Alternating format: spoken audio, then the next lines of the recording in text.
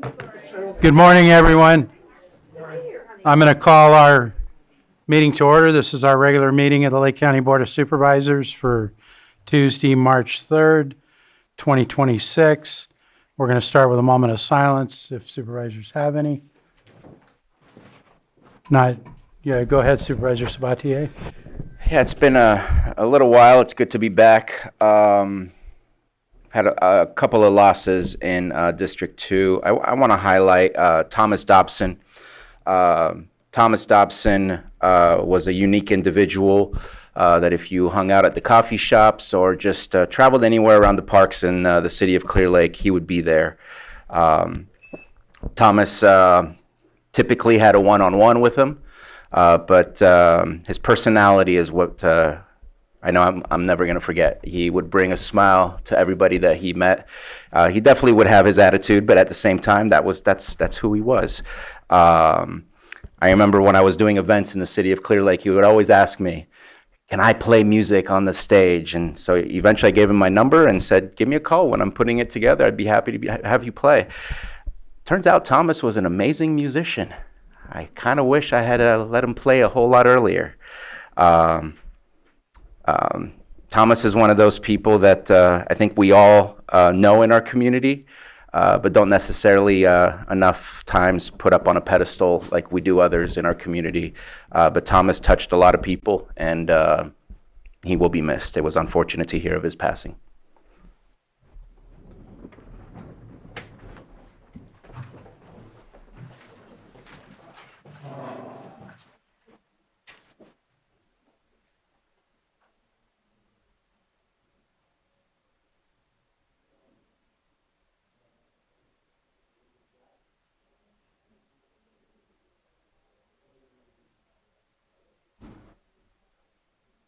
Thank you. Supervisor Crandall, would you lead us in the pledge? Allegiance to the flag of the United States of America and to the republic for which it stands, one nation, under God, indivisible, with liberty and justice for all. Thank you. Do we have any extra items not posted on today's agenda? No, we do not, Chair. Thank you. I'm going to move on to the approval of the consent agenda. Do we have any supervisors who wish to pull any items from that today? CAO, anything from admin? Okay. Any member of the public wish to request any item pulled from the consent agenda? Not hearing any, I'll bring it back to the board and be ready for a possible action. Mr. Chair, I move to approve consent agenda items 5.1 through 5.9. Second. Have a motion and a second. All in favor? Aye. Aye. Opposed? Hearing none, that motion carries 5-0. We're going to move on to our public input item. First, can I have a show of hands in the room? How many people plan to provide public input today? Okay, about 7. Any online, Johanna? 2? Okay. All right, we'll go ahead and start in the room. The first person could come forward, state your name, and you'll have 3 minutes to comment on any item not appearing on today's agenda.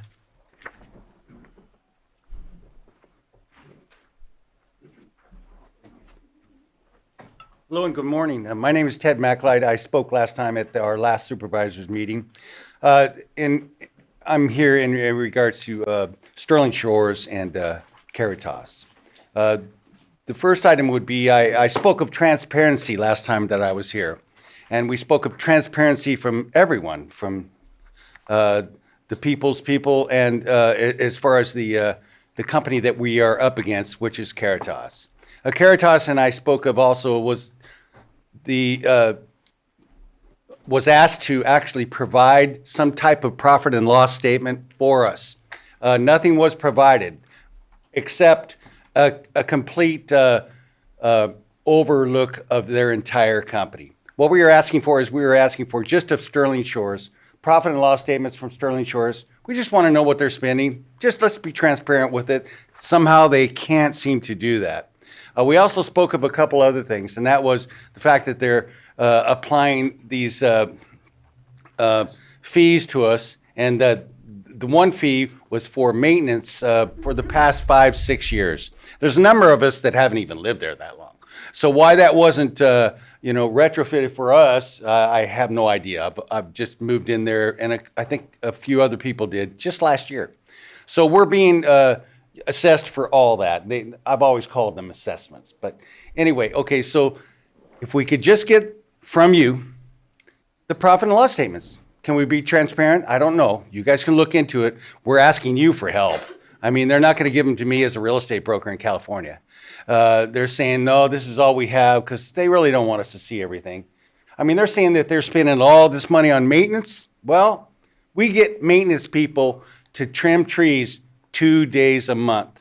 If you look at some of the older pictures from when I first moved in, you could tell that it was even kept up better then. So it's not being kept up, and that goes both ways. That goes for actually the homeowners in the association as well. A lot of upkeep on their homes aren't as they should be for all of us others that live there, to provide the wealth of our homes being worth a little bit more maybe in the future. But anyway, that's really all I ask. I ask of your help. If you can help us out with just profit and loss statements, transparency, that's all we're asking. Thank you very much for your time.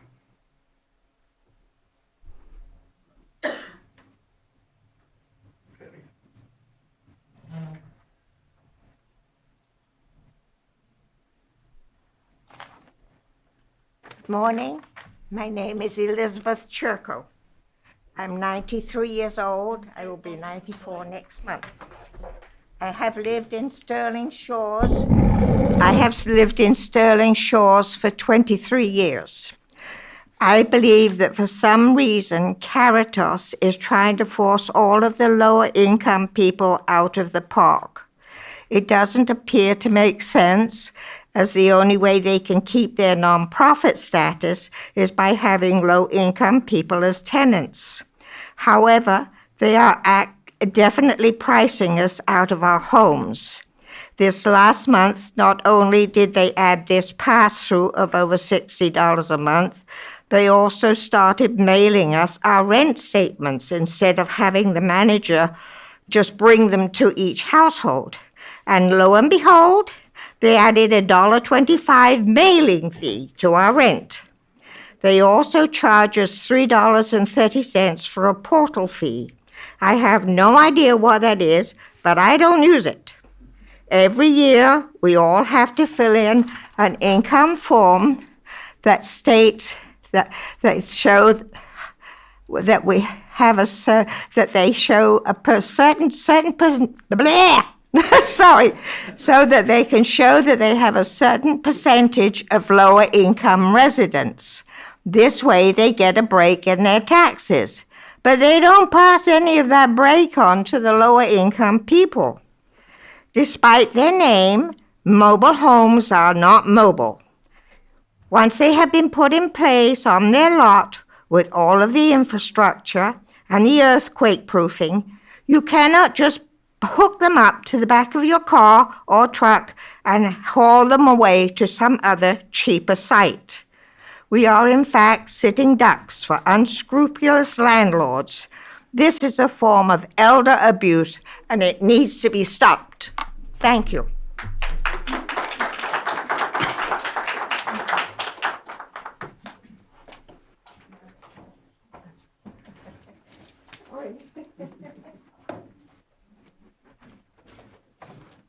Yes.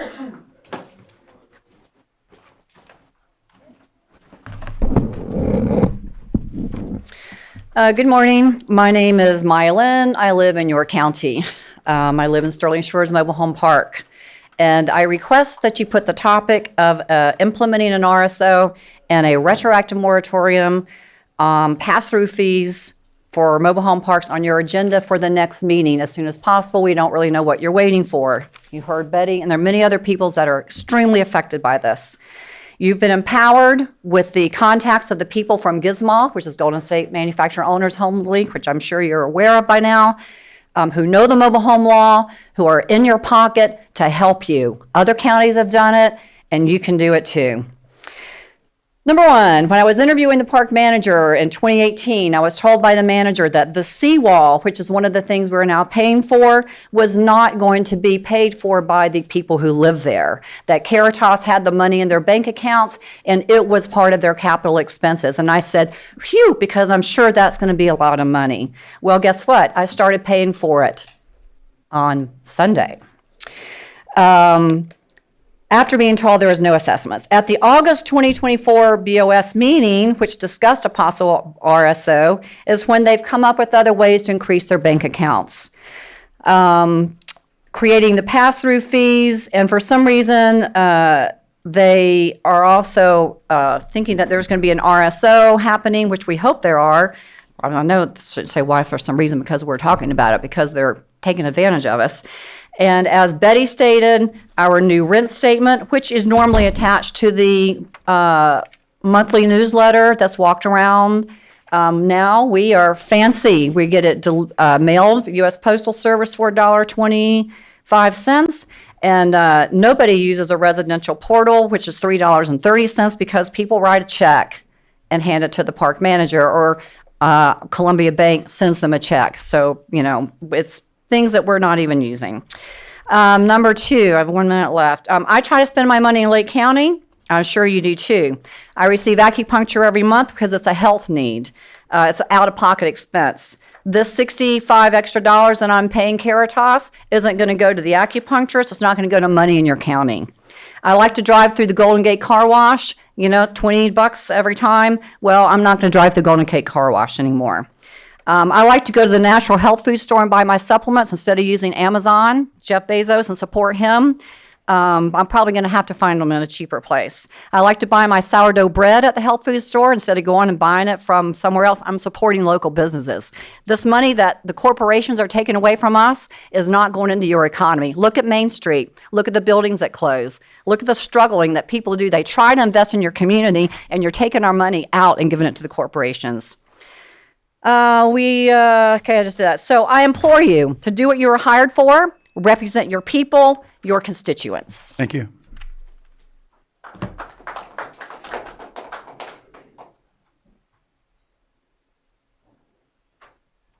Hello, my name's Tom Flanagan. I'm a resident of Sterling Shores Mobile Home Park.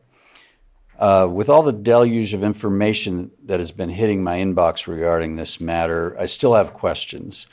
I've spoken or met all of you except for Bruno about this. Firstly, why are we not receiving enthusiastic support for our urgently needed rent moratorium from most of you members of the board or your staff members to even put it on the agenda? Second, is it that you don't think the moratorium is urgent or you don't think it is necessary? Third, are you on the side of the park owners but just don't want to say it out loud? Fourth, do you think the free market, supply and demand, will sort it all out? Do you really believe that we can uproot and find another park if the rent gets too high or move out of state? Fifth, if your priority is for the financial health of our county, where do you think the $450,000 from just this first of who knows how many pass-throughs will be spent? Do you think tenants or park owners are more likely to spend that money in Lake County? 6, who do you think will be providing services for tenants who fall into poverty and homelessness when these fees overwhelm them? The park owners or the cities and counties? I feel as if we are being pushed aside. Maybe you hope we will just give up and fade away and you won't have to answer these questions, much less take any votes. That will not happen. We have found powerful and knowledgeable allies since this fight began, and our members and capabilities are growing, not fading. There may not be a lot of people here today because a lot of us are elderly. Quite a few have told us they have medical appointments between themselves and their spouses. There's a significant number of days per month that we are dealing with medical issues. So I urge you to answer these questions for us so we can move forward with purpose and not chaos and confusion. Thank you.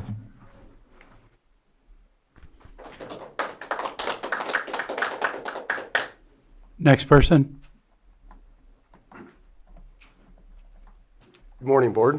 My name is Albert Coates. I'm the Capacity Management Operations and Maintenance Coordinator for Special Districts. I am here today to voice my appreciation of Robin Boré. As most of you know, the sanitary district has quite a few challenges. I've been here 14 months. She's given me quite a bit of leeway to kind of figure out some of the issues. And, you know, she also sets parameters. Recent things have kind of maybe not looked as great as they should have been. I also want to commend our staff in that situation. I just really wanted to come in here and let you guys know that I appreciate her, and I know her staff does. And I hope you guys recognize that as the people that hired her. And we're going to continue to get better. That's my goal. Thank you.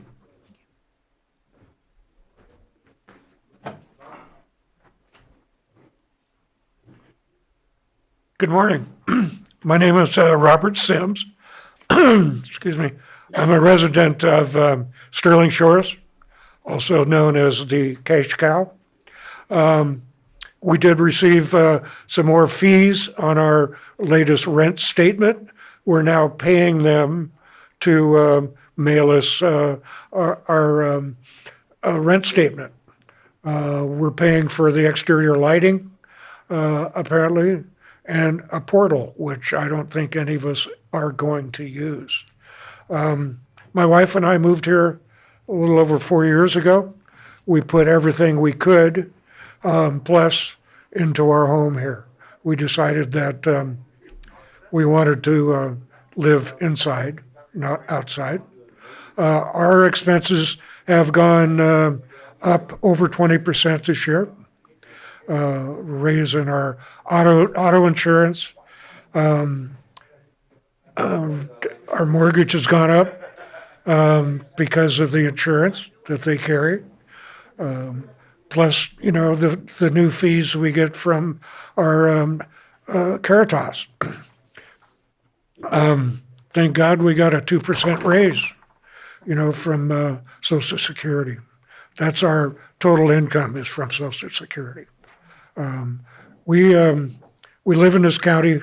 We shop in this county. 95% of our shopping is in this county. We vote in this county. And please don't excuse our request for a moratorium so we don't have to keep paying these fees. You know, and it's not just for our park.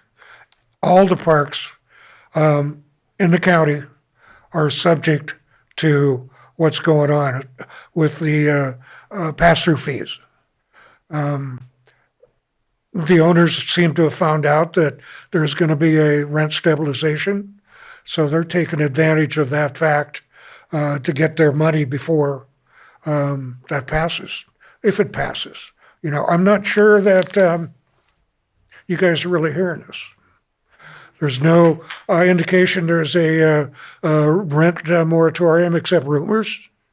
And there's definitely not, we're not on the agenda for today. So remember, we're county residents.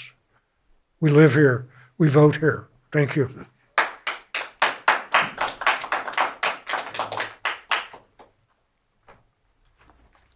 Hi.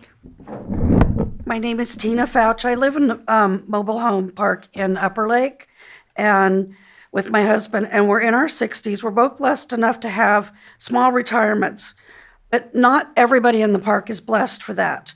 The residents own their own home. They budget out for the space rent, but no one should be expected to pay doubled or even more within 3 or 4 years of space rent. It's not like we can just pick up our homes and move them. When the corporations purchase these parks, they raise the space rent amounts where residents have to choose power, food, or space rent, and that's not okay. God forbid my husband died. I couldn't afford to stay in the home that we paid off, that's completely paid off, and we worked our lives to have. If I passed away, he'd struggle like so many others. These corporations don't give a damn about seniors, families or anything else but money. We pray once again that this board will help all of us of this nonstop rent increase and exorbitant amounts. Thank you.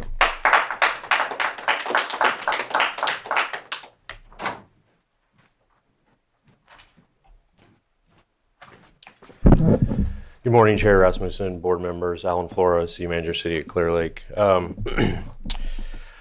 want to make a few comments about Lake County Special Districts. Setting aside the issues with the Robin Lane sewer spill, I think all the board members are aware there's been quite a number of sort of conflicts or disagreements about operation, maintenance, management of the southeast treatment system between Lake County Special Districts and the city over the last year and a half. I'm here really just to talk about two. I was fortunate that Supervisor Owen spent some time coordinating a meeting with myself and the administrator in October to go through the list of all the issues and try to find a resolution. This was a recorded meeting. And there were a number of agreements that were made. One in particular that I want to talk about now was an agreement related to an affordable housing project in Clear Lake that had met some resistance and had some roadblocks from the city's perspective put up by Lake County Special Districts. Those issues were supposedly resolved. It was agreed to in writing. I found out from the developer recently that perspective has changed. And so now we're scrambling to try and make sure that project can stay on track. Certainly happy to provide more information about any of this at a later time. The second one is related to a number of unpaid invoices. In 2024, the city did just under 20 miles of road improvement projects. A number of those included manholes owned by Lake County Special Districts. The practice over the years, and something that's also required in our municipal code, is that because the city doesn't control any utilities, valve boxes, manholes need to be raised or lowered to meet the new surface height of the road. That is a responsibility of the district to cover the costs of those. This has happened with no hitches for a number of years prior to this. So there were 4 invoices sent to Lake County Special Districts. These were both in 2024 and 2025. Up until November 18th of last year, all those invoices remained unpaid. After a year approximately of non-payment, we began assessing interest and penalties on those payments. But only a part of those invoices have been paid to the city. Lake County Special Districts currently owes the city $882,058.77. I would hope that this is not the expectation of this board to treat anyone or another government agency in this manner. This is my last attempt to resolve this issue before escalation. Thank you. Do we have anyone further in the room? Not seeing any. I'm going to move to online. Somebody want to come up?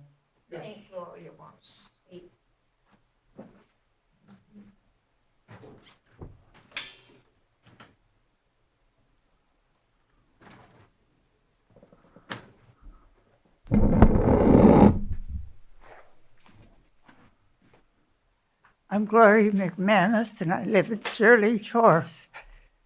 In 3 months, I'll be 95. I've lived at Sterling Shores for 22 years. And as I go to write out my checks this month, I find that beside the increase on Sterling Shores, I also have a $40 a month increase on my insurance. That's $100 more in 1 month. It is,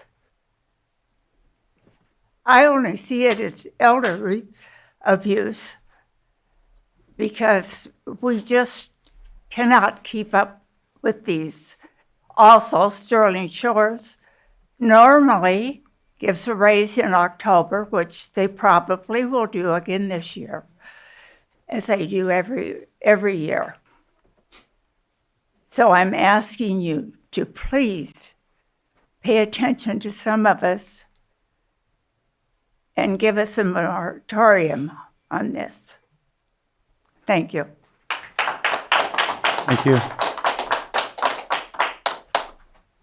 It looked like that was it for in the room. Not seeing anything further. We'll go ahead and move to online. What was that? Sterling. Go ahead and you'll have 3 minutes. If you could state your name for the record. Good morning. Yes, my name is Sterling. I am here because I'm going to voice my concern, like I have been for many years, about the mismanagement of special districts. One of the main concerns is the false numbers that were turned in for the sewer spill in Clear Lake. Not we, but you guys as a board granted taxpayer money to fix the mistakes of special districts instead of mandating the numbers, which when you get the real numbers, yes, they may get fined for the amount of spillage, but you open the door for the grant funding that could help do the cleanup for the people that are affected by it. On top of that, we have special districts that control Spring Valley's water that's been mismanaged, which I gave you guys the paperwork. 30 years of water leakage, over 50%. Nothing's been done for Spring Valley ever. They talk about putting in this pressure tank. The pressure tank's not done. I've gone through multiple pressure regulators. I now have to get a special piece of equipment for my hot water heater so the pressure quits pushing out through my hot water heater, which is now creating a leak that I constantly have to turn my hot water heater off and on. So this has been brought to many of the board members that are sitting up there as of right now about the mismanagement of special districts for many, many years. And now we're going down the same exact road of mismanagement.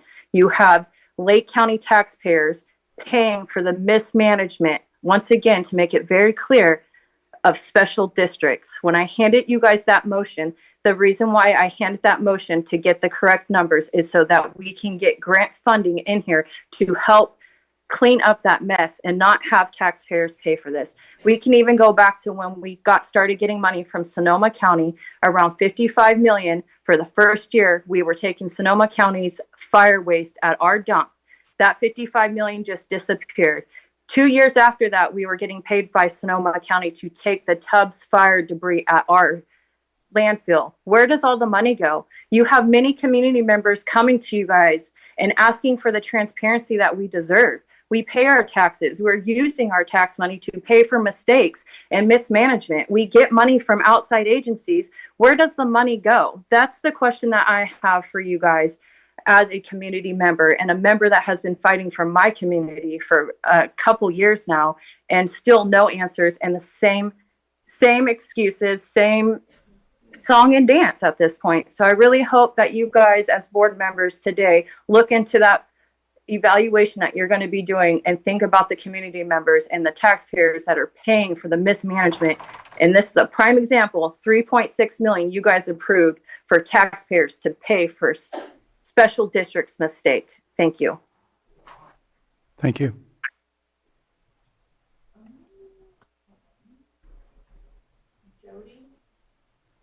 Jody, we'll unmute you. If you could state your full name for the record, you'll have 3 minutes. My name is Jody Johnson, GSMOL's volunteer vice president for 13 counties and a resident of Youngstown Mobile Park. The city I live in, Petaluma, is referred to as ground zero when it comes to the new breed of mobile park owners, large investment bad actors, abusing, retaliating, and using loopholes to gouge residents and remove due process. These same large investment groups are in your backyard, and we know firsthand the harm that will come to residents who own their mobile homes they purchased to live in within their means. These are unsubsidized affordable housing. City and counties must go on the offensive instead of costly defensive protections. There has always been an imbalance of wealth, but our residents are residents of value, your constituents. Lake County depends upon mobile home parks for the majority of their affordable housing inventory, and without an immediate moratorium, they will have already lost affordability in over 50 units as of March 1st, and dozens more whenever Harmony decides to pull the trigger on their $350 a month increase. In fact, the mere recent allowance of a $350 increase for potential water upgrades in Lake County from a state grant is greed unchecked. Under any mobile park law, such pass-throughs would and should never be allowed. The park owner has not been billed for any of these services from the state. At one of the meetings, this bad park owner was asked if they would withdraw the increases once the state paid in full for the upgrades, and he said no, they would not, because you were considering a rent stabilization ordinance. That speaks volumes to unchecked greed to increase a resident with a pass-through not even paid. The other false narrative is at that same meeting from the same bad actor investment group owner was that a rent stabilization ordinance would drive them out of business. Nothing could be farther from the truth. After this same park owner attempted increases in Petaluma of an additional $1,530 a month to ground rent, all 6 arbitration petitions were denied and found owners made a substantial profit. These decisions were made by various arbitrator and judges in 6 arbitrations and 1 appeal because we had a rent stabilization ordinance. According to state guidelines, an emergency vote can be taken immediately with a quorum present. Regularly, any item may be placed on your agenda by any board member by requesting it from the chair more than 72 hours prior to the meeting. Failing to enact a moratorium will protect out-of-area billionaires at the expense of the loss of housing affordability, which not only impacts already overburdened social services, but potentially increases homelessness and especially for the elderly. Enacting a temporary moratorium now will give you the time needed to create a strong and effective rent stabilization ordinance. Thank you.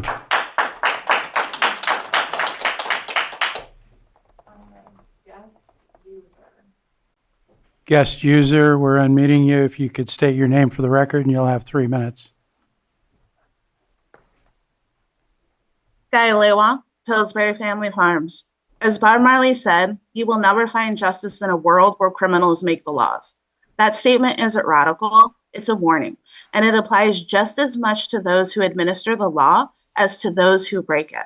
Justice collapses when those who shape or administer the law are themselves unbound by it. When public officials and county employees knowingly act outside written law, outside ordinance, outside policy, and then rely on silence, delay, or institutional power to shield those actions, that falls outside the scope of responsible governance. It reflects the collapse of accountability. A misdemeanor does not stop being criminal because it is an inconvenient to address. An unlawful instruction does not become lawful because it comes from authority. Misconduct does not disappear simply because the system lacks the courage to confront it. We, the people, are told to follow the rules. We, the people, are regulated. We, the people, are inspected. We, the people, are penalized. And we, the people, are audited down to the smallest detail.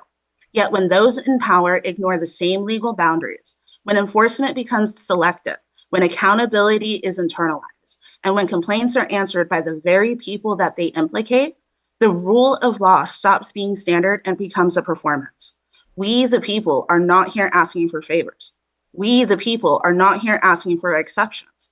We, the people, are asking for consistency and accountability. Because justice is not defined by those who holds the authority. It is defined by whether the law binds everyone equally. And a system that only enforces the law downward will eventually lose all moral authority to enforce it at all. Muleham. Thank you.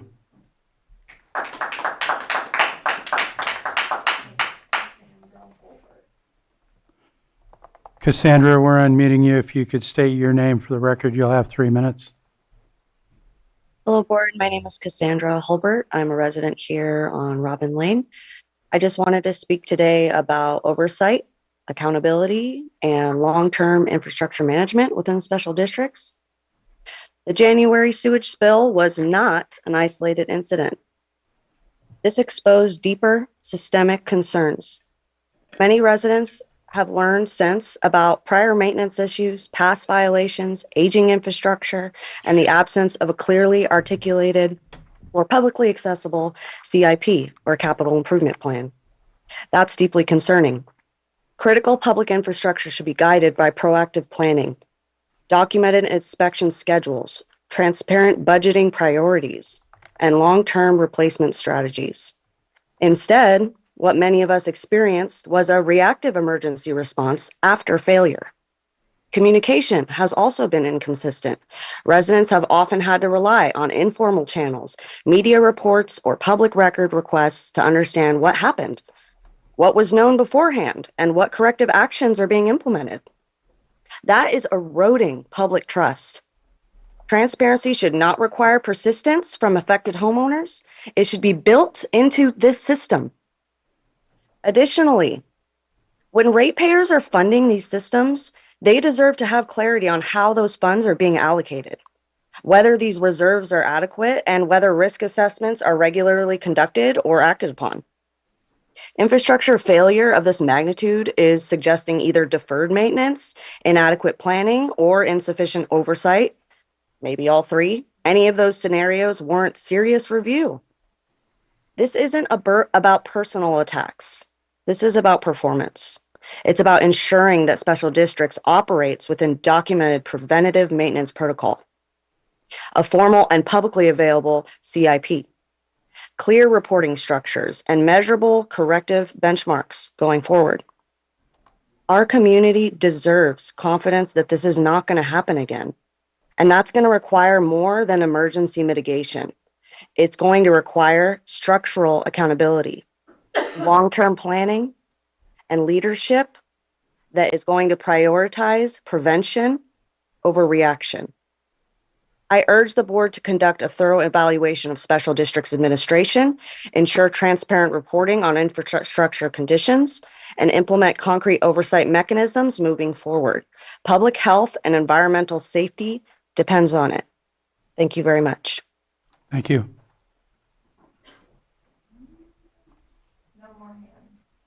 No more hands. I'm going to go ahead and close public comment. I want to thank everybody for speaking today and just give a reminder, we're unable to respond or answer questions in this setting today, but we have your information and thank you for speaking.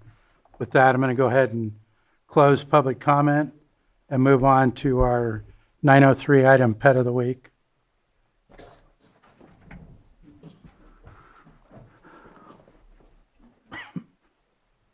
Board members, good morning. I'm with Lake County Animal Control. The pet of the week is Rover. He's a 6-month-old pit bull mix. As you can tell, he's very good. He's very patient. He's very food motivated, easily to train. He's about 6 months old. He was found in the Riviera area, but he's going to be free for adoption on March 14th, and we have our free adoptions tomorrow on the 4th. We're having free, or not free, but we're going to have vaccinations for rabies, bordetella, and microchips at the shelter from 9 to 11. And that is it for the pet of the week. Thank you. Does anybody have any questions? Thank you. You want to pet him? Any questions or comments? Rover. His name is Rover.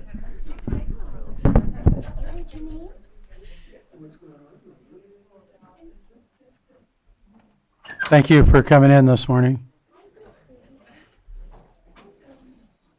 Next, I'm going to move on and handle our 6.3 and our 6.4 items that actually at the same time, one after another. I'm going to go ahead and read those off. Our 905 is presentation of proclamation designating March 8th, 2026 as International Women's Day in Lake County.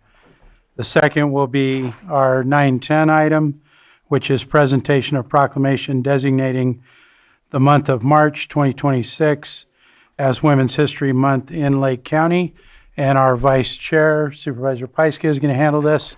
Anybody here for these two, please come up onto the stage here with Vice Chair Pyska for the presentation of these proclamations.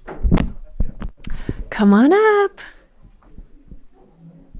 Anybody that wants to come up for these proclamations is welcome. These are all the incredible leaders and movers and shakers of Lake County.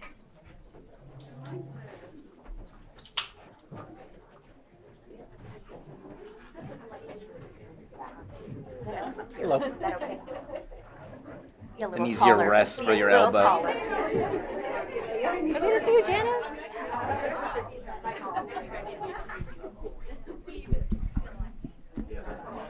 Try to give it the bar feel.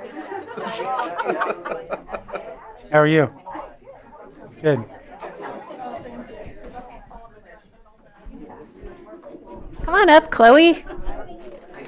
Anyone else who wants to come up, you're welcome to come up.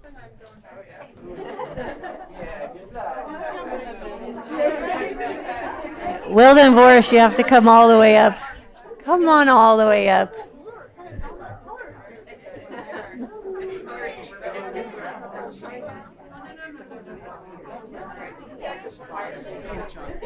Hey, not back there. That's sensitive.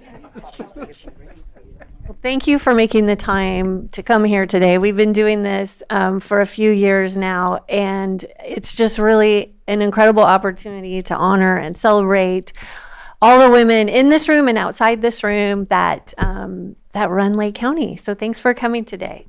So the first proclamation designating March 8th, 2026 as International Women's Day in Lake County. Whereas women play a vital role in worldwide social, economic, cultural, political, and development. And whereas women continue to struggle against discrimination, whether it is a barrier to education, a pay gap at work, higher premiums for health insurance, inadequate options for family leave, or physical or sexual abuse or violence. Whereas International Women's Day has been observed since the early 1900s, a time of great unrest and critical debate among women concerning oppression and inequality, spurring women to become more vocal and active in campaigning for change. And whereas March 8th is International Women's Day, a day to celebrate the collective power of women, past, present, and future.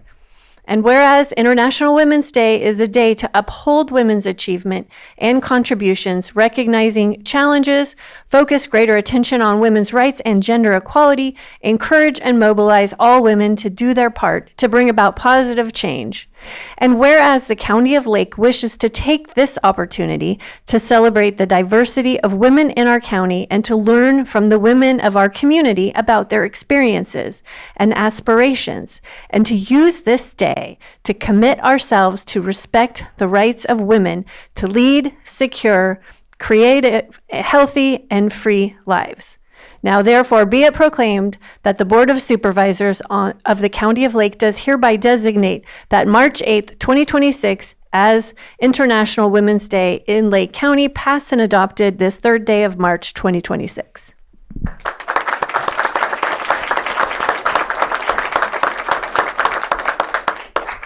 Unfortunately, Supervisor Owen couldn't be here today to celebrate too. Last year we did these together, so I hope she's feeling better. But know that she's with us too. Proclamation designating the month of March 2026 as Women's History Month in Lake County. Whereas American women of every race, class, and ethnic background have made historic contributions to the growth and strength of our nation in countless recorded and unrecorded ways. And whereas American women have played and continue to play critical economic, cultural, and social roles in every sphere of the life of the nation by constituting a significant portion of the labor force working inside and outside of the home. Whereas American women have played a unique role throughout the history of the nation by providing the majority of the volunteer labor force of the nation. And whereas American women were particularly important in the establishment of early charitable, philanthropic, and cultural institutions in our nation. Whereas American women of every race, class, and ethnic background served as early leaders in the forefront of every major progressive social change movement. And whereas American women have served our country courageously in the military.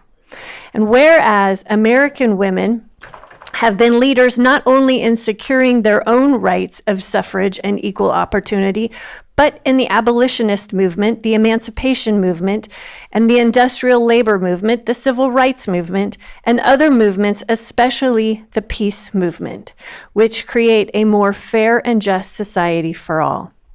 And whereas, despite these contributions, the role of American women in history has been consistently overlooked and undervalued in the literature, teaching, and study of American history.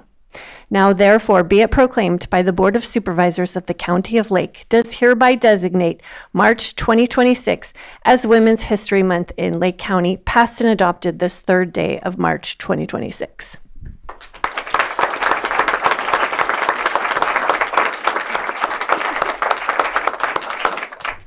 So again, thank you all for the work that you do. You're out on the front lines every day, or some of us have been out on the front lines for years and years, setting examples to those of us in leadership now. And I am looking at a past supervisor and very dear friend, Forrest Brumfield, who I looked up to for many years as a very small child.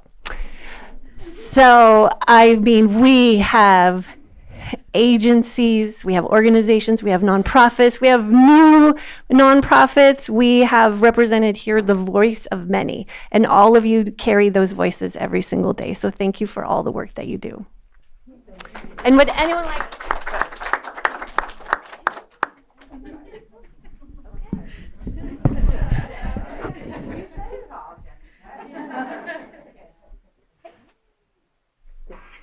Any comments from board members? I just want to thank all of our women working for all the county and the organizations, and appreciate everything you guys do, including our 2 women supervisors that we have. All right, we have to do a picture. We're going to have to move forward.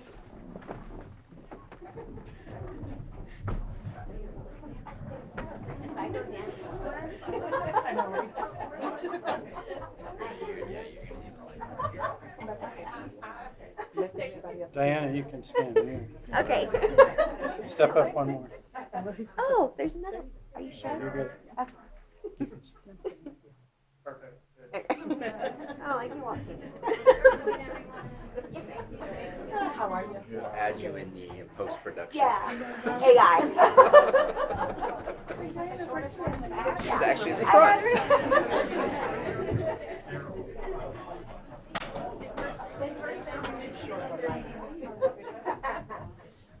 It does work out that way.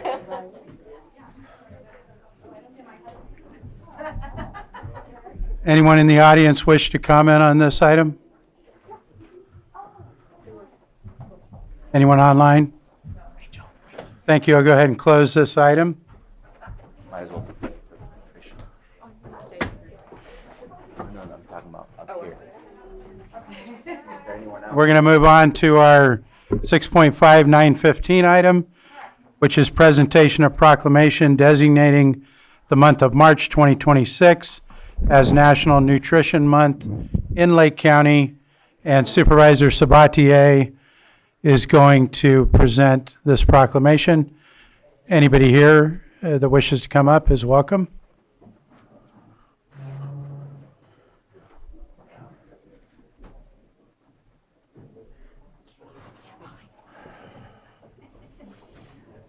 All right. Food is good.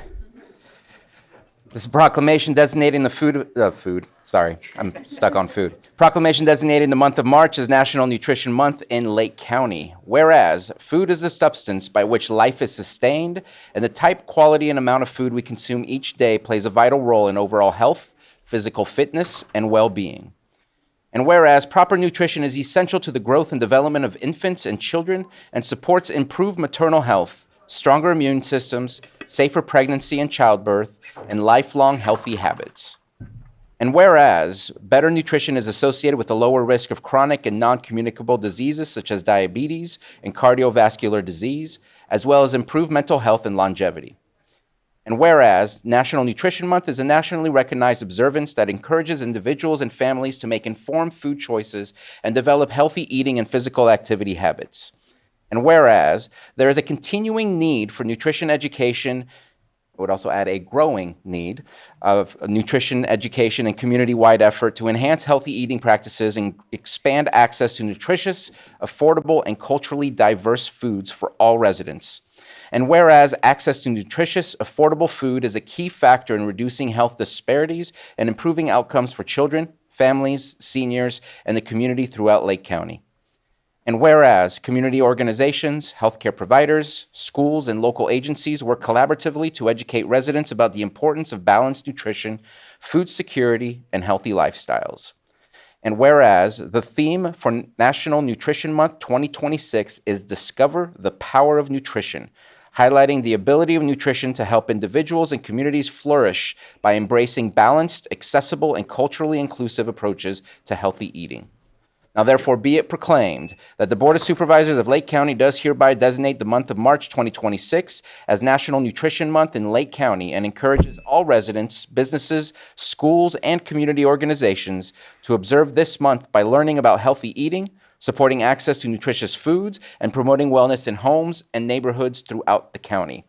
Be it further proclaimed that Lake County recognizes and thanks the many organizations and individuals who work to improve nutrition, food access, and health education for our community, passed and adopted this third day of March 2026, and signed by our board chair.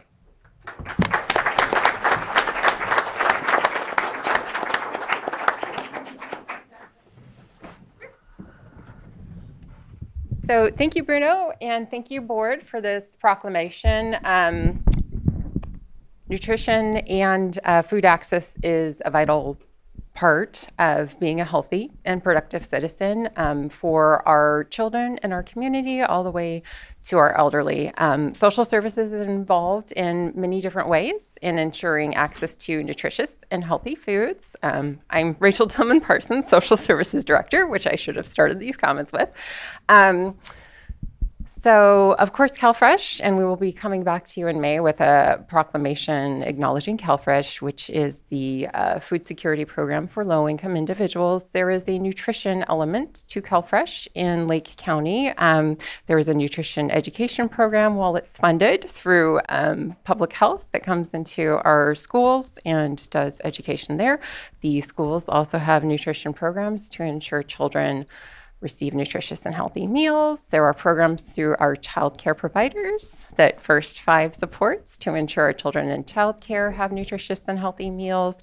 Our area agency on aging funds senior Meals on Wheels and feeding at the senior centers. And there's just so much more. I think we need to acknowledge our community partners as well, and making sure that nutrition is available as much as possible to our community, especially given the significant increase in food costs right now. So our food bank is the Gleaners, and then many other nonprofits out there, such as Redwood Empire Food Bank, supporting bringing nutritious and healthy foods here to Lake County, as well as our grocers who participate in the edible food recovery program. So much of what's available at our food distributions through the food banks come from your local grocers in that program. So I am sure I have missed someone. I think lastly, I want to thank the board for helping bridge that gap when we had the federal shutdown at the end of last year, and food access was threatened throughout our community, and the funding they provided helped bring nutritious food into our community while that was resolved. So thank you so much.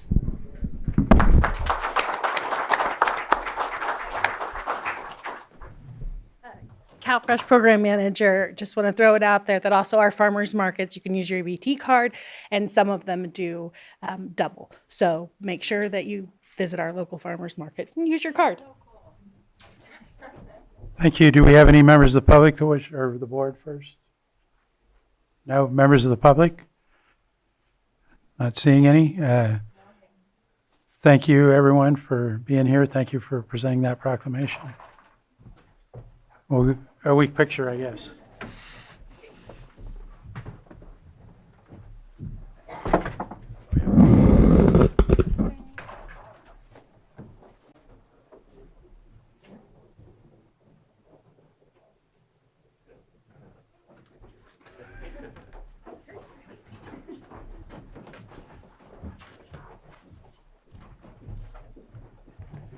And we're going to move on to our 9:30 item, consideration of a workshop presentation for public and board input regarding the pre-housing designation for the County of Lake. We have our Deputy Administrative Officer, Lisa Judd, here to present.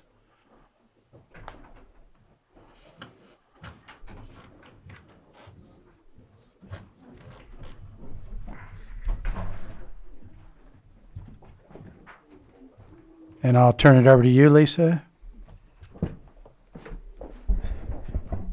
Good morning, Board. Lisa Judd, Deputy County Administrative Officer for Housing. We are excited to bring to you today, to your board, the opportunity for the County of Lake to become a pro-housing designated jurisdiction in the state of California.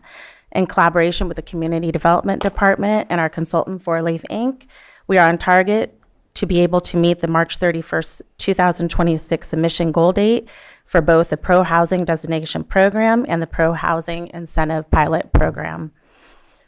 As you know, the item has been included in our housing work plan and is also outlined in the HAPE as part of the goal to increase housing in Lake County. This will provide not only a competitive advantage for funding opportunities, as well as funding opportunities available to jurisdictions with a pro-housing designation, but will also demonstrate the county's commitment to affordable housing. Today's item is being presented for discussion and direction only. Our consultant, Luke Lindenbush from 4Leaf Inc. is here today to present the workshop presentation. I will now hand it over to Luke and welcome any questions or comments after his presentation. Thank you very much, Lisa, and good morning, Chair Rasmussen, Vice Chair Pyska, and Board. As Lisa mentioned, my name is Luke Lindenbush. I'm a supervising planner with 4Leaf and the consulting project manager for the County of Lake's endeavor to apply for the Pro-Housing Designation Program. The goal of today's workshop is really to provide further information on the Pro-Housing Designation Program. Over the last 4 or 5 years, my team has been successful in helping jurisdictions really focused in the North Coast in Sonoma and Napa counties obtain the pro-housing designation. So I want to go through some of the ways that Lake County is well positioned to achieve the designation and some of the funding opportunities that can arise from receiving the pro-housing designation. Next slide, please. Oh, sure. Got it. There we go. Okay. So to provide some context on the Pro-Housing Designation Program itself, it was created through a legislative action, Assembly Bill 101, to create the Pro-Housing Designation and Associated Incentive Program, also known as the PDP and PIP, to increase housing opportunities throughout California. And provide a flexible pathway for jurisdictions to become designated as pro-housing. It's really largely focused on housing production, as we'll go into with some of the different categories and ways for jurisdictions to obtain points through the program. And overall, as jurisdictions may have experience, with the housing element process, it's pretty different from that. It's much more over the counter. HCD provides technical assistance, and it's often an iterative process. But there are ultimately timeframes similar to the housing element for HCD review as they move forward in supporting jurisdictions and obtaining the designation. So the question, why receive the pro-housing designation? The pro-housing designation is required to have eligibility for the PIP program, the Pro-Housing Incentive Program, which we'll get into a bit later. But there's also priority processing for a wide variety of state funds. Additional points can often be the tiebreaker for a number of these different state funding programs related to housing, as noted in that first program there, the ASIC, Affordable Housing and Sustainable Communities Program. But it's also affiliated with non-housing funding programs such as the Infill Infrastructure Grant, Transformative Climate Communities, and other statewide funding programs for transportation and infrastructure in addition to housing. Some of the core principles of pro-housing are ultimately to increase development capacity and variety in jurisdictions, streamline the housing process, facilitating the development of housing, creating planning goals on a local level that are consistent with state priorities, collaborating to align policies and programs that are already within existing documents, such as the county's housing element or the Housing Action and Implementation Plan, and promote equitable communities. Going into the process that's required for the application, as Lisa mentioned, there are time frames associated with the pro-housing incentive program, the funding that's exclusively offered to pro-housing designated jurisdictions. So that's why we're initiating it now, to retain the county's eligibility to apply for that deadline of March 31st. But overall, it's a rolling application process with existing and proposed policies outlined to demonstrate the county's eligibility to apply for the pro-housing designation. There are 4 core categories, as I mentioned, that are centered around production, more so than housing preservation or protection, that have to do with land use and zoning, acceleration of housing production timeframes, reducing costs, and providing financial subsidies. Of the points that are available, there's a 30-point threshold for the application. The attached Appendix 3 identifies how the county, the draft application package, which puts the county in the low 40s in terms of points, so above that threshold. But there's some back and forth. As I mentioned, it's iterative with HCD, and some of those may be rejected. Others may be able to be added through the application process. HCD has 60 days from the application submittal to review the application and provide feedback. And just since I was mentioning it a bit shorthand, HCD is the California Department of Housing and Community Development. The threshold requirements require a compliant housing element and annual progress reports. The timing of applying for this application now is also key, given that the county is still within the 6th housing element planning cycle, with the 7th housing element planning cycle just around the corner. Those rezones associated with the last housing element also need to be completed, which the county has done. Compliance with relevant housing laws, compliance with the 7 principles for addressing encampments, which I'll get a little bit more into in a couple slides, and the signed formal resolution, which is not brought forward today. Today is really just a workshop to introduce the pro-housing designation, with that resolution authorizing staff to proceed, coming back at a later date. Also required in the pro-housing designation process is diligent public participation. This workshop really kicks off the 30-day public review period, and there will be additional outreach conducted over the course of the public review period, including outreach through a variety of methods and language, reaching out to members of the community who have indicated prior interest in housing issues, whether through the Housing Action and Implementation Plan process or through the housing element. Posting the pro-housing application for 30 days, as was included in the packet, and also additional hearings or informative meetings as the application changes. Going a bit into the 7 principles of encampments, which is a new requirement within the pro-housing designation, which originally the pro-housing designation program had a set of emergency regulations that were then converted to permanent regulations, and this was one of the additions. One of the required appendices of the pro-housing designation application is to summarize how the county is consistent with state law regarding issues of homelessness and handling encampments. So those best practices are outlined in a document from the United States Interagency Council on Homelessness, and also generally consistent with the actions of state homelessness policy and the local continuum of care. To get a bit more into the scoring requirements, again, there's that 30-point minimum threshold in order to be eligible for the pro-housing designation. There also needs to be 1 item at least per category across land use, acceleration of production timeframes, reducing costs, and providing subsidies. There's also enhancement factors, which can help boost the county's score total.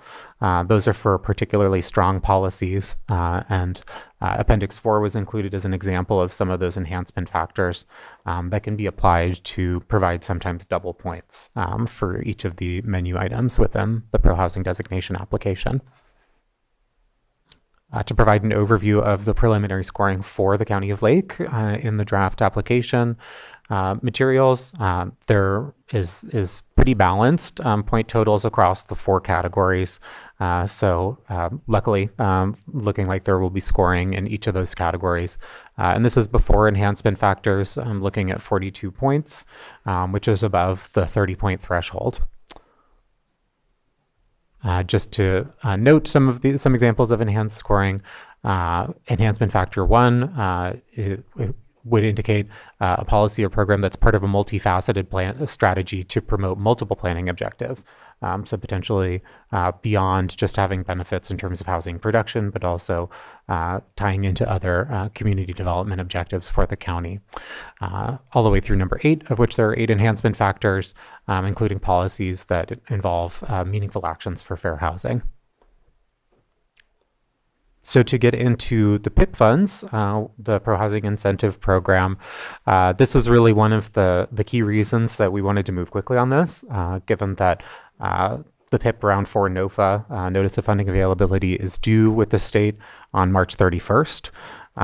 Given the level of precarity with state funding, there's no guarantee that these funds will be provided again. It's also increasingly competitive as more jurisdictions get the pro housing designation. So while there's not a guarantee that the county will receive these funds, we wanted to make sure to position the county for success and time this process so the county could be able to apply for the Pro Housing Incentive Program in the event of receiving the designation. In terms of the amount of funds that would be available, there is a base funding for a jurisdiction of the county of Lake size of $250,000 with an additional $10,000 per point up to 50 points. So 30 points is the threshold for the pro housing application, but we're aiming to have that be as close to 50 points as possible because with each additional point above that 30-point threshold, it could mean an additional $10,000 in PIP funds. But some examples of the eligible uses include, and I'll just note, in terms of funding requirements for state programs, the PIP is generally pretty broad. It can be applied to a wide variety of uses, including for housing production, preservation, or protection, funding for housing projects and development, and also matching portions of funds that are placed into local or regional housing trust funds.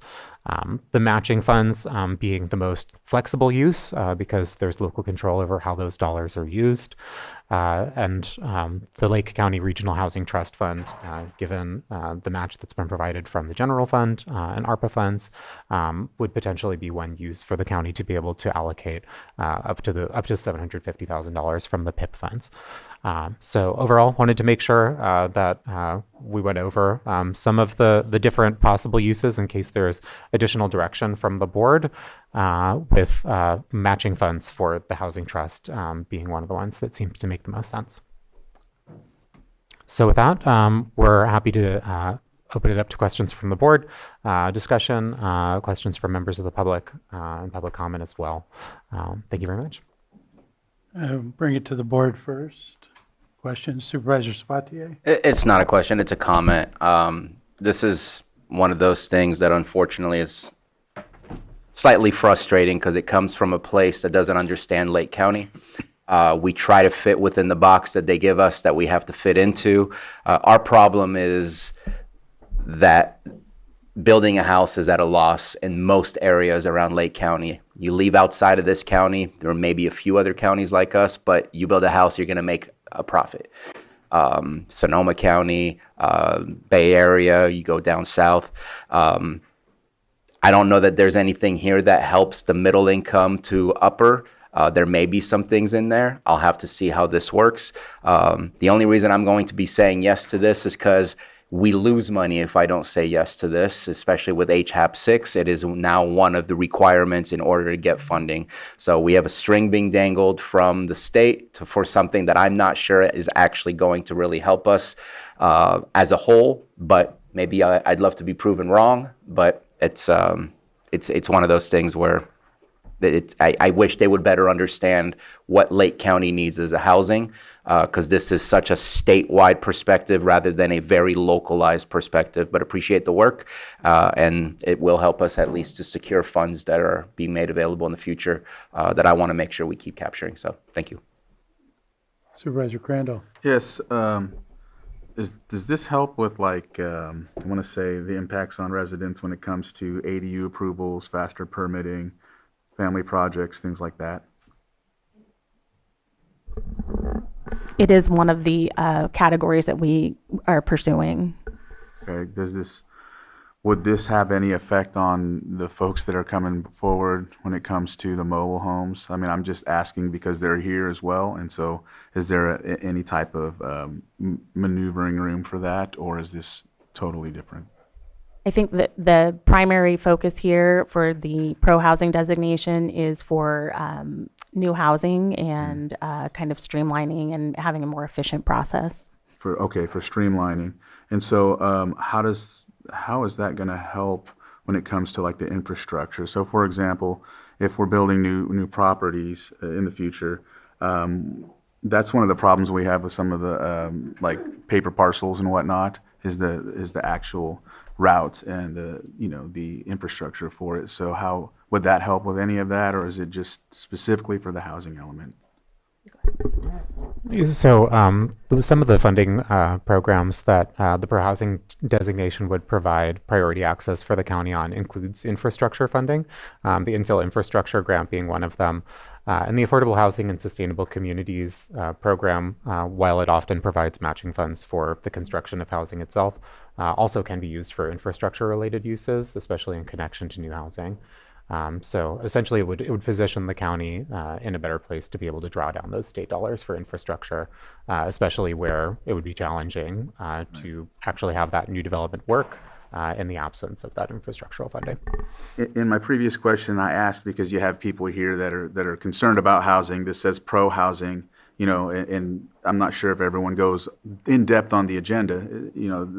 So I'm just trying to make sure, and so that the folks that are here understand the connection or not of that, if that makes sense. Yeah.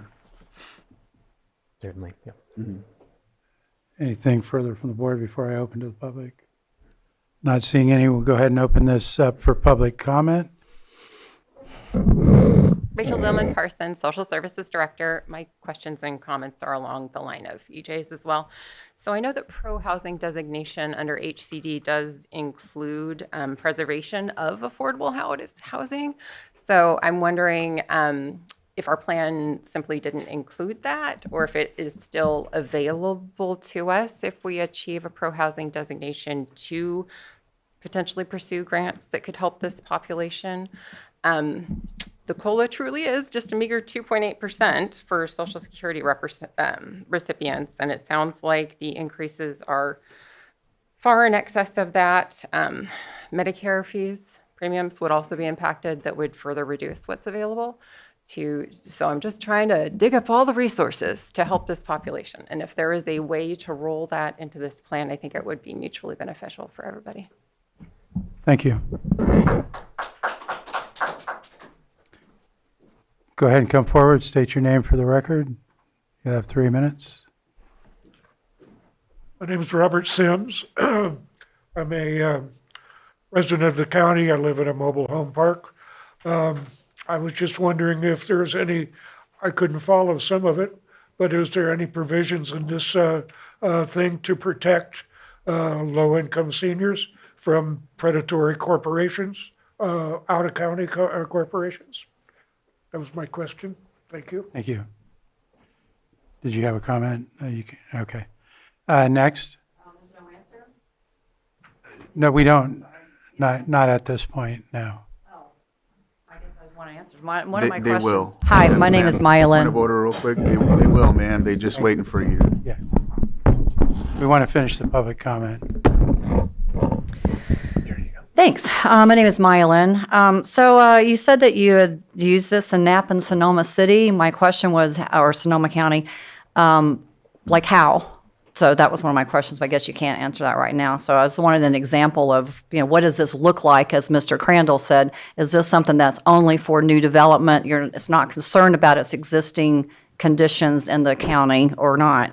And my second question is addressed to you, Mr. Sabatier, who said that, and perhaps this doesn't address what Lake County needs. I would like to know what you feel like Lake County does need as housing. Because I was hoping that this was going to be some kind of a connection, and I just got disconnected as to, so, I guess this is strictly for new people, new things, nothing that's already existing. That's my question is it or is it not? And then what do we exactly need that they think we're looking for? Because I don't know either. Thank you. Do we have anyone else in the room?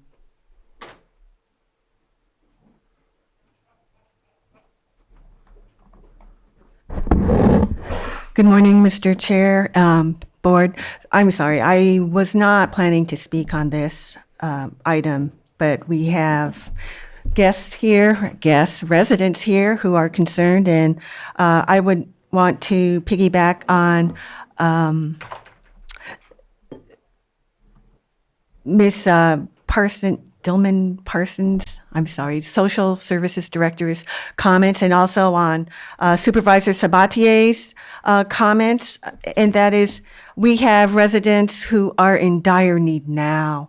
And HAPE and the HAPE team, I think it'd be great if you guys could reach out and fulfill one of the requirements for this application, and that is diligent public participation. We have participants here who are in dire need of some solutions, and it's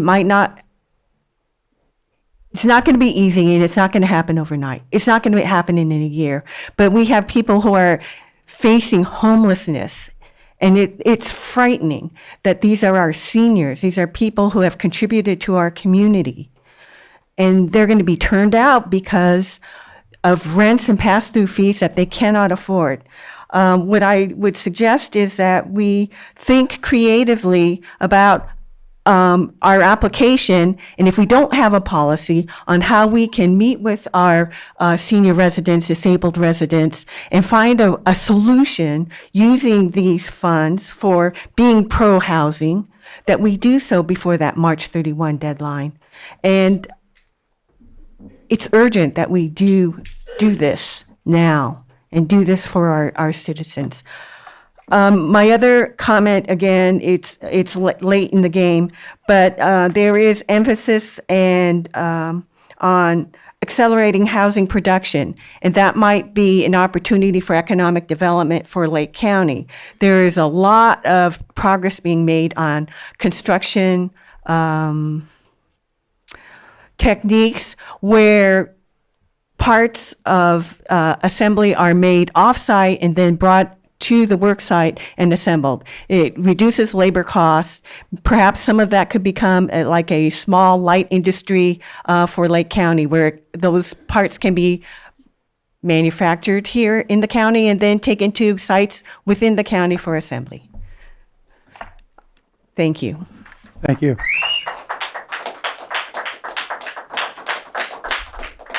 Do we have anyone else in the room? Not seeing any move online? Okay, I'm going to bring it back to the board, and Supervisor Sabatier, go ahead. Yeah, I'm happy to respond and also clarify on something. So I did bring up HAP. I apologize for the acronym. It is Homeless Housing Assistance and Prevention. It is what the continuum of care under the leadership of behavioral health utilizes to provide services to those that are experiencing homelessness. Right now, we're being told we will get no money unless we do this by the state. Everybody's trying to dangle strings around us. In fact, we're being stretched on both sides, where the federal government is saying you need to have a very strong encampment resolution that you're going to get rid of camps. And on California, we're being told you need an encampment resolution that's going to be kind and bring people to the right places. So we're kind of being quartered by different levels of government on which direction to go. And unfortunately, I think we all eventually decide the direction is where the money's at. So for what we need for housing, it was described here, gives us access to grants. Some of these grants may or may not be useful for us. Some of them are congested corridors. Okay, maybe that's something we can try to utilize. Transit and intercity rail capital programs, we can maybe try and see what that can do for our transit system.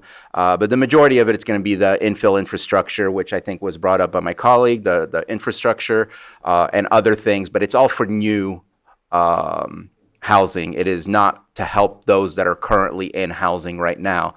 The more housing is built, in my personal opinion, the more pressures that will put so that rents stop going up. When there's a supply and demand issue, rents can go up because there's such a competition for the limited housing that we have. How do we build more houses? I wouldn't sit in this seat if I had the answer to that. I'd probably be making a whole lot more money and working a different job. I don't know, but it costs more money to build a house than it is to sell a house in the majority of this county, which does not bring developers to Lake County because the profit margins are not there. We have to figure it out, whether it's a reduction in our fees, which we've had these conversations and we need to finalize that, or some other way to subsidize the fact that we are desperate and in need of housing, or else we're not going to alleviate those pressures that exist in the supply and demand of our housing stock that we have.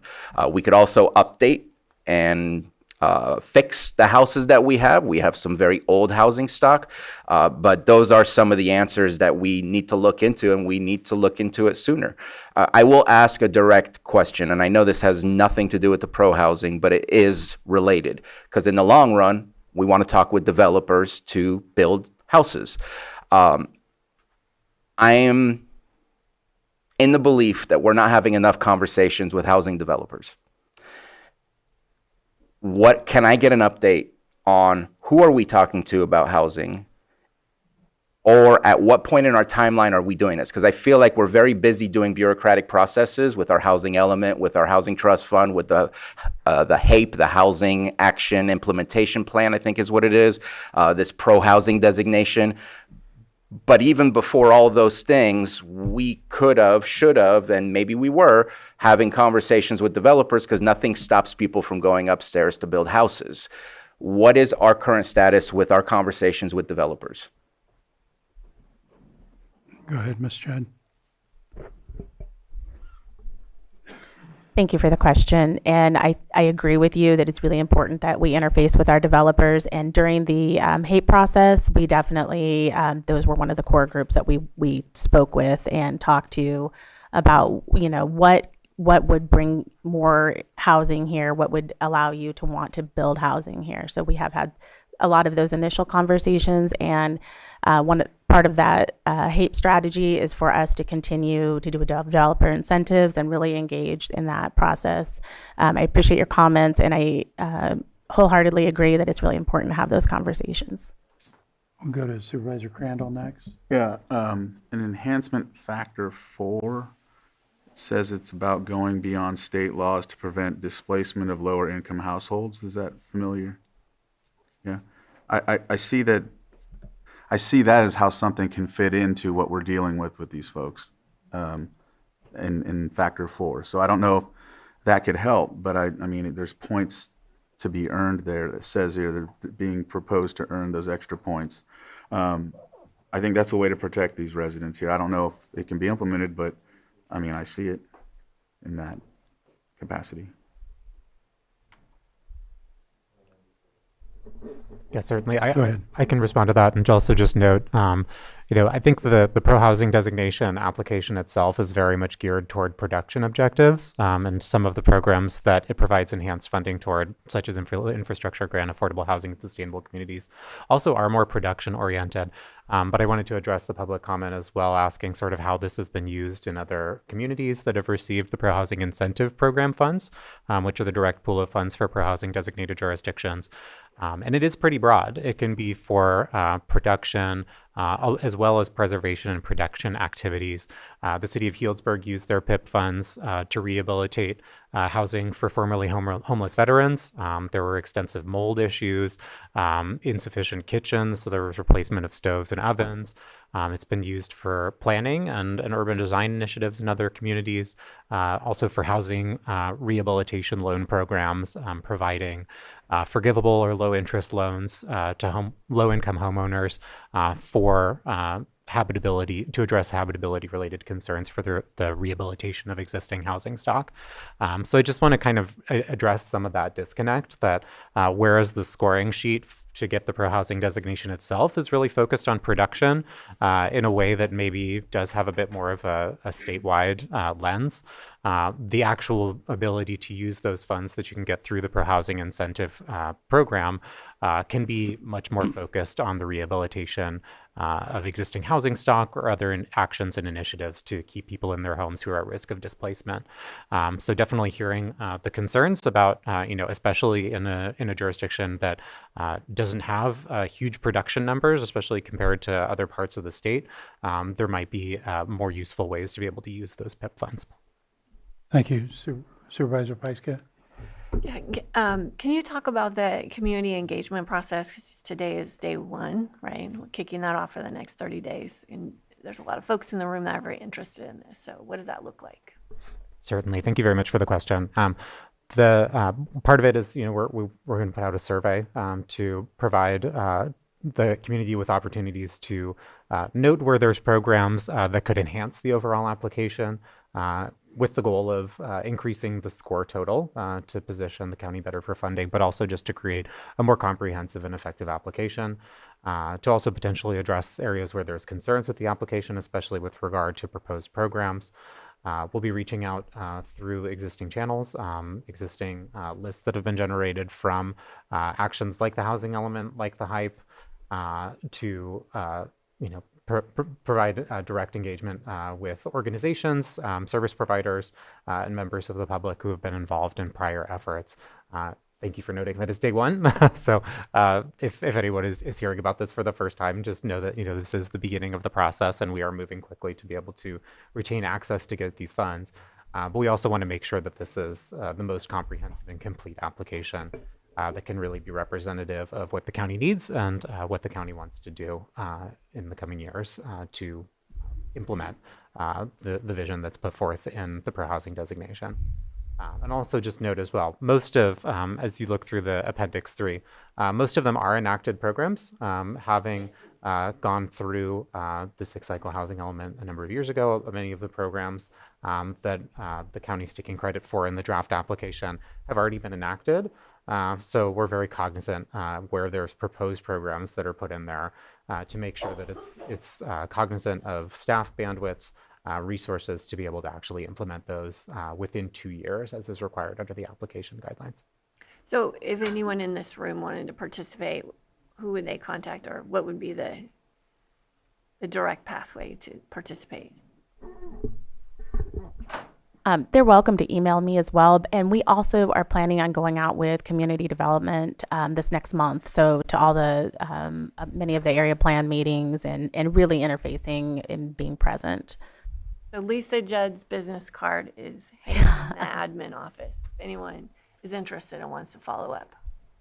And I just had one other comment, just to remember, basically kind of reinforcing what Luke is stating about the funding is that while we can pick the things that we want in the different categories for housing and our acceleration of that housing and streamlining, that one of the things that we really are hoping for is those pilot incentive funds to be able to go to the Housing Trust Fund. And there's a lot more flexibility that we can use those funds for. So I know one of the things that the Lake County Regional Housing Trust Fund is looking at is rehab.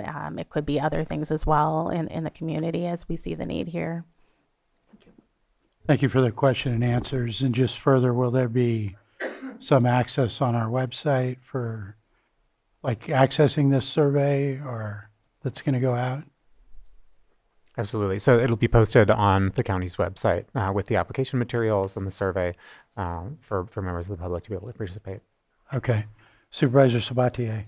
Yeah, just real quick. I know that we had been talking about doing this as a regional rather than just the county of Lake as the unincorporated. Is this pro housing designation inclusive of both cities and also tribes, or not inclusive of any, or in between?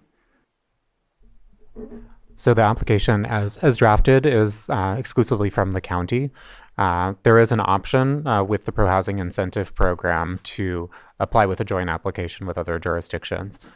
So given the timing, I wanted to make sure that we had the application move forward with the county to be able to retain that access to apply by March 31st and tight timing to coordinate with multiple jurisdictions to do a multi-jurisdictional approach in terms of the application. But if there were to be future rounds of PIP funding, then that could be one area where if the cities of Lakeport and Clear Lake were moving forward with their own pro-housing designation, and there was interest in doing a joint application to enhance the amount of funds that would be available, then that would be an option. Thank you. And I just quick comment. I think this is important as one piece of all of our housing issues. It's not going to solve every issue we have, and for the public, we are working on many of these issues as we can in other areas, but this is just one piece that's important for us to have access to. Anything else from the board? Not seeing any, so we'd be ready for direction. It looks like we can provide direction by consensus, County Council, on this. Continue. What was that? Yeah. Continue with that. I think we have consensus. All right. Yeah. Unless you have any other questions, Ms. Judd, for that? And we'll see you back at a later time. Thank you. At this time, I'm going to read off a closed session. We're going to have to go into closed session for an item, so I'm going to read that off. That's going to be our 9.1, 945 item, which is conference with labor negotiator. Conference with labor negotiator A, chief negotiator Susan Parker, county negotiators Stephen Carter, Casey Moreno, Pam Samick, and Diana Rico. And B, employee organization, Lake County Employees Association, LCEA, Unit 3, 4, and 5. Any comment regarding this item before we move into closed session? Not hearing any, seeing any, we're going to go ahead and adjourn into closed session. All right, I'm going to open public session again. I need to announce that our 9.1 closed session item is being continued to later on today at some point. With that, I want to announce that at this time, before moving on to our 10 a.m. item, we're going to transition to sitting as our role as commissioners for the Lake County Board of Equalization. And with that, I'll go ahead and call our 10 a.m. item 8.1, which is consideration of continuation of the following assessment appeal applications: 27-2024 Wachovia Bank, 30-2024 Walmart Real Estate Business Trust, 31-2024 H&S Energy LLC, 38-2024 STEM Finance SPV IILLC to November 3, 2026 Board of Supervisors meeting at 10 a.m. We have our assessor here to speak on this item.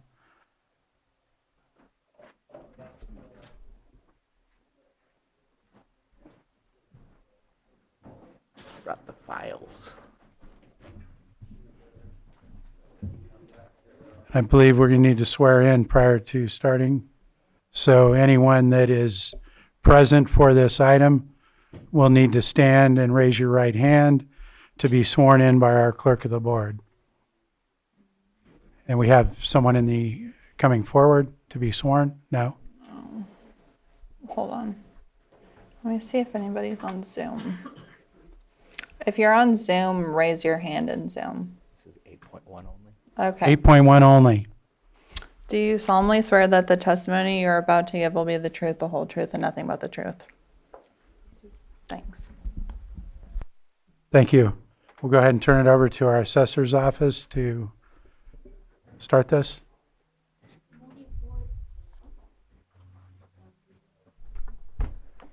Good morning, board. My name is Landa Janakis. I'm assistant assessor recorder for Lake County Assessor Office, and this is Michelle. She's senior appraiser for Lake County Assessor Office.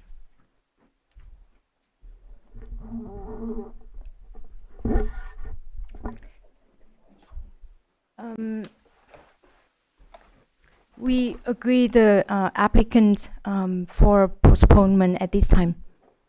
Okay.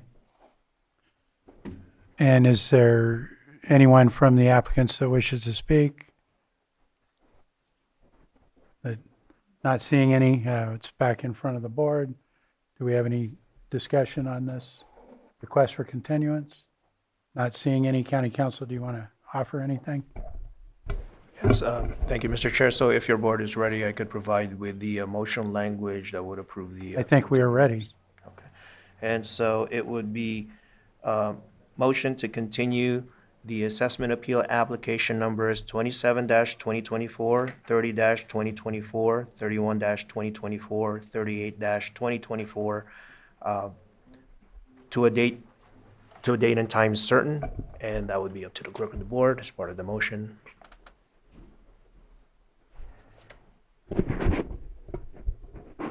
So moved. I'm sorry. Do we have a date and time? Johanna's working on that. Date, sorry.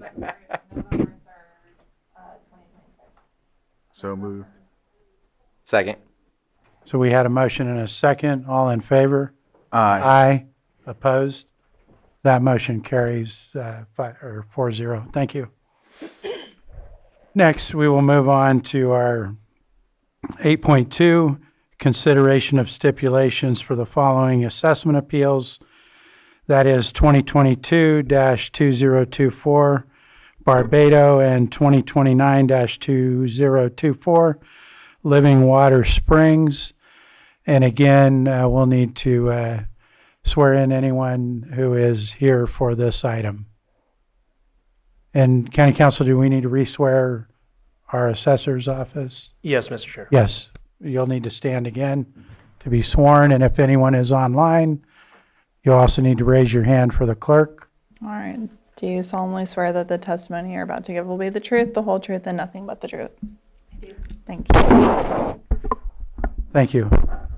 With that, we'll turn it over to the assessor to make a statement on this. Good morning, Board. Michelle Buchignani, Senior Appraiser for the Assessor's Office.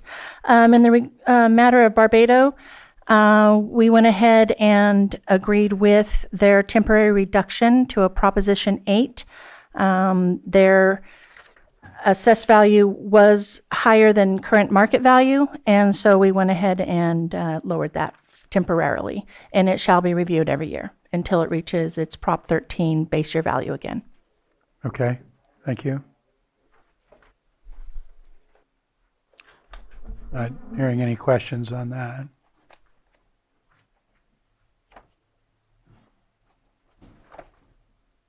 Move on to Living Water Springs. For the appeal number 29/2024 Living Water Springs, the assessor reviewed the property, and both assessor and applicant agree for the temporary reduction under Proposition 8. Applicant signed the stipulation for the reductions. Okay. Not seeing any questions. County Council, anything on this? We just take we don't need to take action at this point, or? Thank you, Mr. Chair. So when your board is ready, there is motion language to approve the stipulations, if your board is. I think we're ready. Okay. And so the motion would be to approve the stipulations for the properties that are described in agenda item 8.2. So moved. Second. I have a motion and a second. All in favor? Aye. Aye. Opposed? And that motion carries. Thank you. Next, we're going to move on to item 8.3, which is consideration of the following assessment appeal applications. A, 02-2024 through 09-2024, Donica LLC, and B, 05-2023, Jameson, C, 15-2024, Myers Storage LLC, and D, 23-2024 through 25-2024, Andre Guzek, AHST 173, LLC. And we're going to need anyone, again, to providing testimony on this as a witness to be prepared to be sworn, including our assessor staff again. And anybody online will need to raise their hand. Do you solemnly swear that the testimony you're about to give will be the truth, the whole truth, and nothing but the truth? I do. Thank you. Thank you.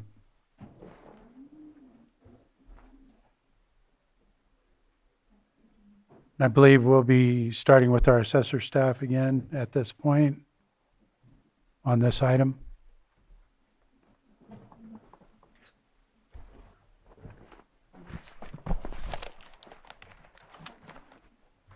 Mr. Chairman, might I be heard for a moment? And what is your name, sir? My name is Michael LeBeau, attorney for the applicant Donica LLC. Okay, go ahead. Or hang on a second. Thank you, Mr. Chair. So just for confirmation, via staff, if they are in agreement to taking up the assessment appeal application for Donica LLC first, because there's 3 others. Is that correct? Yes, are you okay with taking up Donica first? As council wants to make a comment? They said they were. Go ahead. Thank you, Mr. Chairman. Thank you, members of the board. Michael LeBeau, the law firm Bewley, Lastlaven, and Miller for the applicant Donica LLC. At this point, Mr. Chairman, the applicant is requesting a postponement of these cases under Property Tax Rule 311, Subdivision B. Under Property Tax Rule 311, Subdivision B, an applicant is afforded a right to a hearing by the full board, local board of equalization. And it is our understanding that one of the board members today is absent, and her absence is expected to last the whole meeting. And under those circumstances, under Property Tax Rule 311, Subdivision B, the applicant is afforded a postponement until a time that the full board can hear this matter. One of the requirements that might be imposed as a result of that postponement would be submitting a waiver of the 2-year rule, which the applicant has already emailed to the board clerk during the closed session. And we're requesting a postponement at this time. And in the applicant's view, it is a mandatory obligation under Property Tax Rule 311. It is in the mandatory must language. It is not subject to a reasonableness review. Thank you. Johanna, did you receive that document? Okay. Do we have any discussion from the board on, or at this time, can we go to our assessor? And do you have any comment on that? There's a request for a continuance because the full board is not here. If I may. Yes, please. Sorry. Joseph Wankmueller, County Counsel's Office, speaking for the assessor. The assessor is ready to present today, but if the board does decide to move forward with a continuance, we would ask that it be continued to the next date. I do believe that was November 3rd as opposed to a week or 2 out. Thank you. Okay. What's in front of the board? Is that revenue tax code that we had? I think that's what he was just going to answer. So, yeah. Go ahead, County Counsel. So, thank you, Mr. Chair. So, just to confirm with the applicant that if your board does decide to grant the continuance as requested by the applicant, board may want to confirm with the applicant that they are in agreement or do agree to the extension of the 2-year period provided in Revenue and Taxation Code, Section 1604. The applicant has already provided the requested waiver in written form to Madam Clerk. I filled it out while the board was in closed session, and I emailed it to Madam Clerk. I copied the assessor and the assessor staff that are present today, as well as you, Mr. Deputy County Counsel, or Mr. County Counsel. Okay. So for the record, you're indicating that you agree to waive the 2 years? I am, and I have already done so in writing. Okay. So with that being satisfied, your board may proceed with the, essentially a motion to continue this to the date stated. And I have, if ready, unless there's anyone else who's willing to testify on this issue, I have a prepared motion language for your board. Is there any other sworn witnesses that want to provide testimony on this item, either in the room or online? If this matter does not proceed, not at this time. If the matter does proceed to hearing a contradiction to the rule, I may have a witness to bring up at that time, but not at this moment. Thank you. Then it's back in front of the board for consideration or possible action. Go ahead, Supervisor. I'm good with the continuation. I know this has been on our docket for quite some time. I'm really hoping November 3rd will be the end, and hopefully we'll have a full board. And I hope so that we can continue to work with the assessor's office to resolve it. I know the assessor's office indicated they're ready today, but at the same time, I think further research and analysis might prove helpful. Supervisor? I mean, I'm fine either way. I can move forward today if need be, but I mean, if we're all on board to continue, I'm fine with that too. And continue to the date. Okay. Well, we have consensus to continue. We'll go ahead with the motion. Thank you, Mr. Chair. So the motion would be to continue assessment appeal application number 02-2024 through 09-2024 on the basis of 18 California Code of Regulations 311 and to a date certain, and I believe that is November 3rd. Go ahead, hang on. Go ahead, Supervisor. We also need to add a waiver to the 2-year, to that motion, to make sure that that also is covered. And that was the citation to 311. That does incorporate the waiver by, as it's on record today, by the applicant to essentially extend the 2-year period provided in Section 1604 of the Revenue and Taxation Code. So that's part of the motion, yes. Okay. So moved. Have a motion? Second. Have a motion and a second. All in favor? Aye. Aye. Opposed? Nay. So that hearing one nay, that motion carries 3-1. Thank you, Mr. Chairman. Thank you, members of the board. Thank you to the assessor's office and the county counsel's office. Have a good afternoon. Thank you. Sorry for being unclear, but I should have just said straight out. And which item are we going to handle? Good afternoon, Board of Supervisors. On 8.3B, I'm here with Ms. Jamison.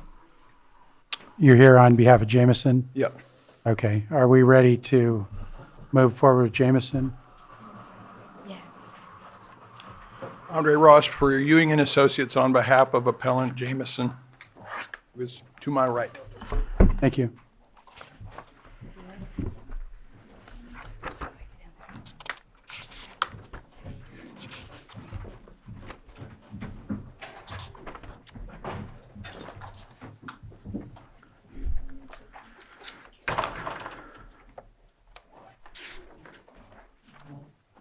So at this time, is our assessor ready to present? Yes, sir. Michelle, ahead. Senior Assessor. Okay, so she's going to share this for me.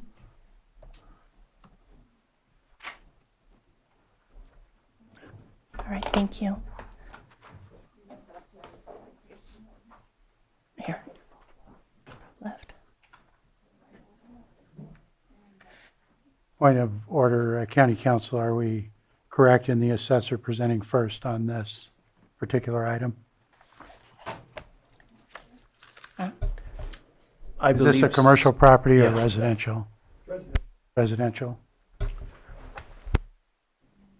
If I may have a moment. Please.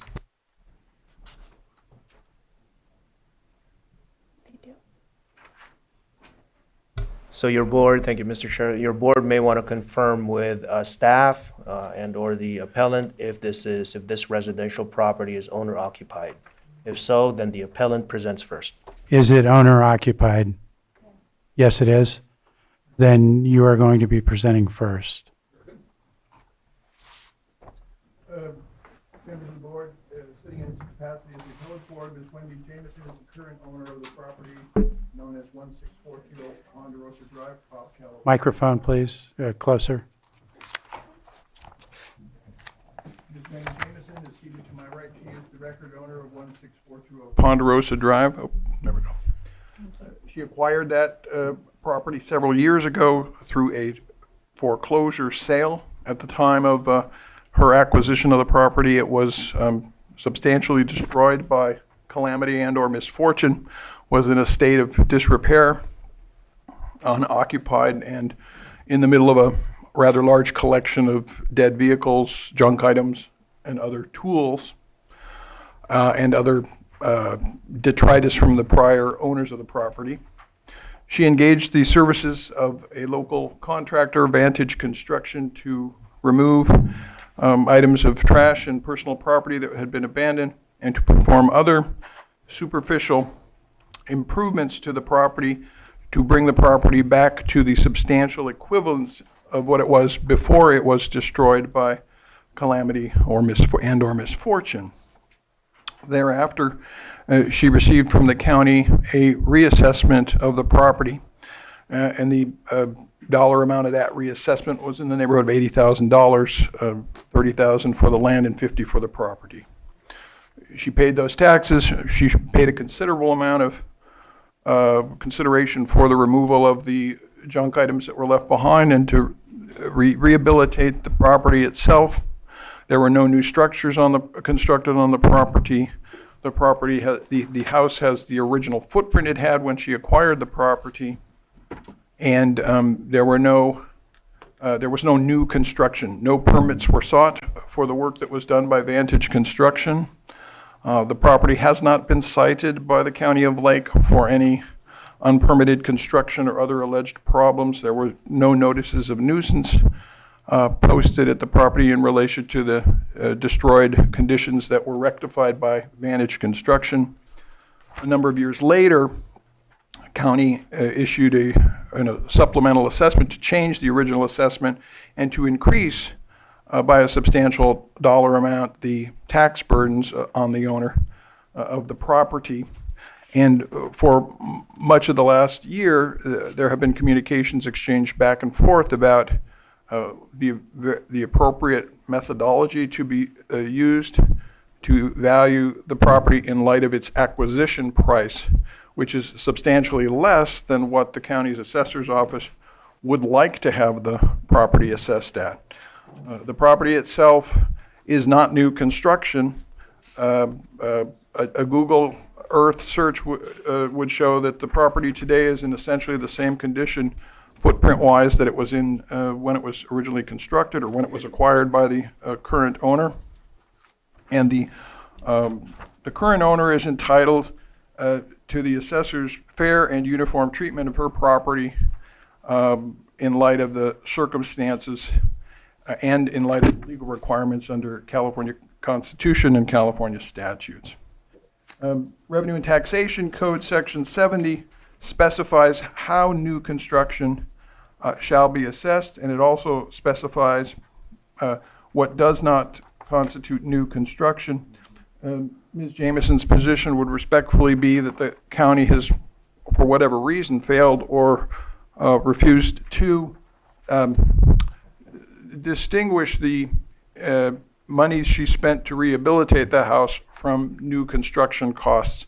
It's her position respectfully that the $157,000 plus or minus $1,000 that were spent should be non-assessable as costs incurred in order to bring the property back to the substantial equivalency of what the property was before it was destroyed by its prior owners. The county assessor's office has been very responsive to communications and very cordial and respectful of Ms. Jameson and her counsel. And we're here today to submit to the board that the assessed value of the property should be and can only be what she acquired it for when she acquired it. If in the future she were to increase add a bedroom or two or increase the footprint or add another structure, then there would be an opportunity to assess the property for the increased value of new construction. And that's her position in short. Thank you. Question, Supervisor? Yeah, just a clarification. I have the appeal, or the assessment appeal application. It says applicant's opinion of value is a total of $184,783. You provided a different number. Just kind of curious as to why. Because Because I also saw in some emails a There's different assessed number. value attributed to the land itself. The land is approximately 30,000 plus or minus 1,000. It's the structure on top of the land that is in excess. But that makes for the total for the property taxes. So are we still talking 184,783, or are you offering a different number compared to what's written in your application? No, I think that was written in an application a long time ago, before I just picked a number, before I really understood. Okay. I think what Ms. Jamieson is saying is when that application form was prepared, and it wasn't prepared by her counsel, she was guessing. She just recently hired legal counsel to help her pilot this appellate process. The $157,000 number that I used was the construction invoice generated by Vantage Construction that Ms. Jamieson voluntarily supplied to the county when this issue came up. And that $157,800, again, she respectfully submits, was rehabilitation of the property to the substantial equivalence of what it was before she acquired it. Not new construction and not an increase in value that would justify a higher reappraisal. Cap, appreciate the answer. Okay. Just to let you know, in the emails, it also says $159,000. So now there's at least 3 different numbers being offered. So it would be nice to know exactly what it is that we're talking about. Right. Was that it, Mr. Ross, for your presentation? That was it for my presentation. Okay. We'll move to the assessor's office.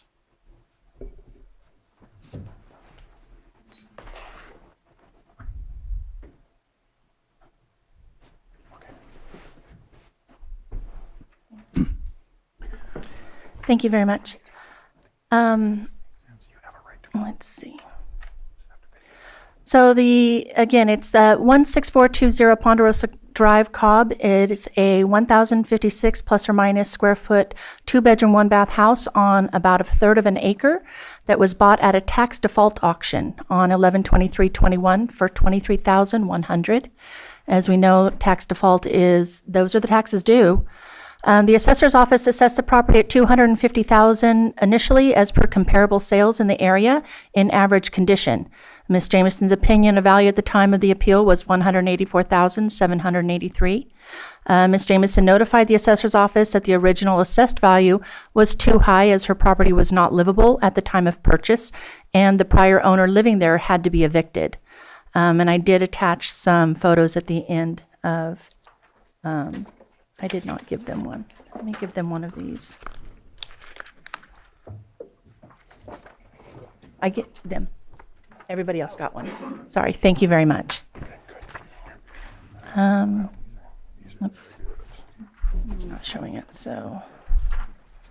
Ms. Jamison supplied her cost to cure information to the assessor's office in the form of photos and an invoice of work that was done. The value on the roll versus the opinion of value. Ms. Jamison's opinion of value at the time of the appeal before corrections was $184,783, and the corrected value after her cost to cure for 2023 was $144,600. This is the location of her home, and this is the trustee's deed upon sale. Shows her purchase price. And the original assessment, it was a desktop assessment, was made using average residences all within under a mile of 2-bedroom, 1-bath, single-family dwellings on under a third of an acre parcel. It was determined that the value was $250,000. After receiving the cost to cure email, invoice, and the pictures from Ms. Jamison, the assessor's office realized the scope of work that was going to be needed to bring this hoarder property to a habitable property. I did attach property tax rule 124 in the exhibit as well. The assessor's office changed the base year value to reflect $80,000, with $30,000 for the land and $50,000 to the improvements. This was her new Prop 13 base year value. Using the information provided, the assessor's office followed the Board of Equalization's Revenue and Taxation Code, Section 401.5, Rule 6, and changed the base year value each year on the lien date, January 1, for the work completed and paid for according to the progressive billing, since no permits were available. The homeowner's exemption move-in date was used as beginning assessment year. And these are the emails that, Ms. Jameson and myself, we corresponded. I had asked her for the cost to cure that we needed this. It's very small, I'm very sorry. I just wanted to follow up on our phone conversation. We are looking for your cost to cure the repairs that were needed on the property that you purchased to make it livable. We need to get this amount as soon as possible. And she responded, as you can see in the next email, she's still requesting a base year value of $23,100, but she did attach the invoice and the contract that she had with Vintage, and that's on the next page. And this is the invoice and the contract that she had. Total of all the work described above was $157,800. Some of this should have had permits done. We did not call Department of Labor until this, or not Department of Labor, I'm so sorry. Upstairs, the Department of Permitting, because we were coming to appeals first. And some of this did need to be permitted. There are removals of decks and new decks that need to be rebuilt and several things as such. But all of these were needed in order for it to become livable for her. Valuation of the property. The assessor's office made corrections to the valuation according to the findings after the taxpayer submitted pictures and the requested cost to cure. This included added valuations per Ms. Jameson's payments made to her contractor. The assessor's office found later that the supplemental had not been given the correct valuation, so another correction was issued. Refunds were issued according to the new assessed values. And this is the original assessment. The assessor's office valued subject property as a change of ownership at current market value according to the Board of Equalization's Rule 2. And as you can see down at the bottom here, the 990, this was her supplemental, and it was based off of the 250,000. And 22 was the same. 23, it went up, of course, with the 1.02 as well as 2024. The assessment corrections. The assessor's office determined the Proposition 13 base year value needed to be adjusted. The land value remained the same at $30,000 and the improvements were lowered to $50,000, totaling $80,000 for the 2021 supplemental and lien date 2022. According to the payments issued by Ms. Jamieson to Vantage Construction, the improvement value was increased for 2023 by $64,000 and then again in 2024 for another $93,800. And as you can see, the 990 did change values, and we did make a mistake on that, but we did correct that. And so the supplemental correction, in reviewing the corrections made for the appeal, it was noticed that the original supplemental correction was incorrect. So an additional correction was made to reflect the $50,000 for improvements. And so here the 990 supplemental is now the correct value at $50,000 as well as lien date 2022 with the additions for 23 and the additions for 24. And then we have the refunds issued. Per the tax collector records, refunds were issued for all years. The new correction for the 2021 supplemental will be an additional refund to reflect the difference between the entered $80,000 and the actual $50,000 value. So it was all of the corrections have been issued and made. Ms. Jamison's current 2025 Proposition 13 base year value for her 1/3 acre parcel with a 1,056 square foot bedroom, 1 bath home at 16420 Ponderosa Drive in Cobb is $246,117. And in conclusion, Ms. Jamison's request for reassessment was approved and worked using pictures supplied and the cost to cure invoice from her contractor to determine the value of the property at the time of purchase and progressing forward using her payments to her contractor as of each lien date. Using Ms. Jamison's homeowner's exemption form as the date that she was able to live in her home, the assessor's office established her occupy date. Corrections were made to the previous tax assessments. Refunds were issued on the overpaid tax assessments. Thank you. Any questions from board members?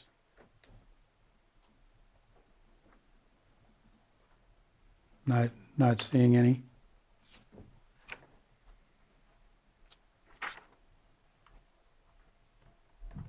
Go ahead, County Council. Thank you, Mr. Chair. So your board may want to just confirm if there's any other testimony to be submitted, and also give, your board may consider giving the appellant/applicant an opportunity to respond, and then as well as a reply from staff. First, are there any other witnesses on this item who wish to testify? Not seeing any. Do you wish to respond or provide further? Supervisor Rasmussen, Ms. Jameson is fully prepared to answer any. Turn on your mic. Mike again? Ms. Jameson is ready, willing, and able to answer any questions or concerns that the board members may have in relation to her rehabilitation of the subject premises. Her legal position today is that these improvement costs were improperly treated as new construction and should have only been assessed had a determination been made that the property was increased in its value and services beyond the scope of the original footprint and its original condition when she acquired the property. She's not complaining about any of the communications issued by the County of Lake to her in relation to discussions and exchanges. She believes that the fair and reasonable outcome is to assess her property at the value of acquisition in 2022, unless a determination can be made that some portion of her improvement costs actually increased the condition of the premises beyond the substantial equivalency rule, and that doesn't appear to have been considered here. And we'll submit on that. Thank you. Go ahead, Supervisor Pyska. So with the improvements that you made, I think some of them did improve the condition, like for example, the deck. That was a deck that was built without a permit, is that right? That's correct. Okay. But it was a rotten deck. It was unsafe. Right. Like, I mean, it had to be fixed, you know? I mean, it was very unsafe. And I believe I provided a few pictures. You know, the beams completely rotted.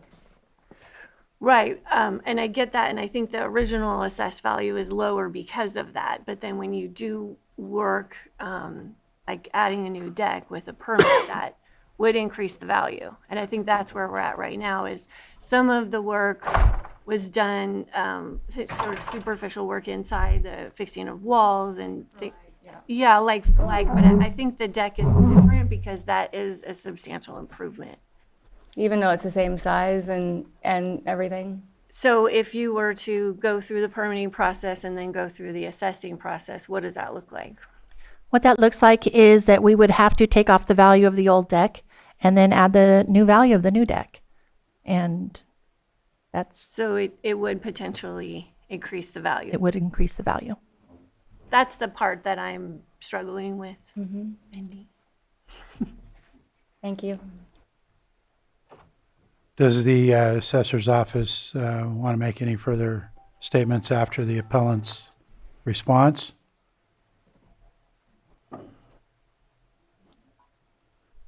So, substantial improvements, what that looks like to us is she initially said that it wasn't livable. This place was a hoarder house. It was not livable, and we do understand that. So part of that cleanup and all of that, I included pictures where her bathroom didn't even have a toilet. The walls, the flooring, there was a cracked beam. There was a lot of work that needed to be done. And we didn't do anything special. We used her numbers. That's, their new kitchen items. And in the code, I think I included that in here as well. The code does include improvements, and some of those items, the cabinets, the kitchen counters, those are improvements. And so those are all part of what she had to have replaced. Okay, Supervisor Sabatier. Yeah, there's been a lot of numbers thrown out. I just want to make sure that at this moment in time, we have the assessor's office saying 250. No, sir. Because again, I'm looking at what's on our agenda. What's on our agenda seems to Right. really change as I It go through does. all this, and it makes it really confusing. They're saying 157? Is that So the- correct? So, let's see, let me find I don't I have, think it was the second to last slide, and the assessed value now is proposed to be 214. Is that right? 246, 117. yeah. Oh, that's the improvements without the land. Yeah, I saw the 246 as long way. well. Yes, 246, 117. It, with the improvements being 214, 281, and this was for 2025.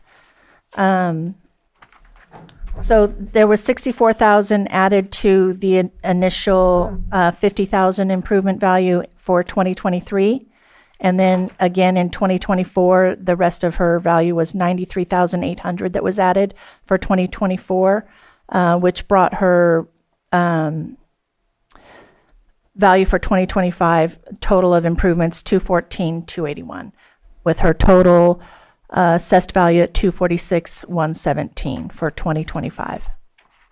And that's what we're trying to get to the bottom is the final assessment, correct?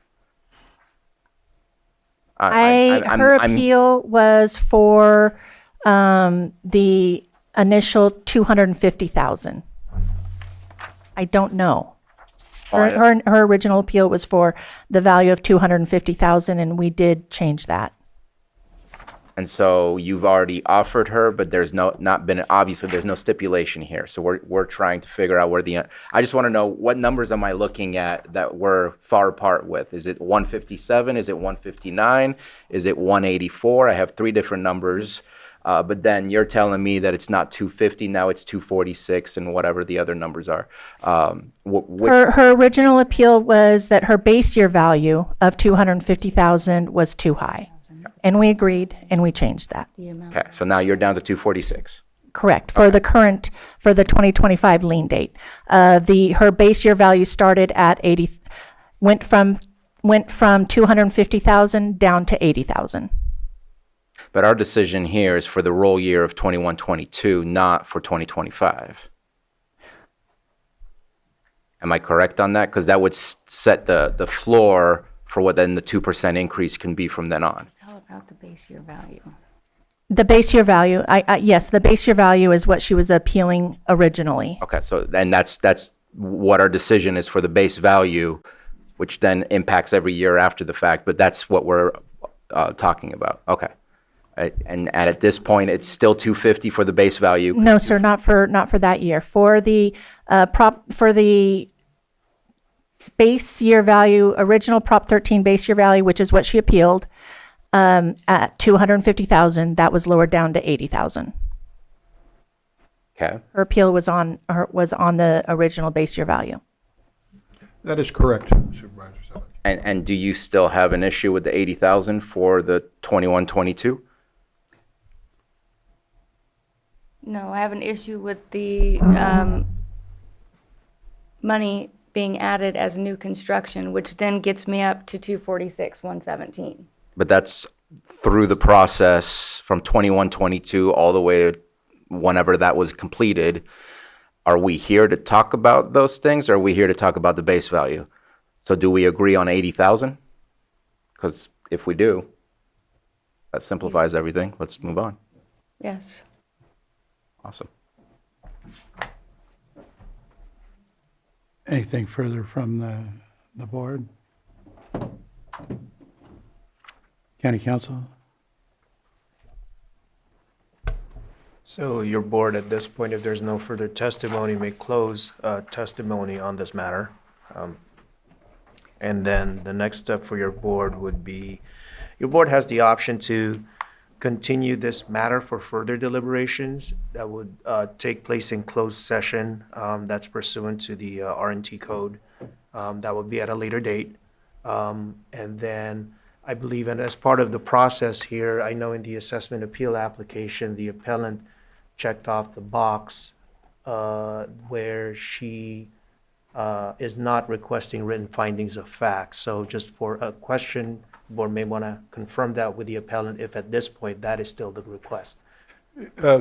she would request a written statement of findings. So she is requesting written statement of fact. That is correct. Okay.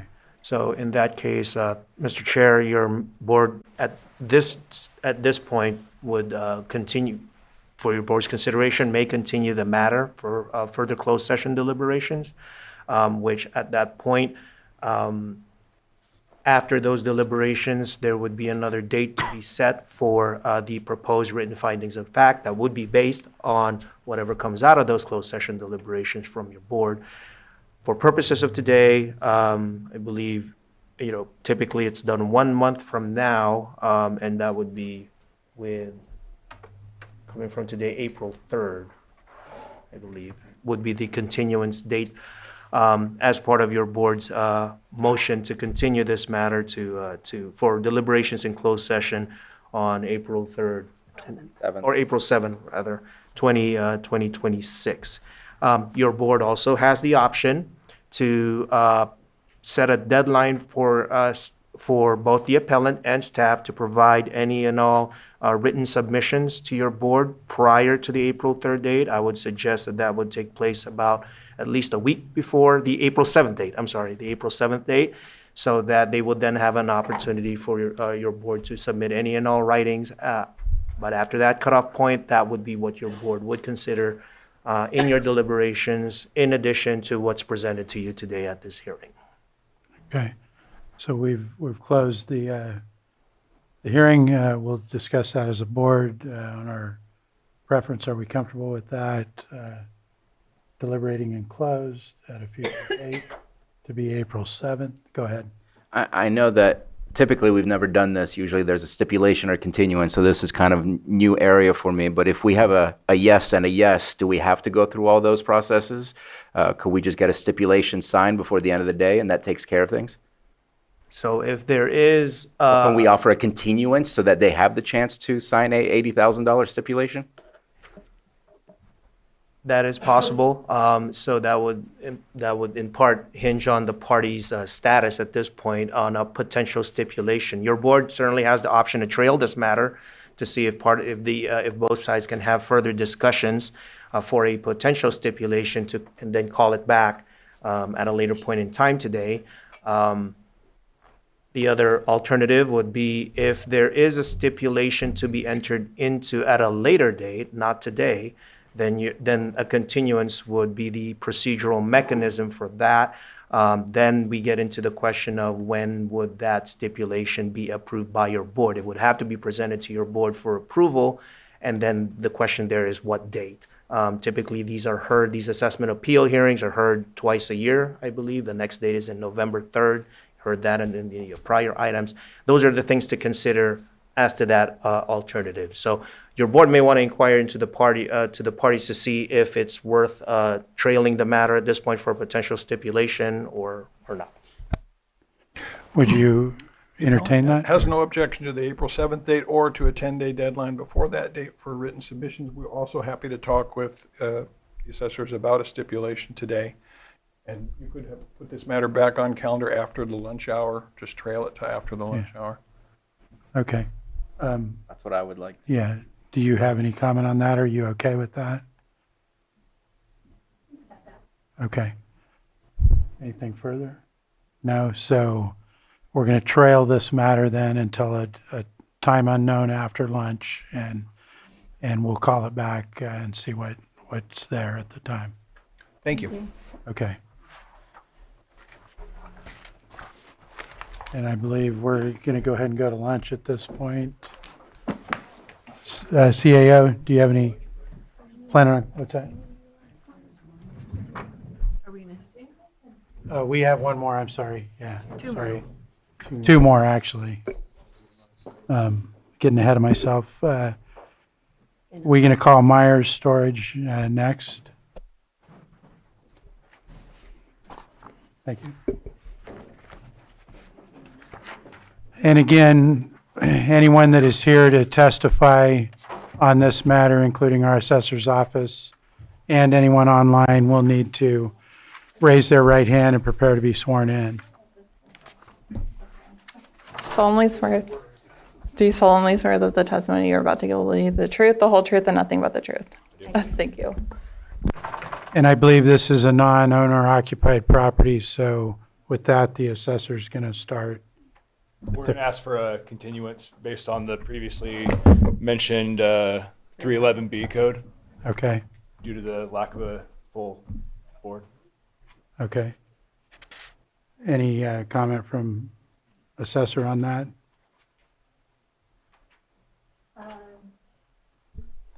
We're looking at the dates. What? We would request the April 7th date, not to wait until November 3rd, as to keep us from the next tax bill date, as this excessive taxes that we're paying is placing a substantial financial strain on our family. We were more than prepared to make our case today, but we'd like to have a full board to present to. Is there a waiver that's going to be an issue in this matter? Is there? Yeah. November 3rd is If we, after. if we apply the April 7th date, we are within the 2-year time frame. If we are forced to go to November 3rd, we will have to sign the 2-year waiver. And are you willing to sign that waiver if that's the position, if we don't have another date? If we must, but if April 7th is open to the board, we would really request that. Okay, County Council? So thank you, Mr. Chair. So your board may want to confirm the speaker who just spoke because he wasn't able to identify himself at this time. You could identify yourself so that it can be placed on the record because that is part of a sworn testimony. Joseph Myers. Joseph Myers. Shauna Myers. We're the owners of the subject property. Thank you. And if I may, Mr. Chair, so under 311B of the 18 California Code of Regulations, 311B, it states that if either party so demands, a hearing must be held before the full board, which is what we don't have here. The board may request the applicant to extend the 2-year period provided in Section 1604 of the Revenue and Taxation Code. It also goes on to state, if the applicant does not extend or does not agree to extend the 2-year period as requested by your board, the board may deny the applicant's demand for a hearing before a full board. So that is what's before your board today. There's been some references made to whether it's going to be in April or November. There seems to be the November, the 2-year cutoff seems to apply there, and your board may want to take responses from staff in relation to that issue. But your board has the option to proceed with a non-full board hearing today if the applicant does not extend or is not willing to extend the 2-year period as requested by your board, if your board makes that request. The Assessor's Office, do you have any comments on this? We are willing to do the April 7th and or November if they want to do the waiver. We're open to whatever the board agrees to. Okay, I'm going to have to check in with staff. I can't personally speak to the April 7th date at this point. What was that? Good day for a hearing. We could do it April 7th, Okay. Anything further? Okay. So I believe we can move forward then with possible motion on that at 10 a.m. April 7th, 10 a.m. We'll be here. Thank you. We need to take action. Oh. And thank you, Mr. Chair. So your board may want to take in any other testimony before closing it as to this issue of the request for continuance. Is there anyone here that hasn't testified that wishes to testify on what we're discussing here for the April 7th date? Not seeing any. And if your board is ready, I do have the prepared motion language. It would be a motion to continue assessment appeal application number 15-2024 to April 7 at 10 a.m. And that is done pursuant to 18 California Code of Regulations 311. So moved. Second. I have a motion and a second. All in favor? Aye. Aye. Opposed? Hearing none, that carries 4-0. Thank you. And we have one more item on this, which is, I believe, Andre Guzek. Not sure if I'm pronouncing that correctly. And is the appellant here today? I didn't see him. So first I'm not seeing them. Can I inquire as to notice to the appellant? For the appeal, Andre Guzak, appeal number 23, 24, 24, 24, and 25. The applicant signed the stipulation yesterday. Upon review, the market value of the subject properties on the lien date January 1st of Hang on one second, please. Did I need to take sworn? Yeah, sorry about that. So we're going to have to swear in witnesses again. And if there's anyone in the room that's going to be testifying or online, Do you solemnly swear that the testimony you're about to give will be the truth, the whole truth, and nothing but the truth? Thanks. okay, if you could go ahead and restate that, I apologize where we're at in this situation. So we work with the property owners upon review market value of the subject property on the lien date January 1st of 2024. Market comparable sales support a temporary reductions in value under Proposition 8. Both the assessor and applicant agree on the market value reductions. The applicant signed the stipulations for 3 appeals. Okay. Any questions from the board? Go ahead, Supervisor. What was the total again that was approved? For 2023, 2024, the assessed value 3,004,040, and the market value 2,660,000, a reduction of 344,040. So the stipulation that was agreed on was the 2.6? Yes, Okay. for one parcel. Okay. And then we have this, the second parcel, appeal number 2424. The assessed value, 1,352,520, and the market value, 1,120,000. The property owner agree with the assessor value, and they signed the stipulation. And the third parcel, the assessed value 390,150, and the market's value support at 230,000. Property owner agree with assessor and sign the stipulation. Further questions from the board? Not seeing any. County Council, do we need to take action on that? And your board may want to just confirm if there's any other, before closing testimony, any other person willing. Yeah, I believe the appellant wasn't here, but is the appellant or any witnesses or the appellant here to provide any testimony today? Anything online, Johanna? No. Not seeing any. And if your board is ready and willing to consider, I do have the motion language for the stipulation. And it is the motion to approve the stipulations for the following properties.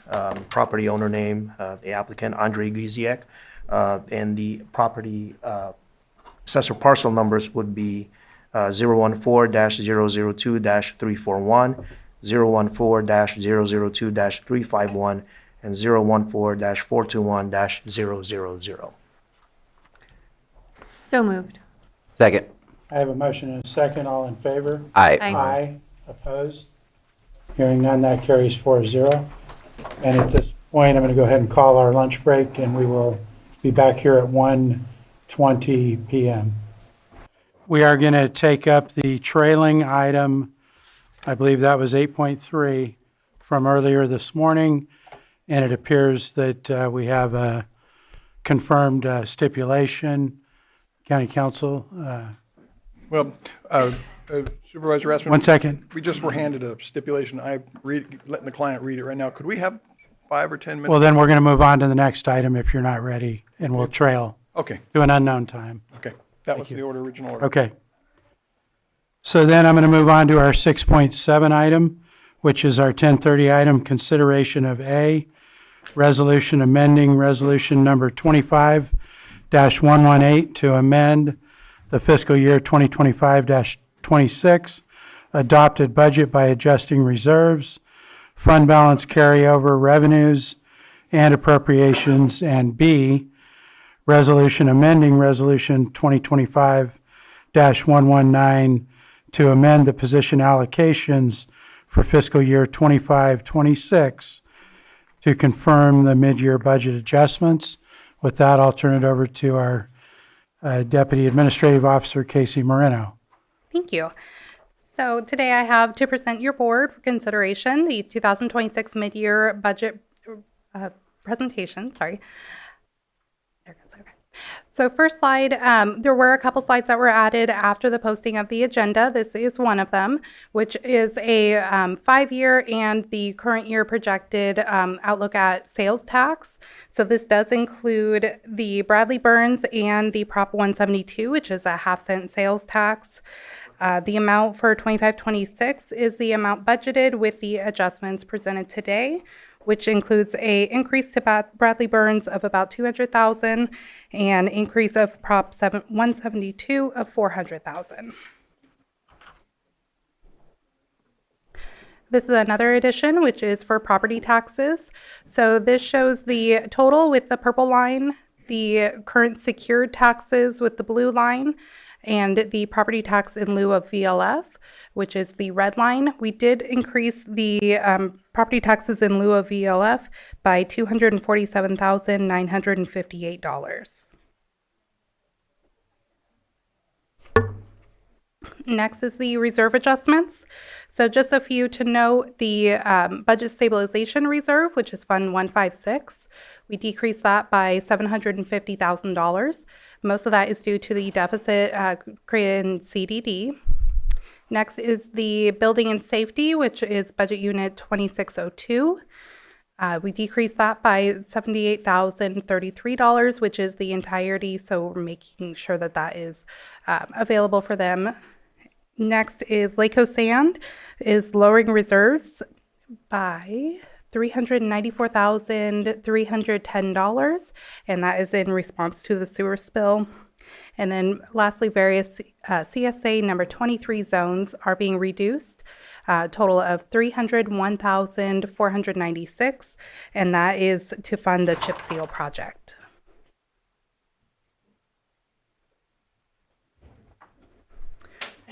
So these are just a few of the revenue adjustments. To note, planning, budget unit 2702 is requesting to accept $150,000 from cannabis, and that comes out of the 30% for the housing and economic development portion, and that will be for the housing element. Budget unit 2703, which is animal control, is requesting to accept $143,012 from cannabis for the copter program. This will purchase a truck and the box, as well as the salary for one officer. And then water resources Watershed Protection District, budget unit 8109 is requesting to accept just over $6.8 million for the California Natural Resource Agency grant.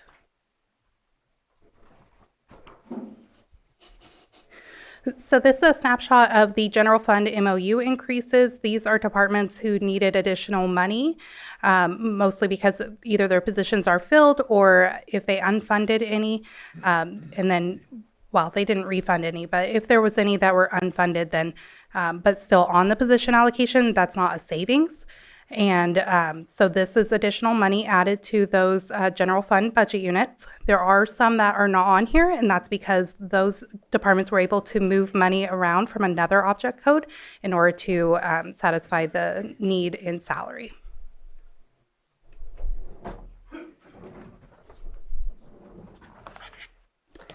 So just a few, yeah. You want to ask that now? Yeah, just on that, so it was about 3.4. You're saying that some departments were able to figure it out due to whatever other savings they may have had. So we should anticipate to see that be the future impact as of June plus those other departments, because they're still going to want to potentially have the same expenditures that they were planning on doing, that they happen to have savings on this year. So at minimum 3.4 plus will be the continued impact to the budget, not just the 3.4. Possibly. I'm hesitating only because there was a lot of large increases this first year. And so next year we're looking at 3.5% per the MOU. And so it will be a little bit more on top of this. We're going to be working very closely with departments this next budget cycle to make sure that money is allocated, because as you may remember, there's been about 20 million that's been carried over each year. So we're trying to work with departments to better make sure that the money that's allocated is spent and not over budgeted.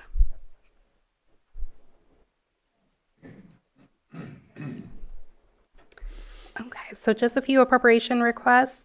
So Budget Unit 1904, Information Technology, requested additional general fund of $86,876 for increased storage for departments, Adobe Sign, or Acrobat Sign, backup service for Microsoft 365, Adobe Sign, and Audio Eye ADA compliance.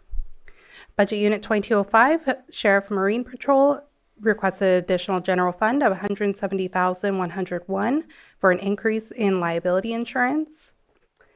Parks, Budget Unit 7011, requests to increase the budget for the rehabilitation of Buckingham Peak Communication Site by $64,000. Here are all the position changes that have been requested.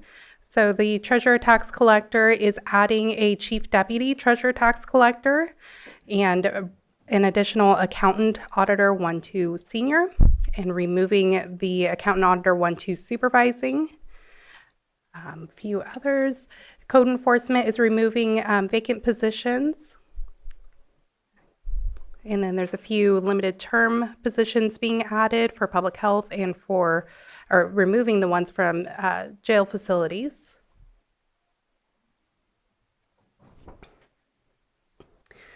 So on the capital asset list, there is one minor change to 2206. There should be a comma between pursuit and truck. Want to make sure that they get the vehicle they need. Roads in Budget Unit 3011 is increasing the South Main Street Rehabilitation Underground Utilities Project. And Budget Unit 8695, Special Districts Administration, is increasing the amount for their roof replacement.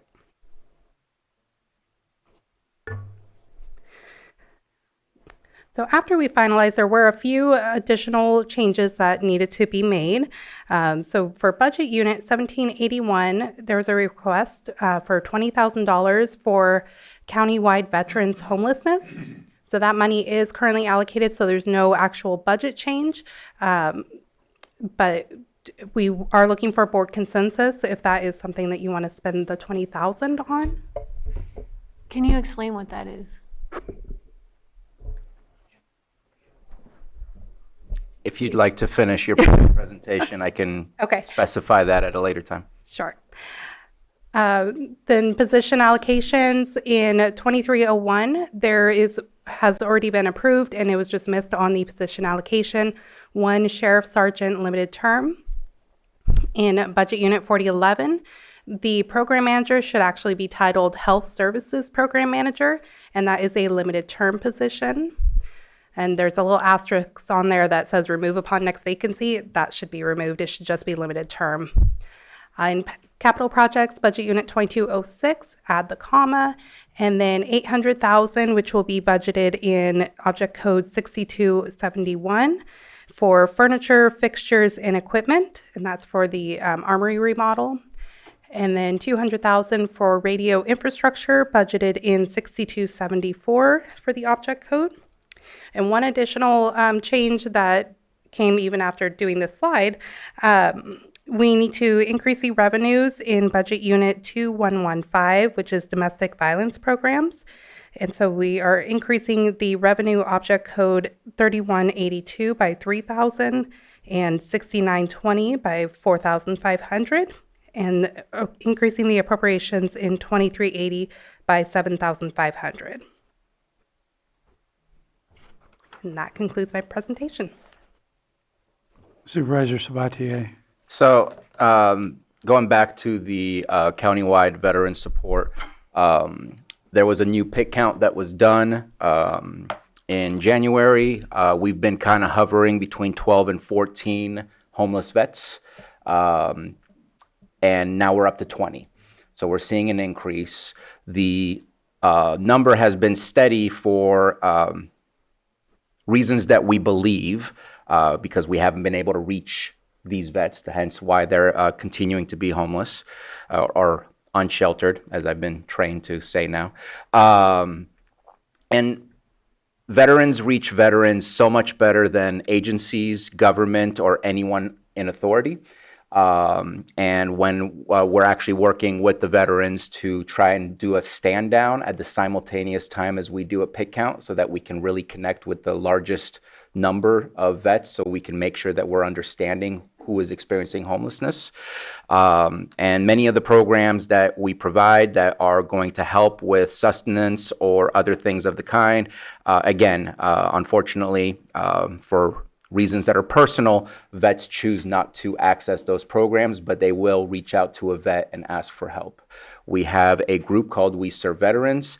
We've met many of them. They're sitting here in front of us, and they work throughout the whole county and are able to access those vets so they do not fall through the cracks. And that is the request for the $20,000. There would be something in writing. I would expect a report back on the specifics on how that was spent, but it would be to support veterans who are homeless and to support veterans from becoming homeless. Most of the things that they support them with would be food, but it would be through other means as well. And that can be limited in the final agreement that we have, but that is what the $20,000 would be used for. Supervisor Owen is not here today, but her and I have met with this group.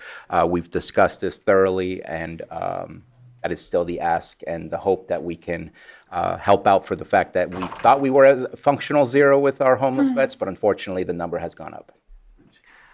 Well, Go ahead. well, thank you for the explanation. I would like to know more about I'm okay with allocating it right now as a one-time to make sure, I don't know if are you considering this an annual, or is this one time? At this moment, it would be a one-time. One time. Okay, so yeah, I'm fine with allocating it. I do want to have a presentation and find out what's been done and, what other resources we can access. So I'm okay with that. And I think it would be great to even invite the We Serve Veterans and for them to present to the work that they've already been doing and the work that we'll continue to be doing. And that could be the day that we approve and finalize everything as well. So just so I understand, the agreement or the write-up that's going to be worked out, would that come back to the board? Yes. Okay. Yes. I don't know if it has to come back to the board, but I think if there's going to be a presentation, we could provide it.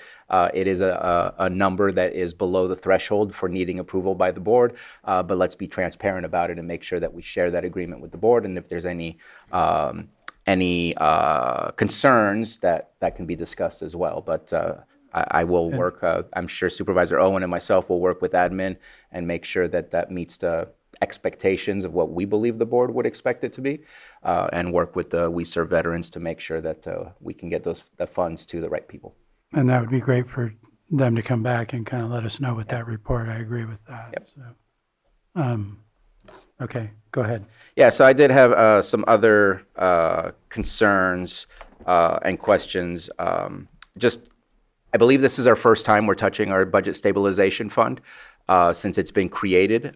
That's a level of concern, and I know some of that has to do with some of the issues that we'll be talking about a little bit later today related to community development. But it's not the entirety of the 750,000, 725? Yeah, the 750. Mm-hmm. Yeah. And so I just wanted to highlight that. I think that's something we need to pay attention to. It's been there for quite some time, and the fact that we're touching it is just a slight concern, especially if we are seeing an increase in our sales tax and if we are seeing an increase. So I know we have other responsibilities that we've tacked on, like the payment of the loan that we have, things like that, that adds on to what expenditures we have. But I just wanted to highlight that. I think it's the right time to bring it up because we're talking about reserves and budgets, and I only know what I know until I know better. And I've learned this year something that I would like to see different, for the fact that, again, we're having these difficult conversations about where we're going to go with certain departments and so on and so forth. Because I feel like a flag was not raised to the Board of Supervisors until it was like, you don't have a choice, you have to make this happen. And so I always thought that when money was in reserves, that it would have to come back to the Board of Supervisors when we touch the money in reserves. And that is not necessarily true. It can be used as cash to help pay for certain things. I was not aware of that. I think it's important. I get it that it can be used as cash, and then it comes right back in and it's whole in less than 30 days. But I feel like if there's a gap where the repayment didn't happen, we should probably be highlighted that something changed in the reserves, because when I see the reserves, I expect it, unless we've approved it, that it's not touchable. But again, I've learned more information to better understand, and that's not the case. So I'm wondering if there's some kind of threshold that we can work with, or you can bring back to us as an option for what that flag would be. But I don't think we should learn of some of these issues at the deadline and kind of be stuck in a corner with decisions to make, because I think that's when we're going to make the worst decisions. So that's what I'd like to bring up, is to get a better understanding of that. I think that was all that I had. No, I had two more things. One, thank you for the reserve adjustment list, so I could take a look at all of the reserves. I feel like that's not the most up-to-date reserves, just because I was looking, and very importantly, wanting to look at the Southeast treatment plan, and it still has a whole bunch of money. Is it just that we've encumbered the cost, but we have not paid out the cost? Or, because there was a lot more in the reserves there than I had anticipated to see when looking that over. I would need to defer to the department on that because I do not have the answer. And it looks like she heard the bell ringing.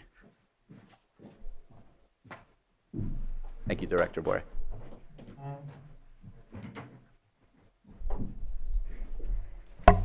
Good afternoon, Board. I'm Robin Boyer, your Special District Administrator. And you're recalling the cost of the sewer spill that just happened in January. We intentionally did not bury that in the mid-year. We want to bring that back as a complete transparent item. So when we accrue all those costs and we know exactly what they are, we will bring that back as a standalone item so you can see it in detail. Okay, so at this point, what I'm seeing in reserves is not has not been reduced by Correct. the cost. Okay. All right. And do you have a timeline of when that might be, when you might come back? We're still receiving some invoices, so I would expect in the next month or so. Yeah. Okay. And then just a direct question, and I don't mean to put you in the spot, though that is part of the plan.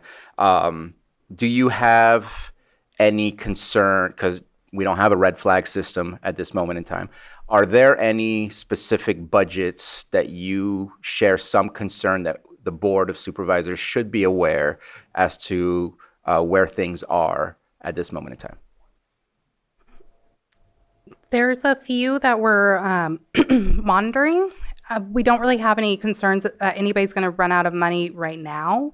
But we historically have not been tracking any department's cash account. So we just look at it budgetarily, it's balanced. Whether they have the cash to back it, it has always been the responsibility of the department to monitor that as they pay their bills. Do we have cash? Yes. So that has not been something that we've been monitoring, but we are starting to. Additionally, we don't have enough staff to monitor at a level that we would feel totally confident. It would need research and monitoring everybody's cash every day to see what expenses have happened, especially right after payroll on the first of the month. And then looking at trends. So there would be a lot more to that. But we are watching a few different departments. Special districts is one that we are monitoring just because of the sewer spill. There's nothing that is screaming to us that there's going to be an issue, but health services also, because they were helping with the sewer spill And environmental health just got some money, or will be getting some money from the emergency disaster fund to cover overtime. Of course, monitoring CDD and behavioral health, because both departments do have loans. I feel like there's one more, but I can't think of who it is. But we are trying to monitor the departments that we have any concern with. As far as general fund departments, we don't have really any concerns. CDD, because of their non-general fund department, we are monitoring, but their general fund budgets, we know where they're at. Okay, I appreciate it. And maybe my question would be better served aimed at our auditor controller. Is that a better access to that level of information? They do, I'm not sure if they do it weekly or daily, but they do run reports on cash, which I have seen that report, and it is lengthy. Oh, there you go. I can just, Go for I it. just wanted to mention that, yeah, so every day a cash report is run by our GL accountant. I do see it every day, and when we do see cash, if it's concerning, we reach out and let admin know so they can do their thing. And one thing on that report is, like, there's some funds that have such a small dollar amount, and that's normal for that fund. So to look at it as, who's only has $100,000, that wouldn't tell us if they're getting close to running out of cash, because that might just be normal for it. Okay. And then part of the reason that and I appreciate that, and I'll make sure to speak with Ms. Harrington about that. Part of the reason I wanted to look at the reserves, especially for the Southeast, was to get a better understanding of what is left over, because there's still work to be done. I know we're aiming for a lot of grants and using other people's money, but at the same time, I'm trying to get an understanding of what can we do today and now, and it's hard with not having that updated at this moment in time. Just a final comment. I know that we moved around. I know I spoke with the sheriff, or at least in email fashion, about Cal AIM, the jail initiative, jail something. And I think it's an important one. And if I understand correctly, it might be moved to another department. I know it needed to be taken down for a moment, but I'm hoping that it stays and comes back, because I think it's an important one for those that are incarcerated to get that warm handoff and that support. So just final comment. That's it. Okay, any other questions for the board at this point before I open it to the public? Supervisor Crandall? Yeah. After the reduction for $750K for for the stabilization draw, what's the percentage going to look like in June?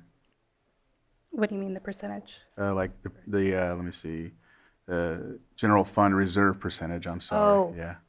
I do not have that off the top of my head, but I am happy to get that for You you. can get it to me. Yeah. And then I see one other thing, and I think this is a Maria question, and I think it's answered, but with the 2 officers, the whole position, that whole position, is that going to be covered by copter? Is that what we're looking at here? So the 2 positions that are being removed are not funded. After this is approved, they're not funded, and so we're removing those. Okay, so it has nothing to do with okay. No. That's what I was wondering, is like, I thought maybe that the positions were being removed so that way copter's covering it anyhow, but that's not the case. Okay, thank you. Go ahead, Supervisor. Yeah, and just wanted to finalize on the veteran allocation, just making sure that there's consensus for Supervisor Owen and myself to keep working on that and bring that back as soon as possible to the Board of Captains. Yes. Okay, appears nothing further. I'm going to go ahead and open this to public comment at this point. If anyone wishes to speak on this item, come forward, you'll state your name, and for the record, you'll have 3 minutes. Good afternoon, Mr. Chair, members of the board. I looked at these numbers quite in detail, and in the spirit of what of the red flags and being able to do proper, transparent governance, I would advise not approving a resolution for this at this time. Not that the numbers aren't wrong or inaccurate, but you can't really make an informed decision based on what's been provided. To to just sort of put it in a sort of an analogy, it's like getting a bill from PG&E that says, please pay $48.17 less than what you paid 6 months ago. So what do you write the check for? There's nothing in the data that was provided that tells you what you paid 6 months ago. In parallel, these are supposed to be adjustments to the budget that you approved back in sometime last year. And there's no reference in this to see where that money's going. So that's my main concern there, is that because you don't know what you adopted in this data, you don't know what the impact is up or down in the grand scheme of things. And when you do add that stuff, you start to find some interesting things. And I think a better report is what's needed, because the report as provided and the data that's provided does not provide for good governance. I think there's a better way to do it. As an example, you have in front of you the CDD. I do show what's been adopted. I went into your budget online, added that number, and the revenue for those departments and what that lost, and that's over $1 million in lost revenue from what you adopted. But in the current form, you wouldn't have known that. The same thing when it comes to expenses. The total expenses has increased by over 130K, and you wouldn't have known that based on the data that was provided. So it's very difficult for an executive to make informed decisions when you don't have that information.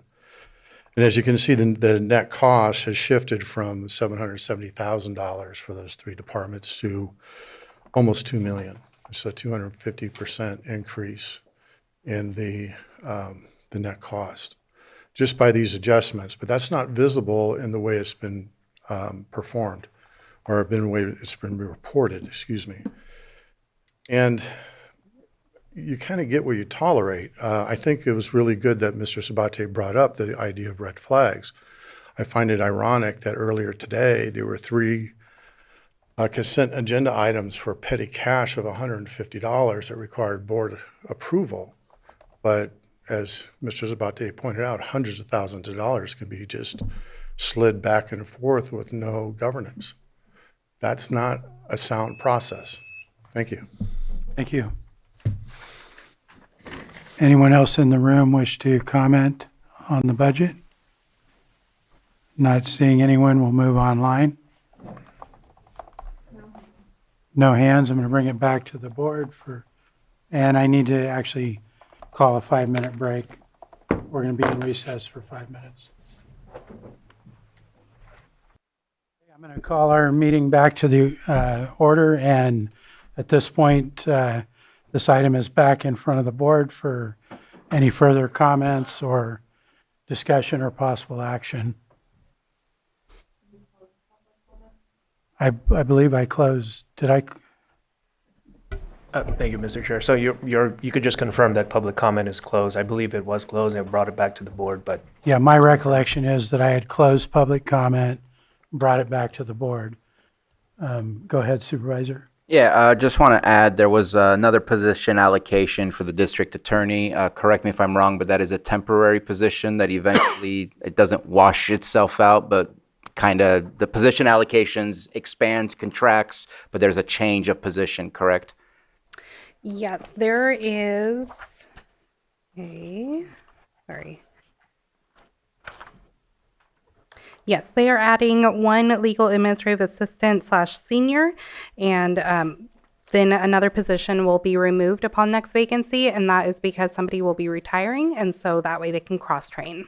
Yeah, so I just wanted to add that because it makes me nervous at this moment in time to add positions, and I know that was one of the questions I had with the admin team yesterday, and I felt a little better at ease, but it looks like we're adding a position, but we're not really. It's just a temporary thing. I also did want to add, appreciate the handout that we received. I mean, to me, it's not that we lost $1 million. It was adjusted for $1 million. But if you look at the history of how we do things, which I'm not an accountant, but for example, in 23-24, for planning, we adopted 2.8 million. The actual was 993,000. Like what we anticipate and what we actually do are sometimes two completely different things. And I I don't think it's a shot in the dark. I just think that it's hard to really tell what exactly the type of activity will be at the that comes to the windows. And so I'm seeing a lot of those types of things where 22, 23, we adopted 1.7 million. The actuals are 1.1 million. That was, again, just for planning. And it does the same thing for housing as well. And it does the same thing on the other side for what our expenditures are. So I appreciate that, but just looking at the adjustment without looking backwards as well and seeing the trend, which makes it difficult for me to understand sometimes, because I feel like we're putting a lot of anticipated money and maybe spending money that we will not have, which could potentially be why we're in this situation. And also, I just want to state, I don't understand the cannabis reserve adjustment because it doesn't match the numbers that I have. So I'll be reaching out to you just to see if I can check in on that, because that was not the adopted revenue that I'm aware of. And that is not the balance as of June 30th, 2025 that I'm aware of as well. But I at least wanted to speak to it since you spoke to us about it. And I'm ready to move forward. I have the consensus that I needed to be able to move forward with the veteran allocation and hope to bring that within the next 30 days. All right, ready for final action? Go ahead, County Council. Oh, thank you, Mr. Chair. So it appears that there's two resolutions that would need to be approved by your board under sub-items A and B. My suggestion would be for your board to offer each resolution, but actually name out the resolution so that there would not be any confusion. Okay, Mr. Chair, I offer the resolution amending Resolution Number 2025-118 to amend fiscal year 2025-26 adopted budget by adjusting reserves, fund balance carryover revenues, and appropriations. that resolution's been offered. Okay, Supervisor Sabatier? Aye. Supervisor Crandall? Yes. Supervisor Pyska? Yes. And Supervisor Rasmussen? Aye, As amended. As amended. as amended. As amended. That's what I heard.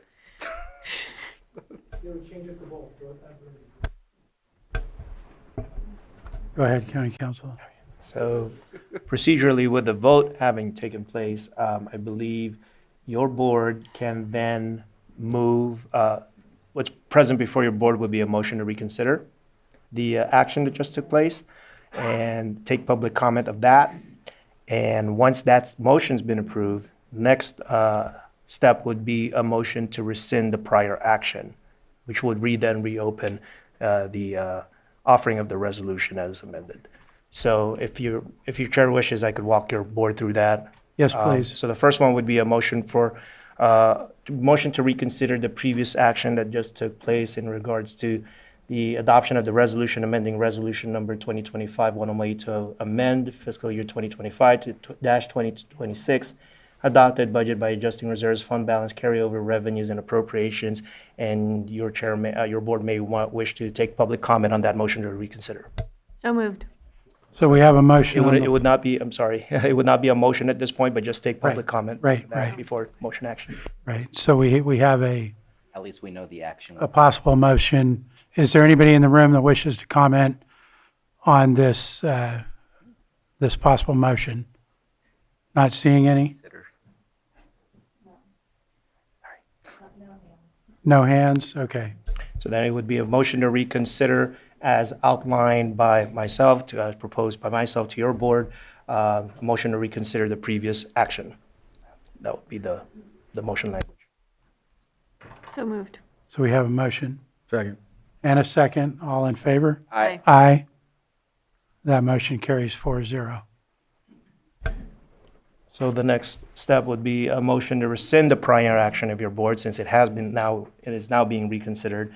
And that would be the motion under sub A of this agenda item 6.7, and your board may wish to take in public comment on now would be a motion to rescind.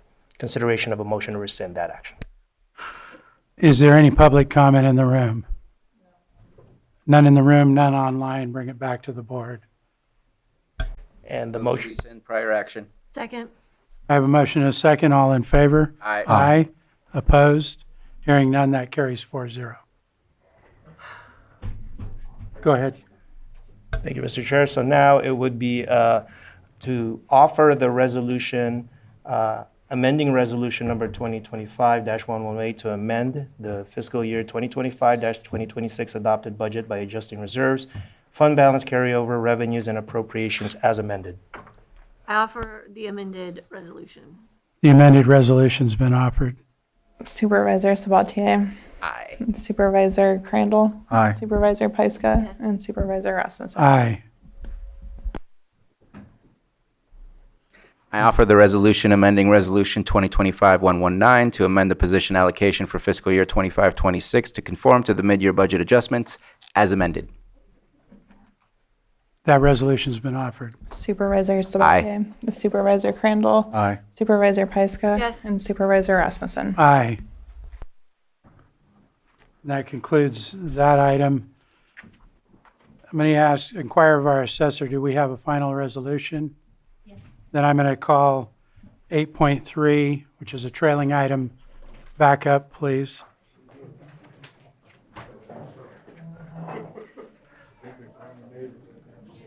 Swear in again, Lloyd.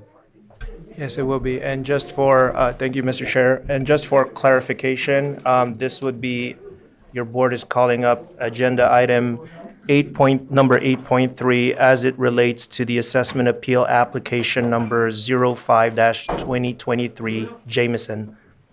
Correct.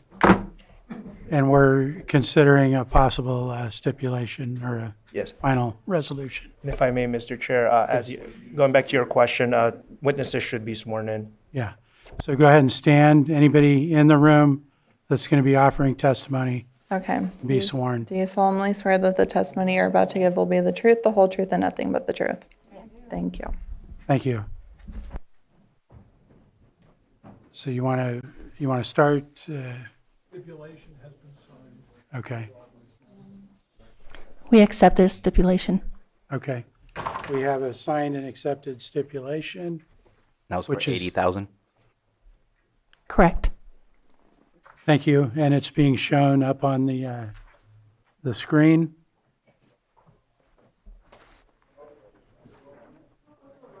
That is correct. With counsel for the appellant confirming it appears correct? Yes. It is correct? Okay. Any further questions from the board? You want to walk us? Thank you, Mr. Chair. So your board may want to check first to see if there's any further testimony from anyone who may have been sworn in before closing testimony. Was there anyone sworn in online or here that didn't testify that wants to? No further testimony from appellant. Okay. Nothing further? Nothing further from the assessors. We have nothing further. I'd like to offer a motion to approve the stipulation as submitted for the assessment appeal number 05-2023 Jameson. And if I may just add Yes, as part of please. that motion for your consideration, it relates to, that pertains to APN 050-693-070. Okay. That's Do what I have a meant. Second? Second. All in favor? Aye. Aye. Opposed? Hearing none, that carries 4-0. Thank you. I'll see you at the store.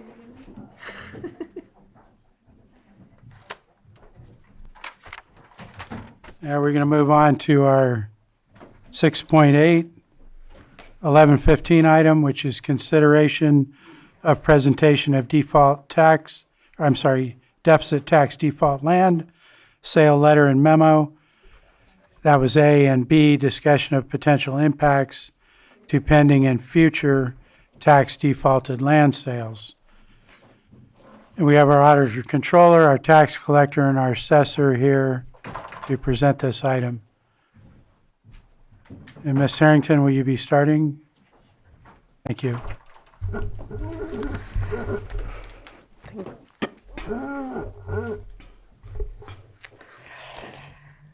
Thank you, Board. I'm Genevieve Harrington here with my cohorts, as you mentioned. Just to bring this topic back up, I mean, we've been talking about it for quite a while now because my office has been dealing with the work that resulted in a series of things that have occurred over the years that resulted in a bunch of deficit sales happening in a very short period of time.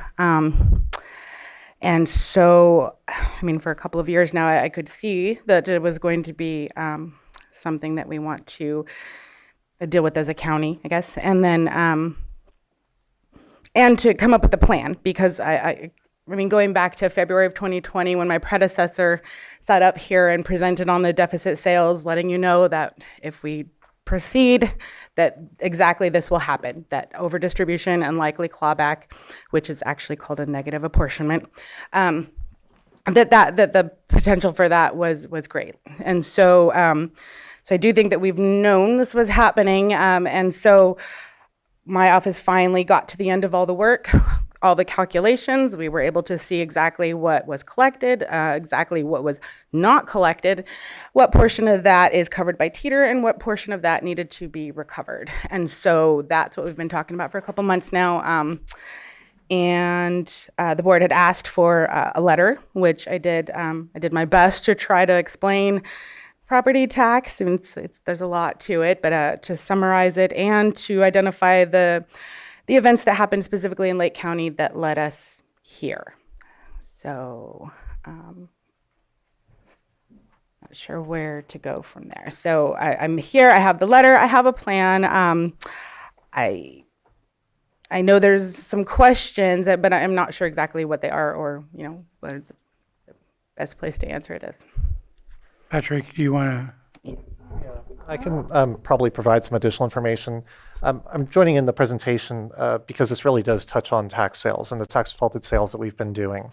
Part of the underlying issue here, what's leading to the necessity for the negative apportionment by the auditor's office, is related to direct charges.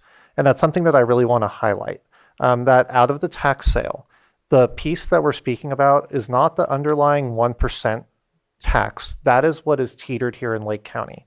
There are other counties that do teeter direct charges, but we never did that. So essentially, when we set up a tax sale, the way our software works is that upon completion of the sale, it shows that the property was redeemed if there was a bidder. But the amount of taxes owed can vastly exceed the actual sale price. So for instance, we have properties that are practically unsellable, or they're valued at let's say $1,000, or that's what they sell for. We have to drop the bid down. There could be $20,000 worth of debt associated with that property, of which the vast majority of it often are direct charges with penalties and interest. This is especially true, you'll see, where there are abatement liens, where there will be an abatement lien on a property that's only worth a few $1,000s because an agency had to go in and clean it up. But really, at an auction, we're not going to get a $10,000 bid, let's say, if that was the cost of the lien. We're lucky to get $800 or a few $1,000s. So where we see these deficit sales from my office is most prevalent in the low value lots. Just because it's the ones that have the most difficulty selling at auction, that require us to drop that price down. They're the ones that are upside down. So we drop the price down, that becomes a deficit sale. Because we get a successful bidder. But the software we have isn't really able to understand the concept of the deficit sale.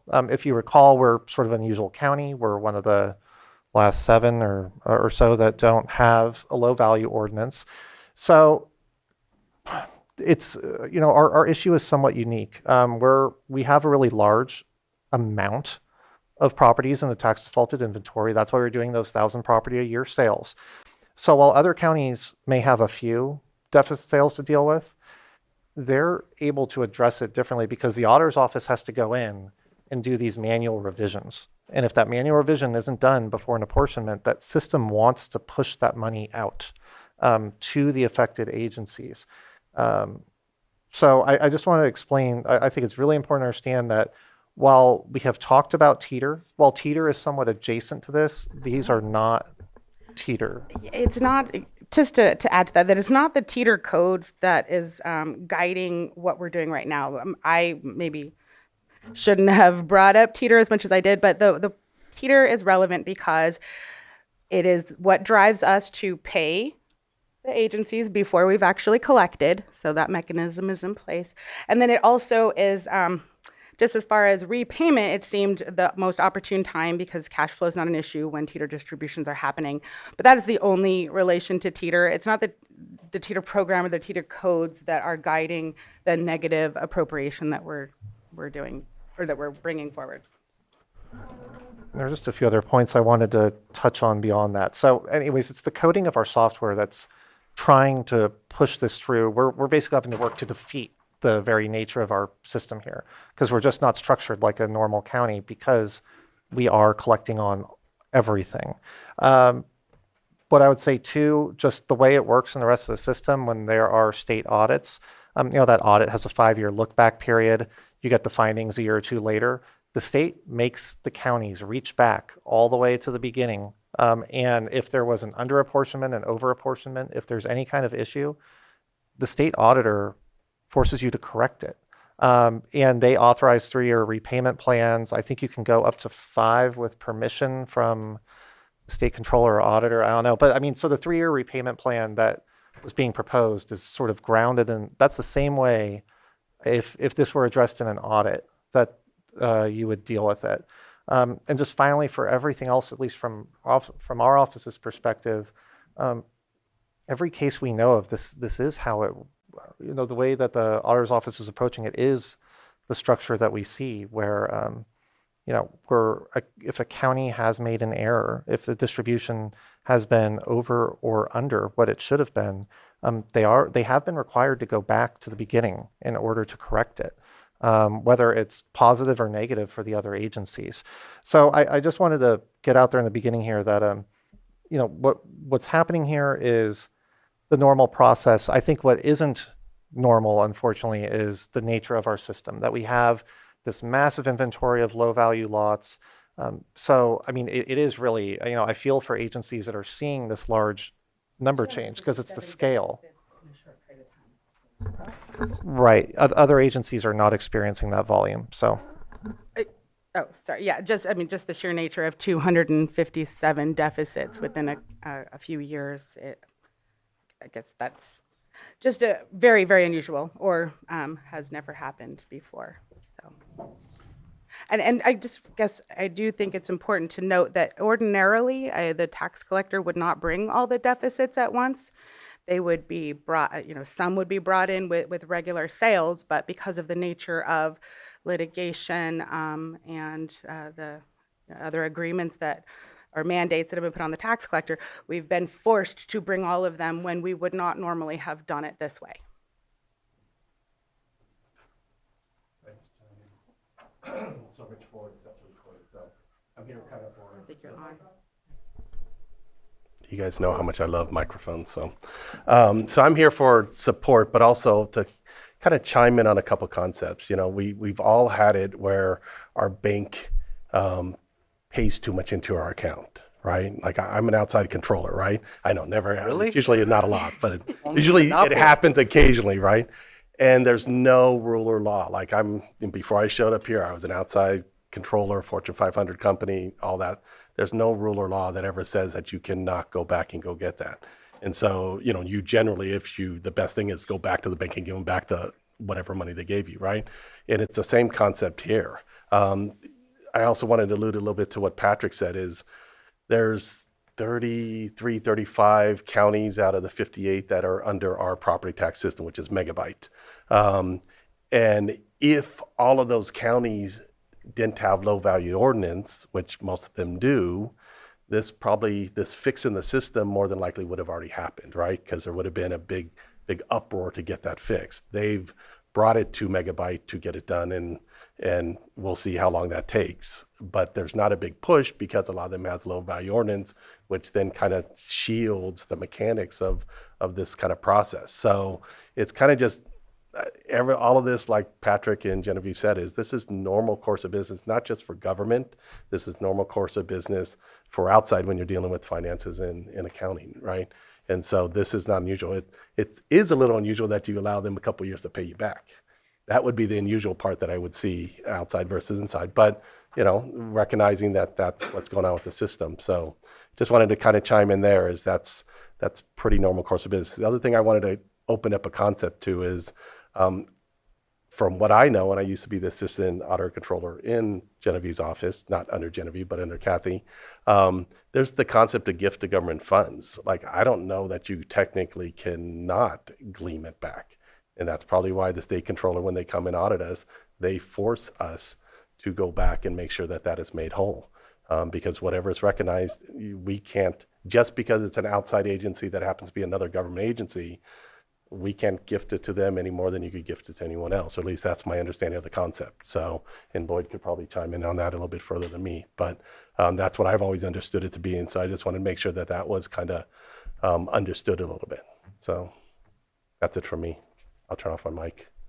Just to add to that, the couple of years repayment, and so it is not normal. Normally, we would just have to recover it all, but because that's why I wanted to propose the multi-year repayment, because it took us multi-years to get through this, to figure it all out. It seemed the right thing to do, and so that's why I brought it to the board's attention, and why I wanted it to be a county discussion, so that, again, so that nobody was surprised. You know, we haven't done anything yet. We've been talking and calculating and talking and calculating, and so we're preparing to do something, but nothing's actually been done other than calculations. All right, I'm not sure who is Ben or Supervisor Crandall. I don't know if you mentioned it, but the balance of the tax losses reserve fund, do you have the balance, the current balance of that as of now? Did we state that? The teeter, the tax loss. Yeah. I don't have it on me. I know we try to.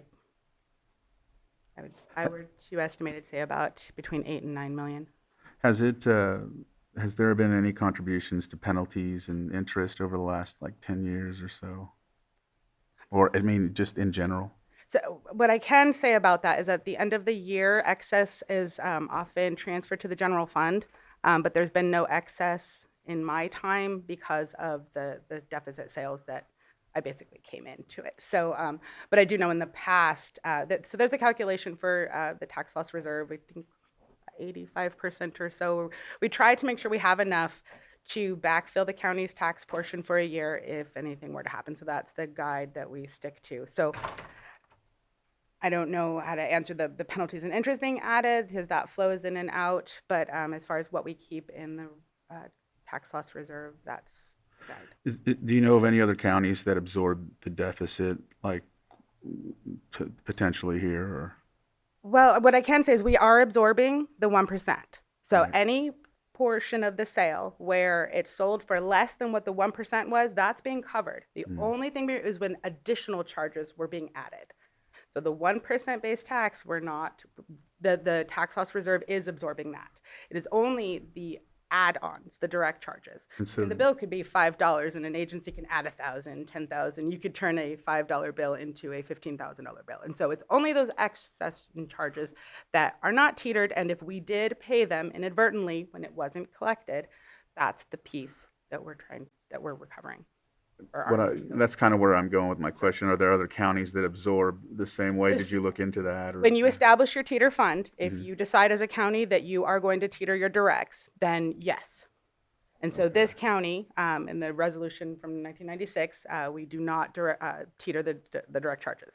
And that's common too. So I believe I haven't gone out and polled, but I feel like you see a lot of examples of both. So in 96, we decided not to do that. We established teeter, and we decided we were not, that our county did not direct, But we could. We have the discretion to do that? Yeah, I don't know if you have the fund, I mean, you probably have to find the budget to do so, because again, you have to be, well, yeah, that would be a whole separate discussion. But yes, the county does have the option to choose to do that. Can I chime in a second here? Yes. Just to give a little accounting background is, you have GAAP accounting and you have a matching principle. So the fact that you only collect for the 1%, you can only pay out the 1%. Otherwise, you'd kind of violate the matching principle of the GAAP, generally accepted accounting principles. And that's pretty much what she's describing is she can't magically start taking direct charges because she's only collected for one nature of funds in teeter, right? So she can only take that because she would violate GAAP accounting doing it. And so she can't do that unless you guys change the nature of that with her, working with her, and then from that point on, you could probably do something about it. But the current funds that are in there have one nature. The nature is, the actual property tax valuation. So something else that I was going to add on to that too is that I am familiar with some counties that do teeter their direct charges. There's a large element of risk, and I think it's related to what you're seeing here. So just for everyone's benefit, the benefit of the bargain with doing teeter is that the county is smoothing out the revenue for the districts. Every year, the auditor's office is pushing that tax revenue out, regardless of whether people pay.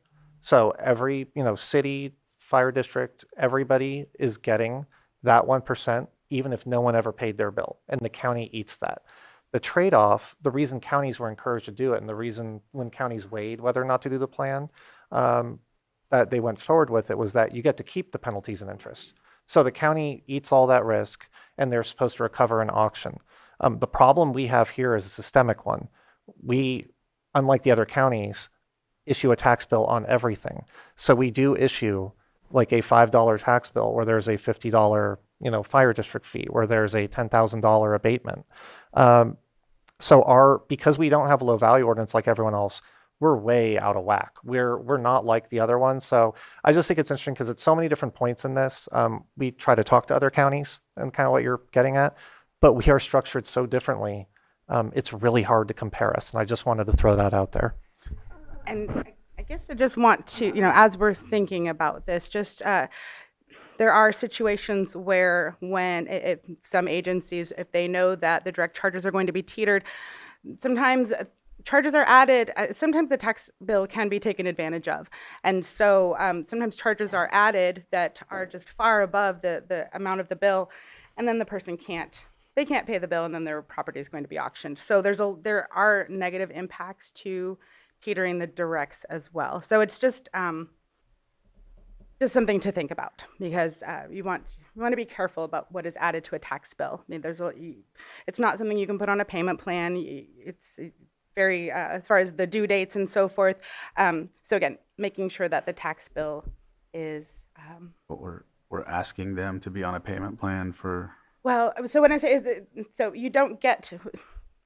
When we make the tax bills, when we're adding so many charges to where the person can't pay, they're kind of stuck. You can't say, you know what, I'll just make you installments. I'll pay for you. You can't do that with a tax bill. There are some very severe revenue and taxation codes that guide the billing process. So it is just something to be mindful of, because if you are a county that teeters directs, there's really, it's just motivating for other agencies to add more and more charges onto the tax bill. So I do encourage you to talk to some other counties who teeter directs just to get some more information. We do allow payment plans in circumstances where the bill is not defaulted. So there are payment plans. Thanks, Pat. Touche. Sorry. I shouldn't say, but not, yes. So there are payment plans, but it's a 20% down. It's a very strict payment plan. So what some don't realize is that you can't just negotiate with with a property tax or with a property owner, that it's a very strict payment plan. I'd feel more comfortable if we had the ordinance in place before I made this decision, but that's just me. For what? The low value tax ordinance. Oh, to make what decision? This one. Which? Are you asking us to bring it back up? I'm just, I would feel more comfortable if we had one, because it's what you mentioned, that other counties. I would too, because we just, want the problem to stop perpetuating. Right, We've right. done a lot of work, we're trying to fix it, but I would like to see the low value ordinance in place as well. But just so that we're clear, revenue and taxation code says I need to recover this money. So we aren't really deciding if we're taking it or not. I have to move forward. Unless somebody else has another government code that supersedes RNT 4707 to 4711, I have to move forward with it. So we're noticing everybody. We have the plan. We were planning to start July 1st, 26 with the next teeter distribution in this upcoming year. But it's not really something, I do not have the authority to say no. Oh. I can put Sorry, there's no action, so I'll stop. Supervisor Sabatier. Thank you for bringing this back, and I'm glad that it was pushed from last week. I think it gets confusing, especially this conversation that we've just engaged in, because now we're talking teeter and direct charges out of teeter, when really we should really split that apart and not confuse about where we are today. And I mean, I think part of the confusion is there's good intentions behind the comments, but sometimes it gets misconstrued. I'm reading right here of a note for Lake County Fire Protection. This is the total teeter distribution for Lake County Fire Protection, where the $103,000 will be withheld to mitigate budgetary impact. I don't think that's the correct statement. I know you and I spoke. The concept is, upon paying teeter, there will be a parallel track of getting back these direct charges. And so we are not going to reduce anyone's property tax apportionment or whatever you want to call that. Right. That will be whole. The direct charges will be a separate path, but at the same timeline of when it is that they're going to be requested or reduced from some other payment. For example, if they're getting direct charges, it could be reduced from the direct charges they're going to be receiving. Again, every agency is going to be different because some people don't receive anything. It's kind of sporadic. It may just be a lien. I'm guessing maybe special districts through a lien. I don't know that they have direct charges. We pay the bills. That's a different situation. And so I think each one's going to have a separate process. Now, I know that, I think that's step one, is teeters, like, just, it should be as far away from this conversation, because I think it's confused me and it's confused a lot of other people as well. The fact of the matter is, and actually I got one more question before I get to that. So we gave away $2.138 million that we are asking back from all of these agencies. That is the total amount that's at the bottom of this spreadsheet. Where did that money come from that we gave them? The teeter fund? So we paid direct charges with teeter? I mean, essentially, once, go ahead and. I was going to say, in this particular scenario, if you're asking where the erroneous payment came out of, what fund it was credited from, it was teeter that it was literally credited for. Yeah, because that's the way it was coded with the county software. I mean, so if it helps, it could just as easily have come out of another fund. It's just that it happened to be paid out of that account. Because that was the appropriate place to recover the 1%. So we bring the teeter in to cover it, and then it's like, oh, wait, only a portion of this is supposed to be covered by teeter. Here is the remaining portion that is not. And so because it's, yeah. I don't like that answer, and I hope we can find a way to not do that again. Because teeter's supposed to cover a certain thing. So if we're covering somebody for, let's just say, $500,000 because we didn't do our apportionment, we think they're owed $500,000, we give it away. Well, that hits the teeter, which is supposed to support every single taxing agency to make sure it stays whole, but gets interest and everything else. So This is all in one bill. I'm going to pause right there, Right. So just so we're clear, it's all the 1%, the part that is and isn't, it's all in one bill. It's all until we're asking for it back. Yes. And then this is where I'm going to get to the part that you and I spoke about that you may not be a popular fan of. So the $2.1 million, if we are simultaneously saying tax sales done, apportionment and calculations are done, here's what you are owed, we're done. We would already have the $2.1 million in our pockets because we wouldn't be asking for it back, and nobody would know the better because that's the process that needs to happen. Here, there's a 2 to 3 year delay because we're looking at tax sale 160 to 162, so it's been 3 years at the very least, and now we're having this conversation about 2.1. I think the teeter should be for the 1% only. I do not think it's a good idea or the potential that direct charges are taking from teeter, even though teeter is not meant for direct charges. That's very confusing and concerning.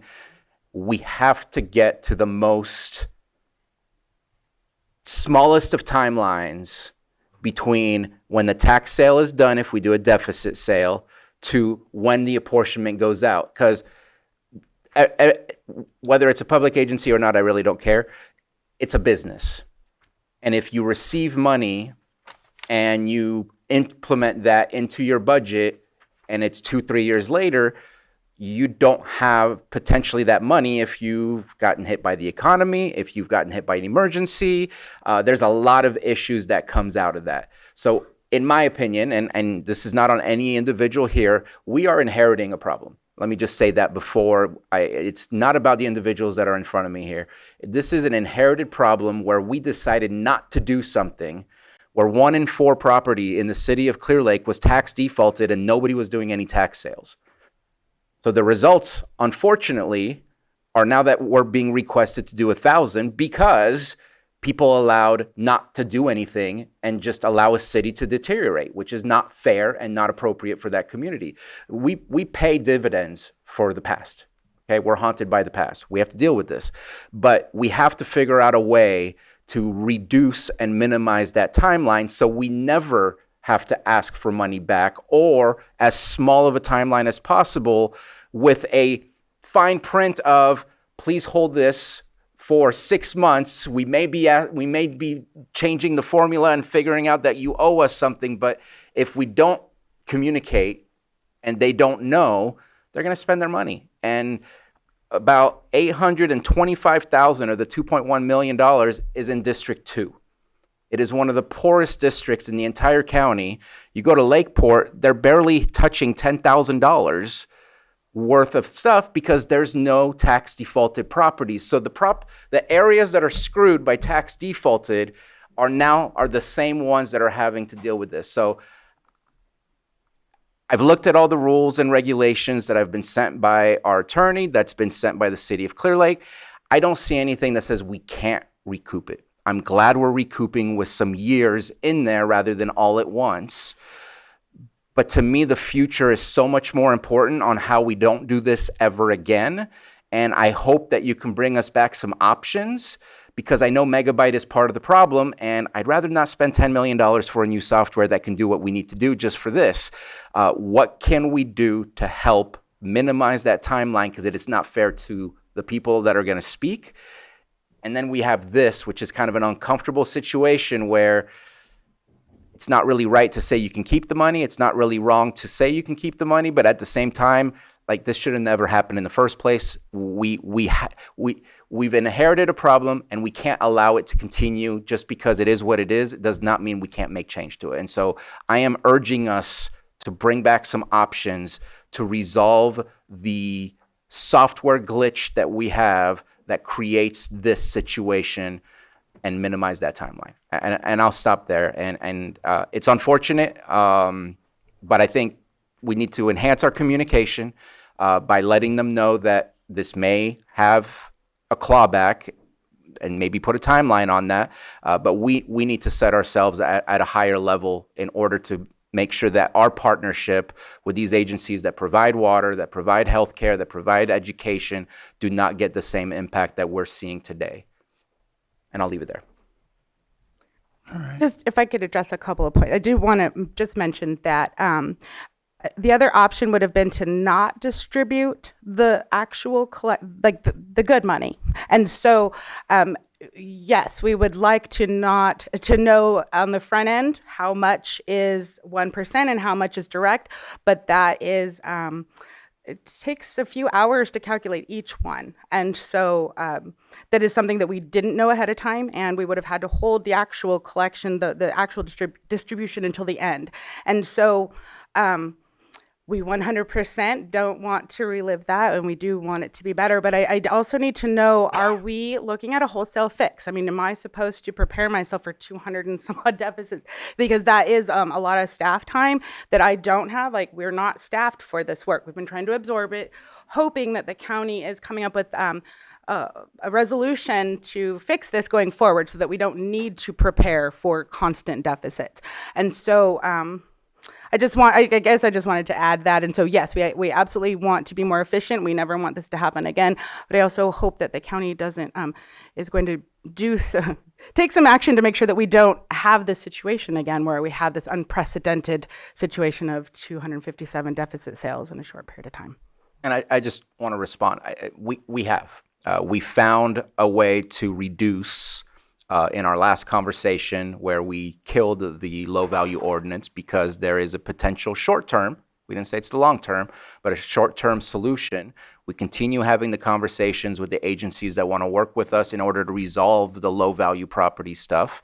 And in the long run, there's going to be some that fall through the cracks because it's impossible to build. Those properties will exist.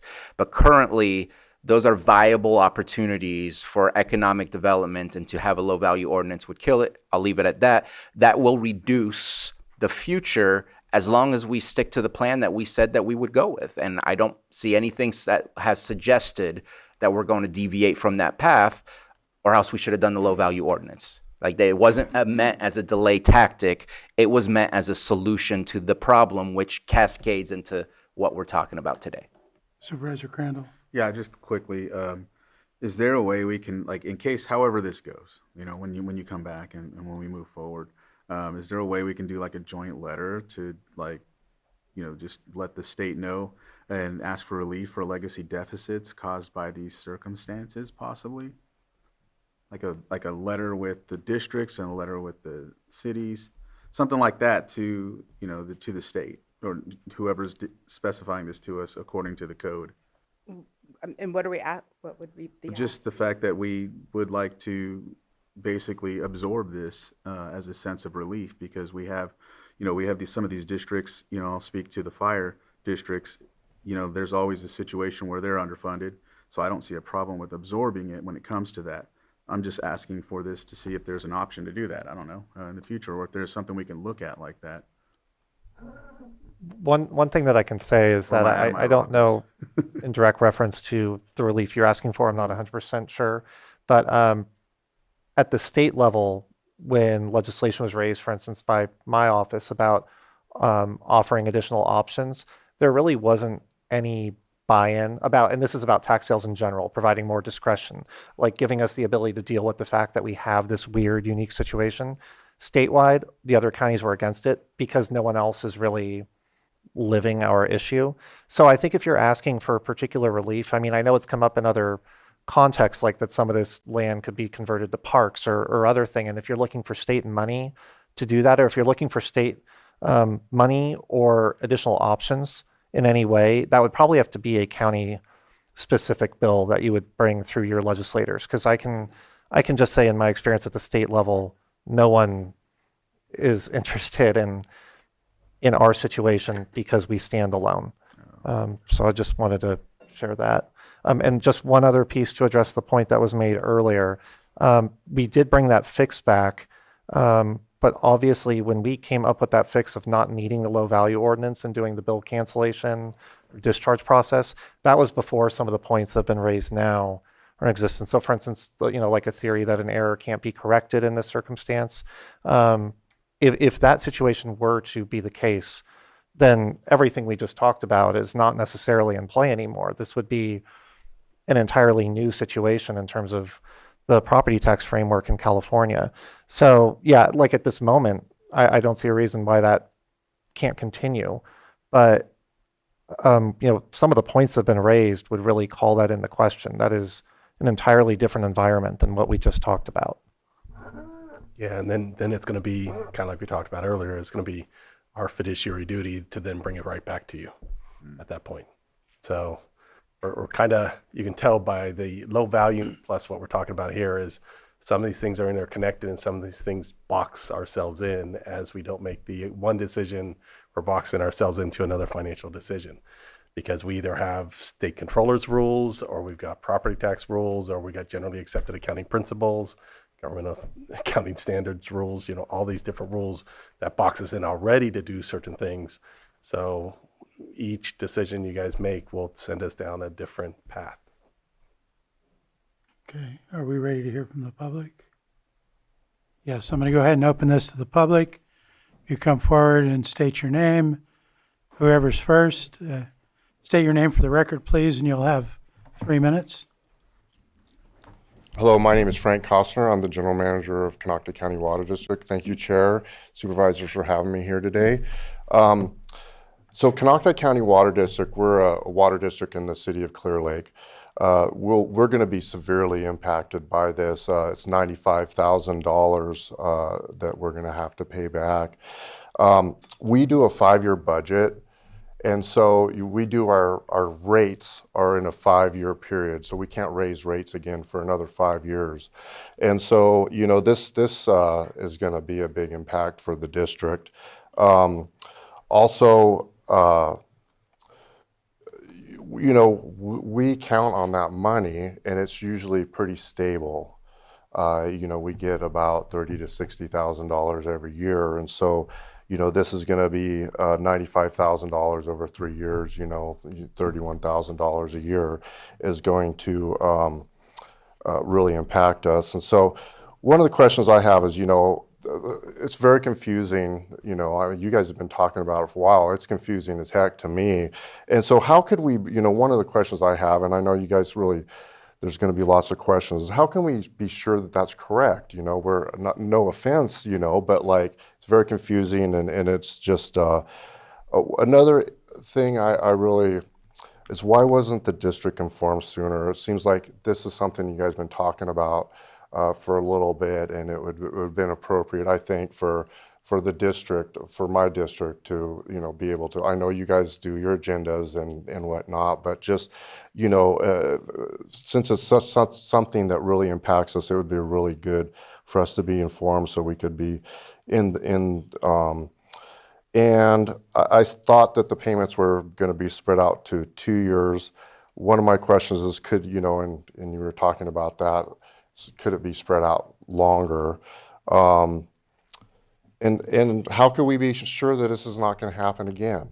It would have been really good that if we knew about it, something was going to happen, you know, 3 or 4 years ago, tax collector was saying, hey, you know, this could be an issue. It sure would have been nice to have that calculation done. You know what it is now, you know, so it's a concern to me that you know, it would have been good. And then moving forward, and this was answered, you know, can we get the software to calculate the tax loss? So when we're selling the deficit properties, that, you know, that's calculated in there. And then my last question is, you know, are the deficit sales back to normal? Is this something we're going to be experiencing now for into the future, or can we really count on that money? And so it's really good to put a name to the faces on everybody. Thank you. Thank you. Next person. Hello, my name is California Howland. I'm with the Cobb Area County Water District. And after hearing some of the numbers today, ours is much, much less, but still the concern for paying it back. And the panel earlier mentioned revenue and taxation code. And I'd like to reference section 55222.2, where it says, claim limitation period overpayments from levies or liens. A refund of an overpayment of any fee, penalty, or interest collected by the board by means of levy through the use of liens or by other enforcement procedures shall be approved if a claim for a refund is filed within 3 years of the date of an overpayment. So does that statute of limitations apply? Hold off. Let's finish public comment. Again, one of the districts, I'm here representing 2 districts, Cobb Area County Water District and the Adams Springs Water District, which was dissolved in 2018. So if we're inheriting their debt, I believe that 3-year statute of limitations would apply there as well. I just looked this up because I came here prepared to talk teeter. And apparently this is not to do with teeter, because teeter says that you can't go retro, but if the county were to overpay through teeter, they could then collect in the future any overpayment. That's all I have. Thank you. Next. Good afternoon, Chair Rasmussen, board members. Alan Floro, City Manager, Clear Lake. To be honest, listening to the discussion, I'm not really sure where to start at this point. you know, it would be ideal to be able to have a discussion about some of these things. I would say that there's a number of things I've heard that, you know, the city certainly disagrees with. I think the most important thing that should be raised that is a real failure here is the communication about this issue. It's been raised a couple of times, but the way we all found out about this, you know, I think really is just unacceptable. I don't believe, with what I understand, that teeter can be removed from this discussion. I think it came out in some of the answers today that teeter was part of the overpayments. It was used as a funding source for the overpayments. And you know, I heard two different things, so I'm not sure which one is right, but based on the agenda item and the sample letter or memo to be sent to the city of Clear Lake notifying us of a reduction, it says the first payment will be withheld from the December 2026 teeter distribution. And so it feels like I'm hearing two different stories. I think teeter is involved here. There are a few exceptions in the Revenue and Taxation Code that allow a clawback from teeter. I understand that. I adamantly disagree that this is one of those. And there's a lot of talk about low value ordinance, all these things. The problem here is the county has a software that cannot calculate a deficit sale. And I don't understand how that's okay. You know, I understand that there's a lot of work that I don't understand that goes into the background of both the tax auction and these calculations. But we're talking about a few hundred deficit sales, it sounds like. I mean, we got Excel spreadsheets, we got 10-key calculators. There has to be a way to calculate this instead of giving us the money and then years later withholding our teeter funds, our regular distribution. And just a point of clarity on this, you know, we're being notified that we're subject to over $200,000 being withheld. In asking questions about this, I found out that we already have had $306,000 withheld from our teeter distribution, which I don't think was legal or appropriate. And the tax loss reserve fund, from what I understand, is specifically made to help deal with this problem. I found a PowerPoint presentation that was given to this board by the former auditor controller about the teeter plan, and there's a slide on there that says the tax loss reserve fund is to handle deficit sale issues. I still haven't had an answer to the question that we posed last week related to the Revenue and Taxation Code, but we have to do better than this. Thank you. Do we have anyone else in the room?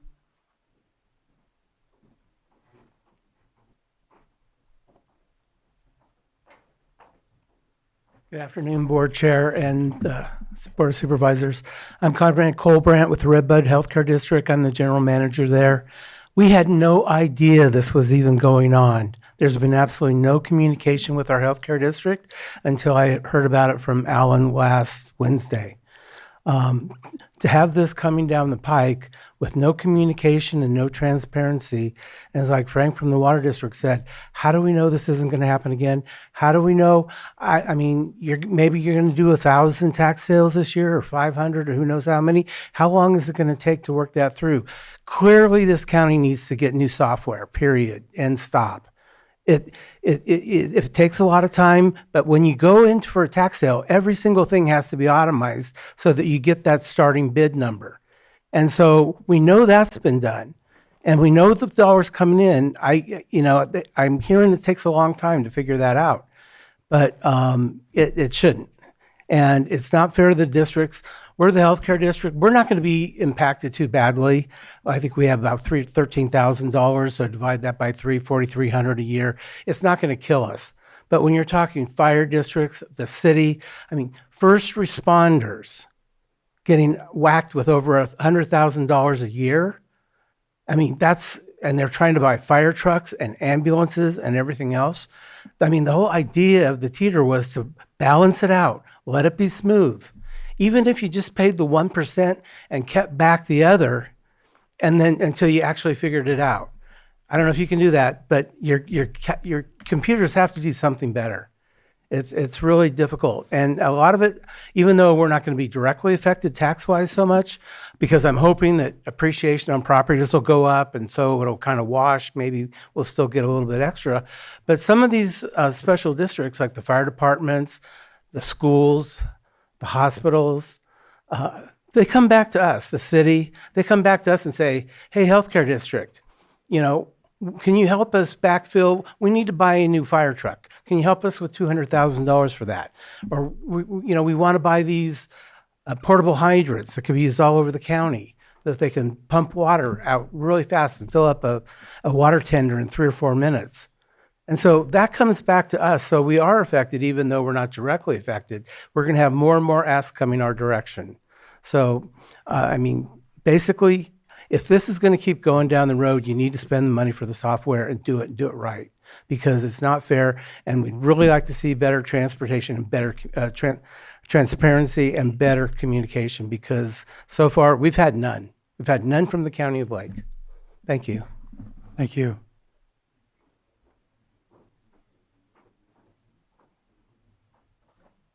Hi, good afternoon, Board. Diana Mann, General Manager, Clear Lake Oaks County Water. I'd just like to echo what's being said already. Nobody even knew about this happening. It sounds like it's been in the making for quite a while that you guys have been talking about this. And the only way we found out was through Alan, which makes me question why Alan was known about it. None of us were. So I guess that's for a different conversation. But again, $35,000 to Clear Lake Oaks doesn't sound like a lot when I looked at the fire departments of $200,000 and plus. But we are so small and we depend on every penny. When we make a mistake, we eat that mistake. We don't go back to our customers and say, oh, sorry, we forgot to bill you for the 5 years. Now you owe us X amount of dollars. So my question is, maybe echoing EJ, is there another fund out there that Lake County or you guys can dip into to offset the burden that's going to be put on all of our special districts and fire departments and healthcare facilities, because we can't even make our bills right now sometimes. And so when our customers don't pay us, what do we pay with? And now we have the county taking money back from us. We're getting it by both ends. My little district's carrying over $400,000 of delinquent payments. And yet we still have to pay all of our bills and meet every one of our payrolls and pay all of our insurances. But then the County of Lake says, oh, sorry, I made a mistake. I think you guys need to be a little bit more responsible for your mistakes. Thank you. Thank you.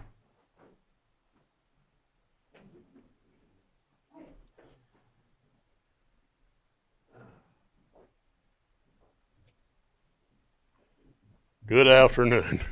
Been a long time since I had to get up before Board of Supervisors, but my comments are, when this cheater plan started, I was one of the initial ones that got into this with the county. At that time, it was Betty Emmons. I don't know if anybody ever remembers her, but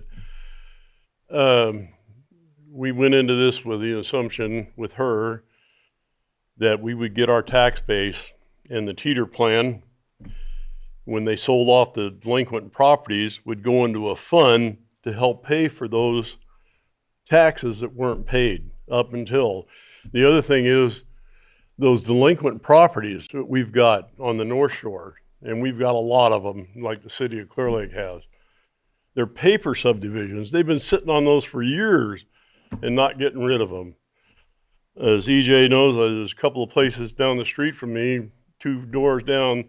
The property owners have been dead for 40 years, no living relatives, and they just keep adding the taxes onto it. Now the taxes are probably worth more than the property is. They're probably over $40,000 in taxes.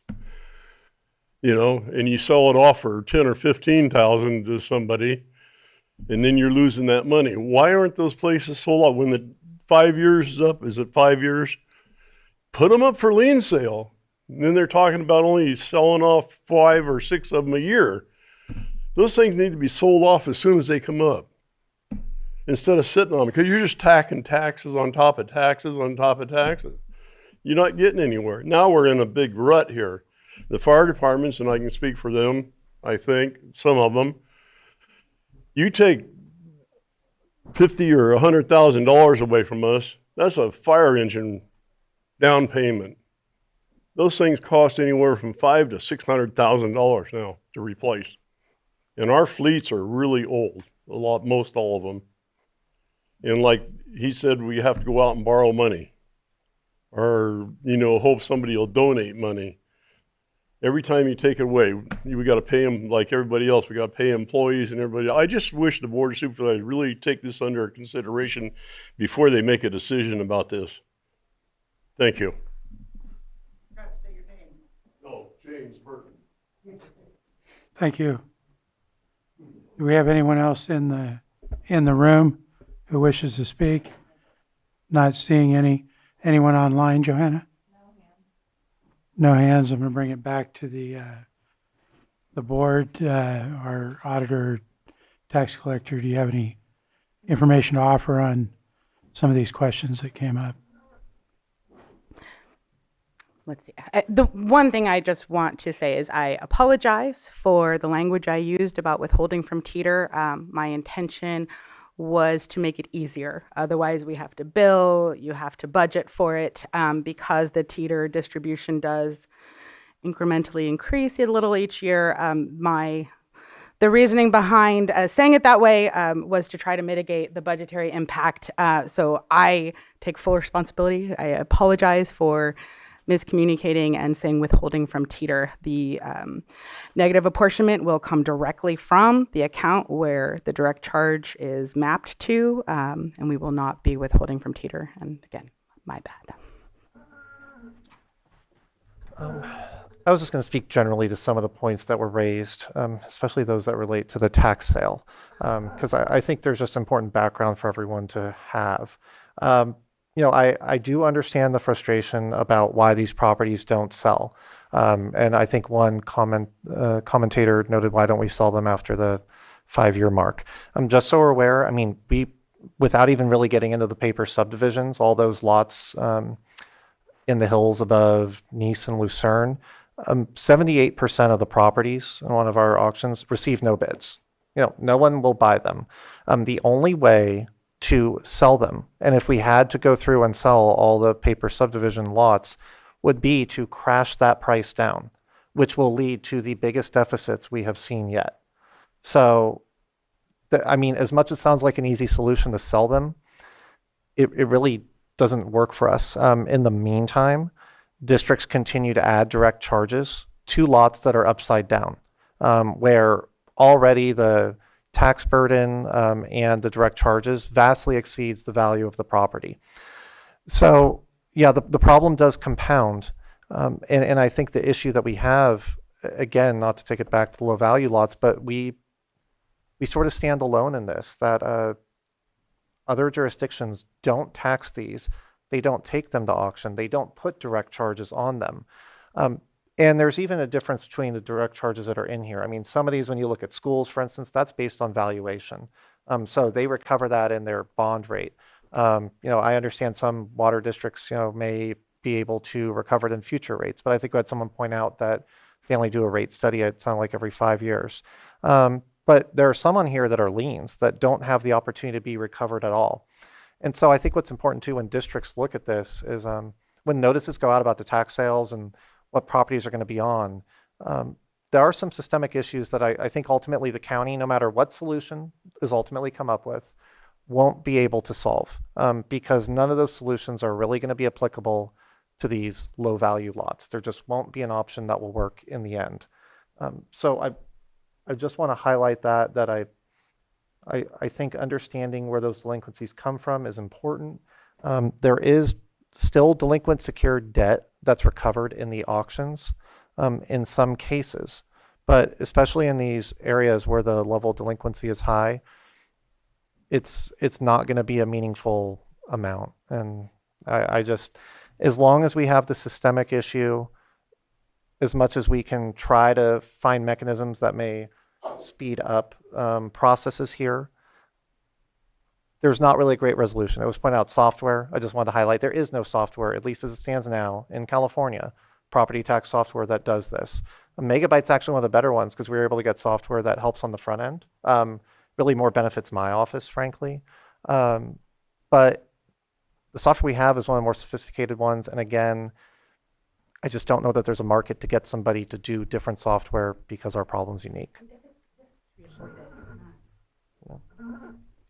I was just going to jump in on the software. So going back to the point I made earlier is Megabyte is, I think it's 33 or 35 counties out of the 58. It is the prevailing software for California.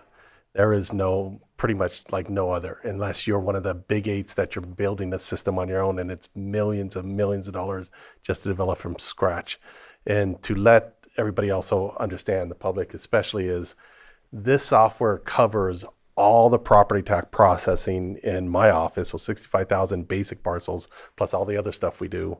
Then a whole chunk of what the tax collector does on the tax collector side, and then everything to do with direct charges and property tax on the auditor side. So this is what we're talking about is a very small piece of all the things Megabyte does, not to defend Megabyte. It really needs a module, is what we really would like to see from Megabyte, is something that fixes that process. The other point I wanted to make was, going back to kind of generally accepted accounting principles, is just because, to kind of defend Genevieve for a second, is just because things were paid out of teeter, it does not, accounting rules and accounting concepts don't allow that to change the nature of the funds. If the funds were not what is in teeter, in this case, the 1% property tax, because that's actually tax, everything else is a direct charge. So if it's not property tax, but she used the mechanism just to go through that account, it does not mean it's teeter. It does not change the nature of that account or funds. That's a basic finance kind of accounting rule.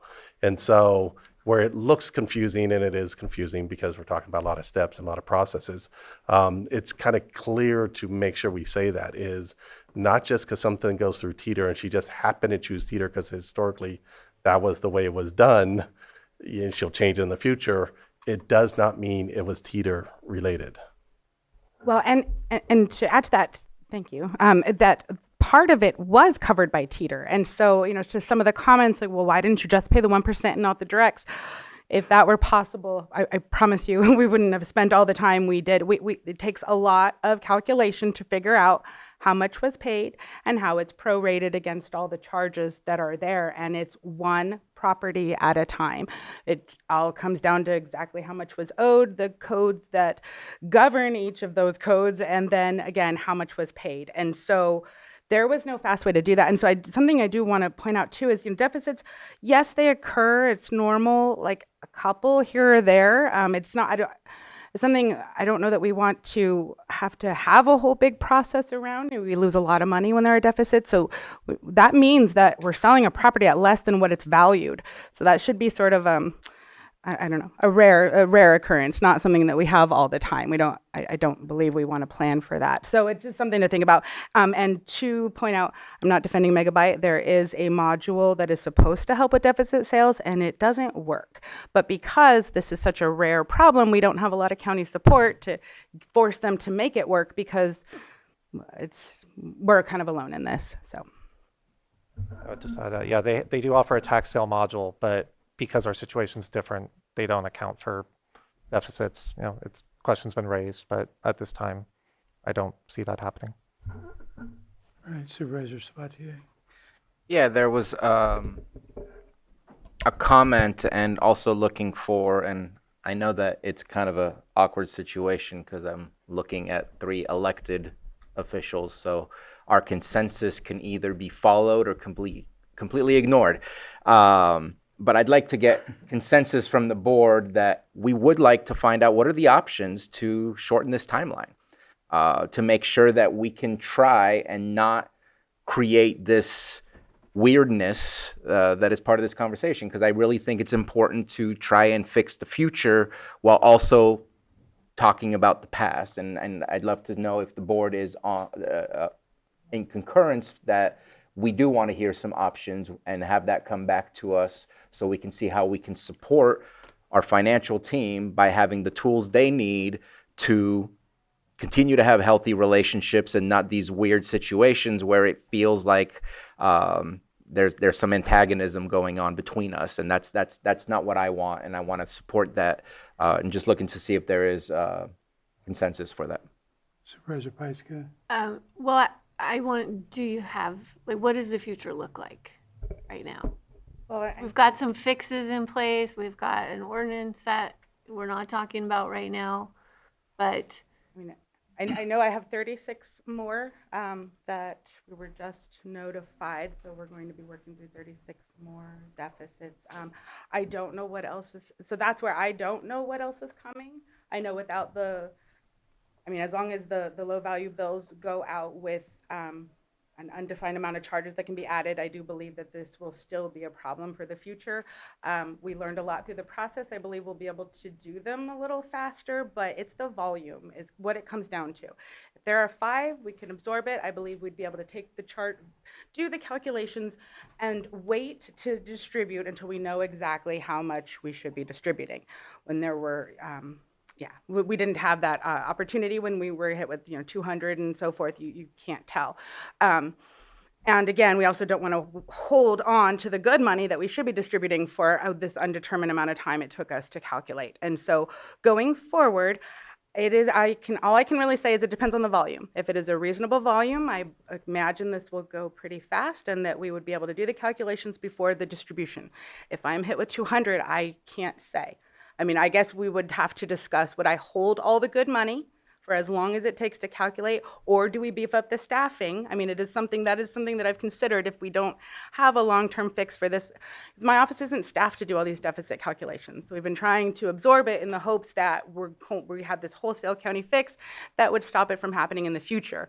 So that's the best answer I can give right now. So. I would just also add, I mean, if you think about the whole inventory, last I looked, I think there's about 3,500 properties or so that are under 5,000 that are eligible for the auction now. I would anticipate that all of those, if we were to list them with the intent to sell them, would have to be sold at a steep discount. They would all likely be deficit sales.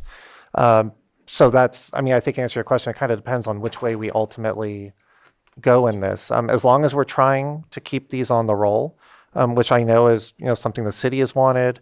I think it's helpful for the fire districts because it allows us to continue to do the direct billing for them. To try to satisfy these other requests, they're staying on, but all roads one day lead to a deficit sale on every single one of them. So that's one of the trade-offs. Like in trying to satisfy some of these requests at the moment. Ultimately, we're headed for a deficit unless we take some other dramatic action, deficit, discharge, the ordinance we're not talking about, things like that.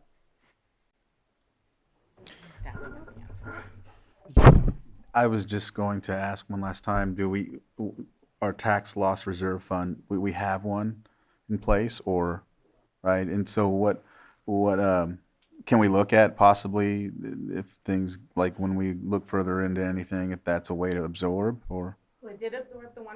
Mm-hmm. So if you're asking for it to absorb beyond what the county has approved, that the county would have to. So my understanding on that is we'd have to change the law that was implemented in 1996. And I don't know if that would be retro. I'm just. Yeah, that would be. It'd be now, yeah. That would be correct. My understanding is that you'd have to change that. And then there's different calculations for that teeter portion, either 1% of the total roll or 25% of the delinquency. Direct charges aren't baked into that number right now. So the amount that lives in the teeter fund is only based off the 1%. The board would have to pass that resolution. We'd have to restructure the fund. That's pretty rare that counties do that because of the situations we're talking about right now, especially if you didn't have a low value ordinance. I don't know of anyone that would ever do that. So you said there's 36 properties that you have to calculate right The now. most recent sale, I believe there were 36. Right, is in the coming auction. There were 3 in the last. So I think it's. There were 30. Oh, maybe. I don't know. Okay. We'd have I to was look at told it. 36 were coming into my drink. So anyway, my understanding is I have 36 deficits to calculate. Well, confirming that because it just recent information. And that's up until we have another sale. And there could be more. And that's potentially coming up soon. And then, do you have a number on this chart we're looking at for this 2.1 million? How many properties was that? 257. Okay. Supervisor Sabatier? Yeah, a couple of things were stated, and I'm wondering maybe if we can ask Mr. Guintavano to speak to it. I know I looked up revenue. I believe it was 55222.2. That one seems to be a refund of an overpayment of a fee, penalty, or interest, not an overpayment. So I think that's slightly different. But that's just my reading. But I'm wondering if you can speak to some of the comments that were made about some of the legalities of the clawback and so on and so forth. Go ahead. Thank you, Mr. Chair. So just generally speaking, 55222.2, yeah, it wouldn't apply in this situation, my first reading of it. As to the authority of the auditor to make what is essentially his corrections, right, to the role, more specifically, we're looking at Revenue and Taxation Code 4832 and 4834. That's the mechanism by which corrections are made by the auditor controller.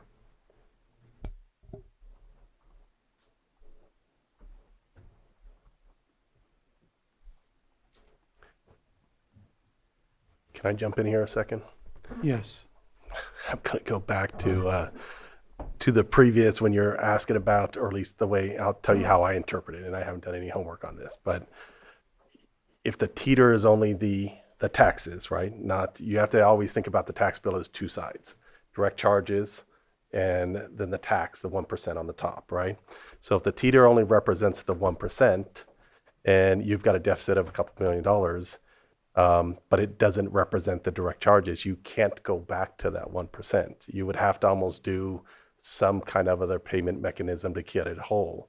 You could start from this point, like she's described and Patrick's described, of changing the nature of that to include direct charges, so that anytime this happens in the future, you could then have the nature to go back per, kind of like we talked about the matching principle. It's the nature of that fund. You can go back to direct charges, you can go back to the 1%, property tax. But at this point, the nature of those funds is only the property tax.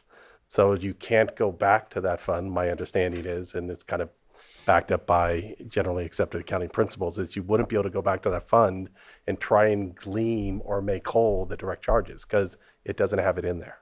It doesn't possess the nature of that.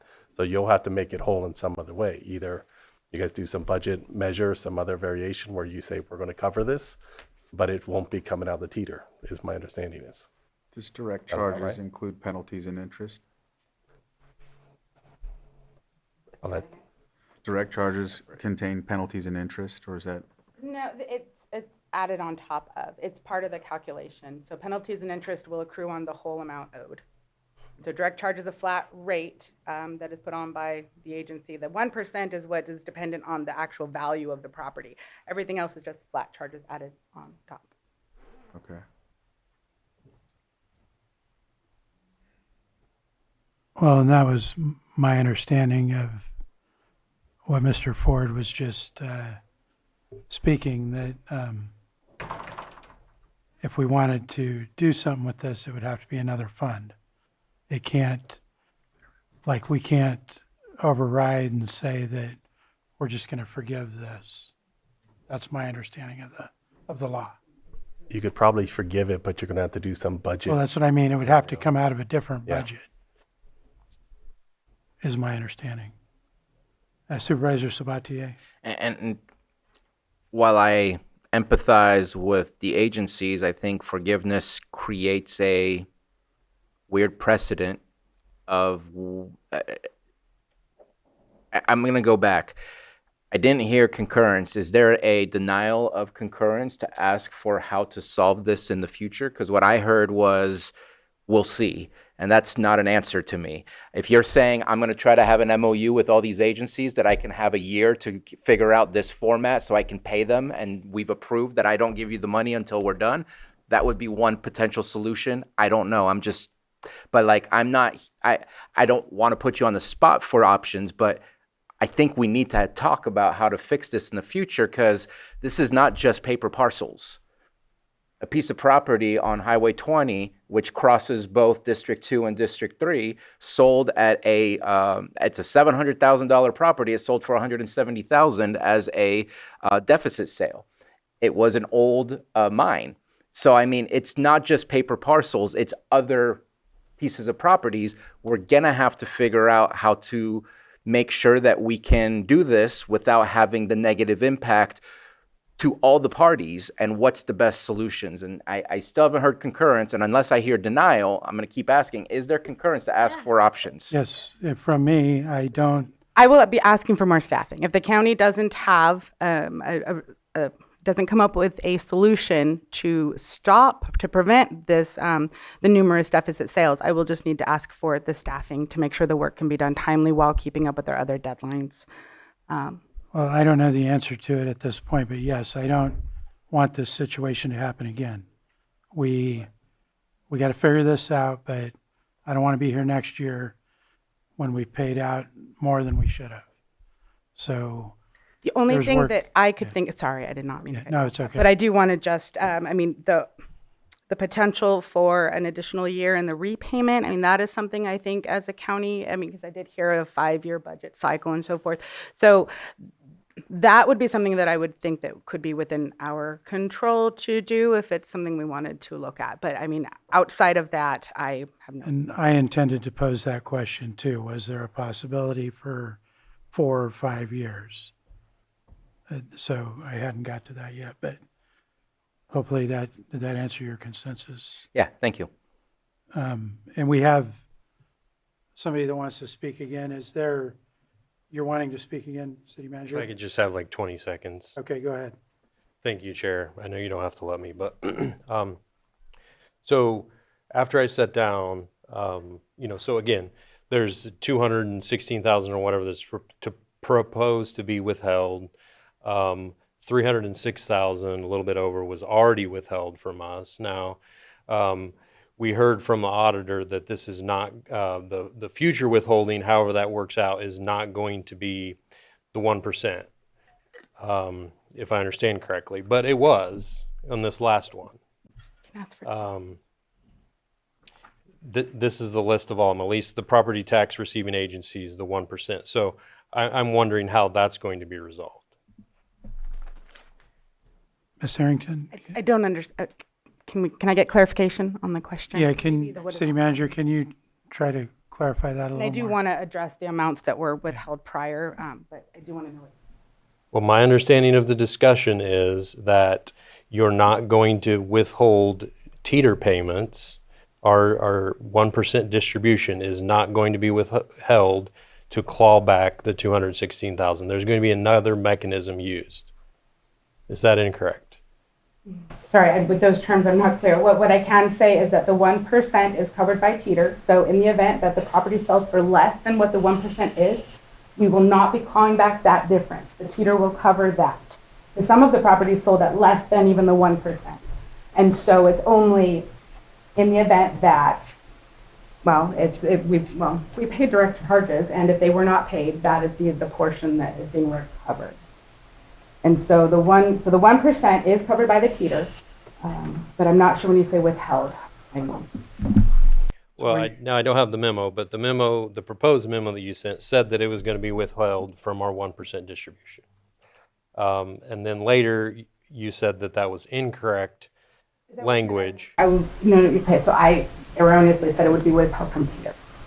And so that's where I did. So you still intend to withhold it from our 1% ad valorem property tax? Align it with the distribution so that there's no cash flow issues for some of the districts that don't have the money at the other. Okay, I just don't know what that means, I guess. So what it means is April and December are when we distribute the teeter, and so I was planning to have the repayments align with the April and December teeter distributions, just to make sure that.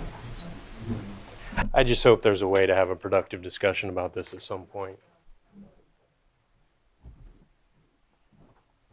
Okay. Do we have anything further from the board? Should I address the amounts that were withheld prior? Yes. Okay, so going off the top of my head. So 2021, I came to the county in 2021. So had just received the first 6 deficits, and then there were 26 shortly after. And it took us, I want to say, about 6 months or so at the time. I was working with my predecessor and the prior property tax coordinator, and we did do the distribution, and then they recovered the amounts. And I wanted to say it was within about 6 months from the time it was just distributed to when it was recovered. And so that was back 2021, 2022, and those original deficit sales, that is the amount that he's speaking about. And so, yes, we had distributed and a journal was, and recovered certain amounts. Supervisor Sabatier. Yeah, just a quick question. So, number 162, which is what, tax sale number 162, which is what we're looking at to 2000, that we're looking at for the totals that have been put together. That's from 2023. 160 to 162. There's 3 tax sales, I believe, but yeah. Am I incorrect that it is, at 162, is that on, in 2024 or 2023 that tax sale 162 occurred? I believe it's 2024. Yeah, it's hard to say. They last so long, roughly. I'd have to verify. What I'm asking is there another one that will have this same impact from 2025 that has yet to be completed? And so it's more than just a number we're talking about, because all the way to 162 is only the year 2024, and we've had another one plus another one about to happen in a few months. 36,000 is that? Yes, okay, so yeah, yes. Yeah, so I don't really want to get into numbers too much because that's not part of the presentation. Anyway, didn't prepare it, so I don't want to commit to anything. But I know more recent sale was much smaller. It was, I think the ultimate number of deficit parcels was 3 with, like 36,000 or so. So it's a much smaller amount. But that is unusual. I would expect them to trend upwards again sharply in the future.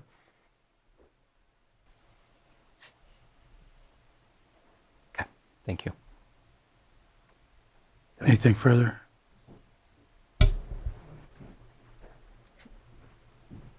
Go ahead, County Council. Thank you, Mr. Chair. Just briefly, just to confirm with your chair and your board that public comment on this item has now been closed. Yes, it has.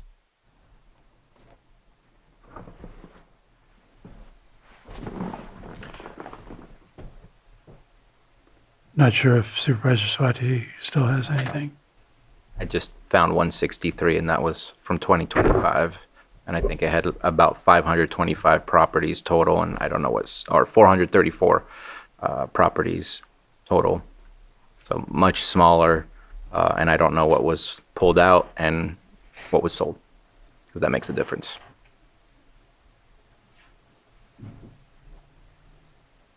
So, is there anything, this is a presentation at this point.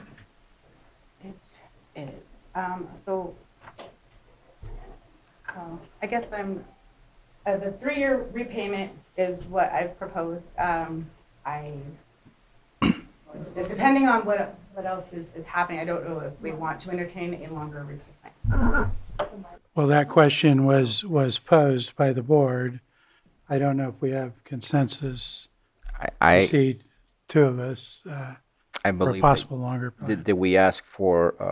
We kind of talked about 4, potentially 5, and I would say I want to give you that flexibility to work with each individual entity to figure out. I mean, hopefully it's as simple as just an email, and if it's more complicated, then I think that's just.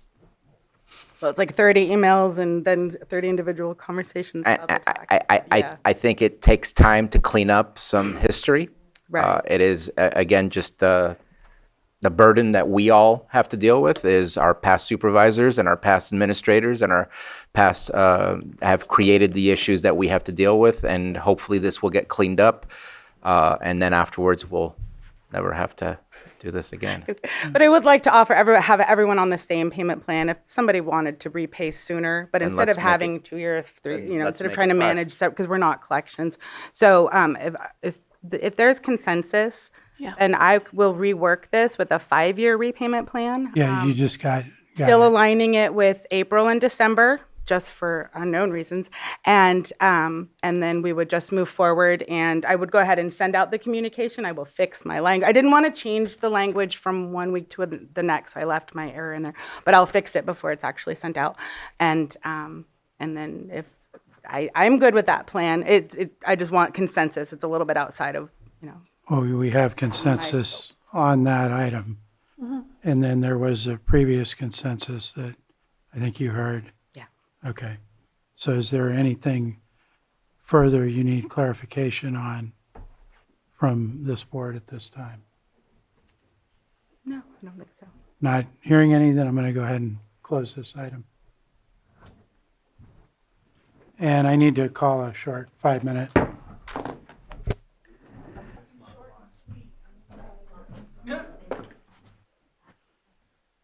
All right, I'm going to call our meeting back to order, and we're going to move to our 6.9, our 1 p.m.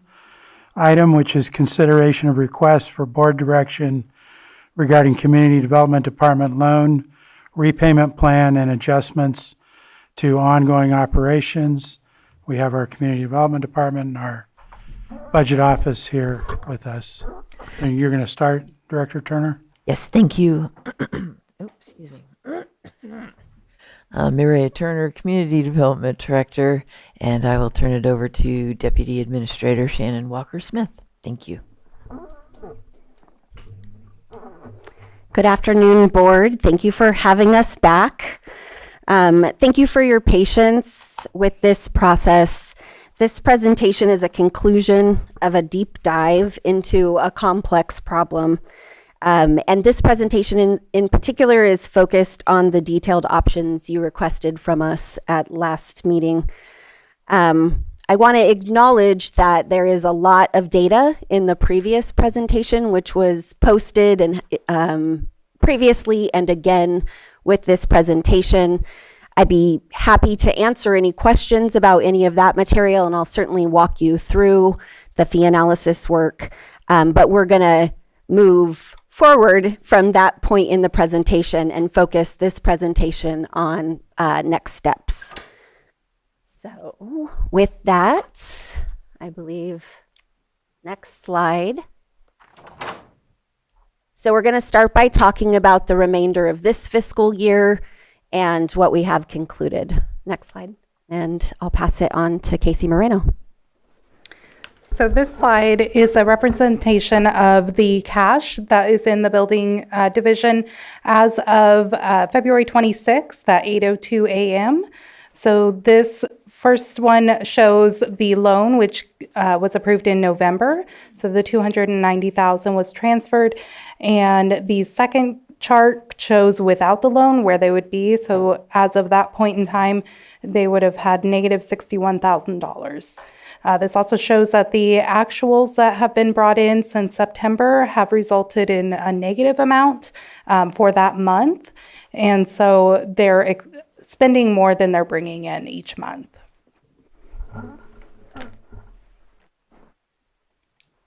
So after quite a lot of work looking at what our options for the remainder of this fiscal year would be, we have determined together with admin that the building division will be unable to make a loan payment this fiscal year. That is mostly having to do with the fact that should we make a loan payment, we're going to set ourselves up to be in this same situation at the beginning of next fiscal year, which we would like to avoid. All of the building budget options presented here today for 26-27 include a $130,000 loan payment in 26-27, and that would be with additional 2 years going forward to complete our loan repayment. Based on the need to rebuild the building division reserves, splitting the loan payment over 3 years is the best option for the overall health of the budget. In planning, we have two options to present today about ways to bring down the deficit, the $500,000 deficit that was created in planning through the removal of the building contribution for this fiscal year. That was 375,000-ish, and the $105,000 in salary increases due to the new MOUs. So we'll cover how much of that deficit could be reduced with our options that we're presenting here today. The remainder of the deficit, as presented in the mid-year budget, would be covered by the general fund.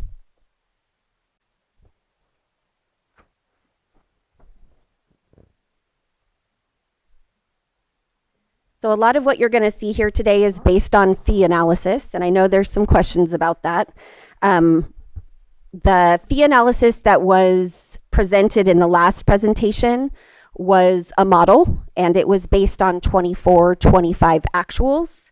The fee analysis being presented to you today has been adjusted to reflect current MOU rates, which is based on 25-26 actuals, and those actuals are included in the calculations for the potential option 2 and option 2 fee increases as well.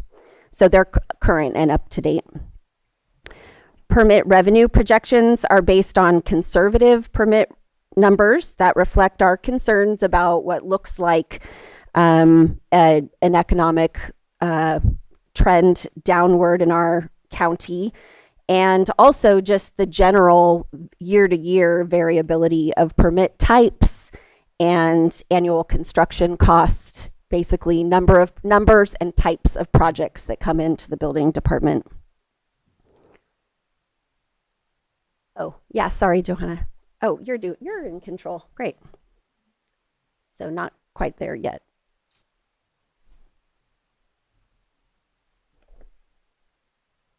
Oh. Okay, we'll go to this one.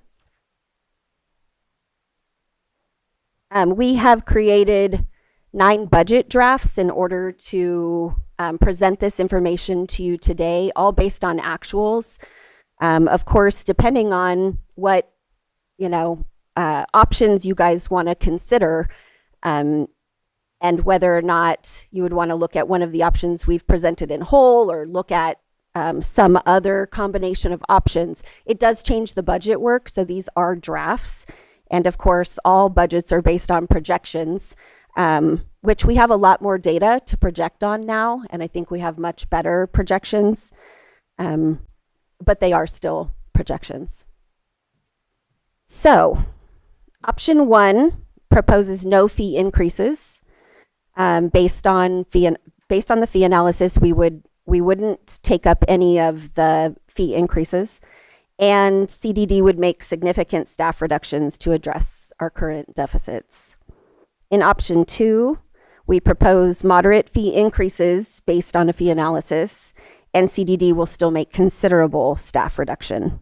In option 3, we propose adopting fully unsubsidized fees based on our fee analysis, and CDD would remain at current staffing levels.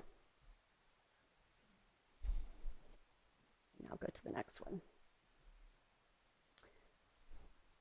So a couple of other things just that we want to point out before we launch into the budget options. To more accurately illustrate the cost of our own internal administrative team in CDD, all of the positions in these budgets all of those positions have been moved to the planning division. We've done that because in previous years, our administrative team positions have been broken up between planning, and some have been seated in the building budget, which makes it less transparent and harder to calculate what our indirect cost is or what the cost of running the administrative parts of the department are. Moving them all into one budget allows us to then create a cost allocation plan for all 3 divisions to share those costs equally. So in the plan for this budget, building and code enforcement would contribute 1/3 each. to the cost of the administrative team. The planning division has previously assumed code enforcement's share of that cost. In 26-27, these costs are appropriately distributed to each division. And the overall admin costs are unchanged. No changes have been made. It's just that what happens is that the net county cost in planning goes down and the net county cost in code enforcement goes up, demonstrating the true split of costs on our administrative team.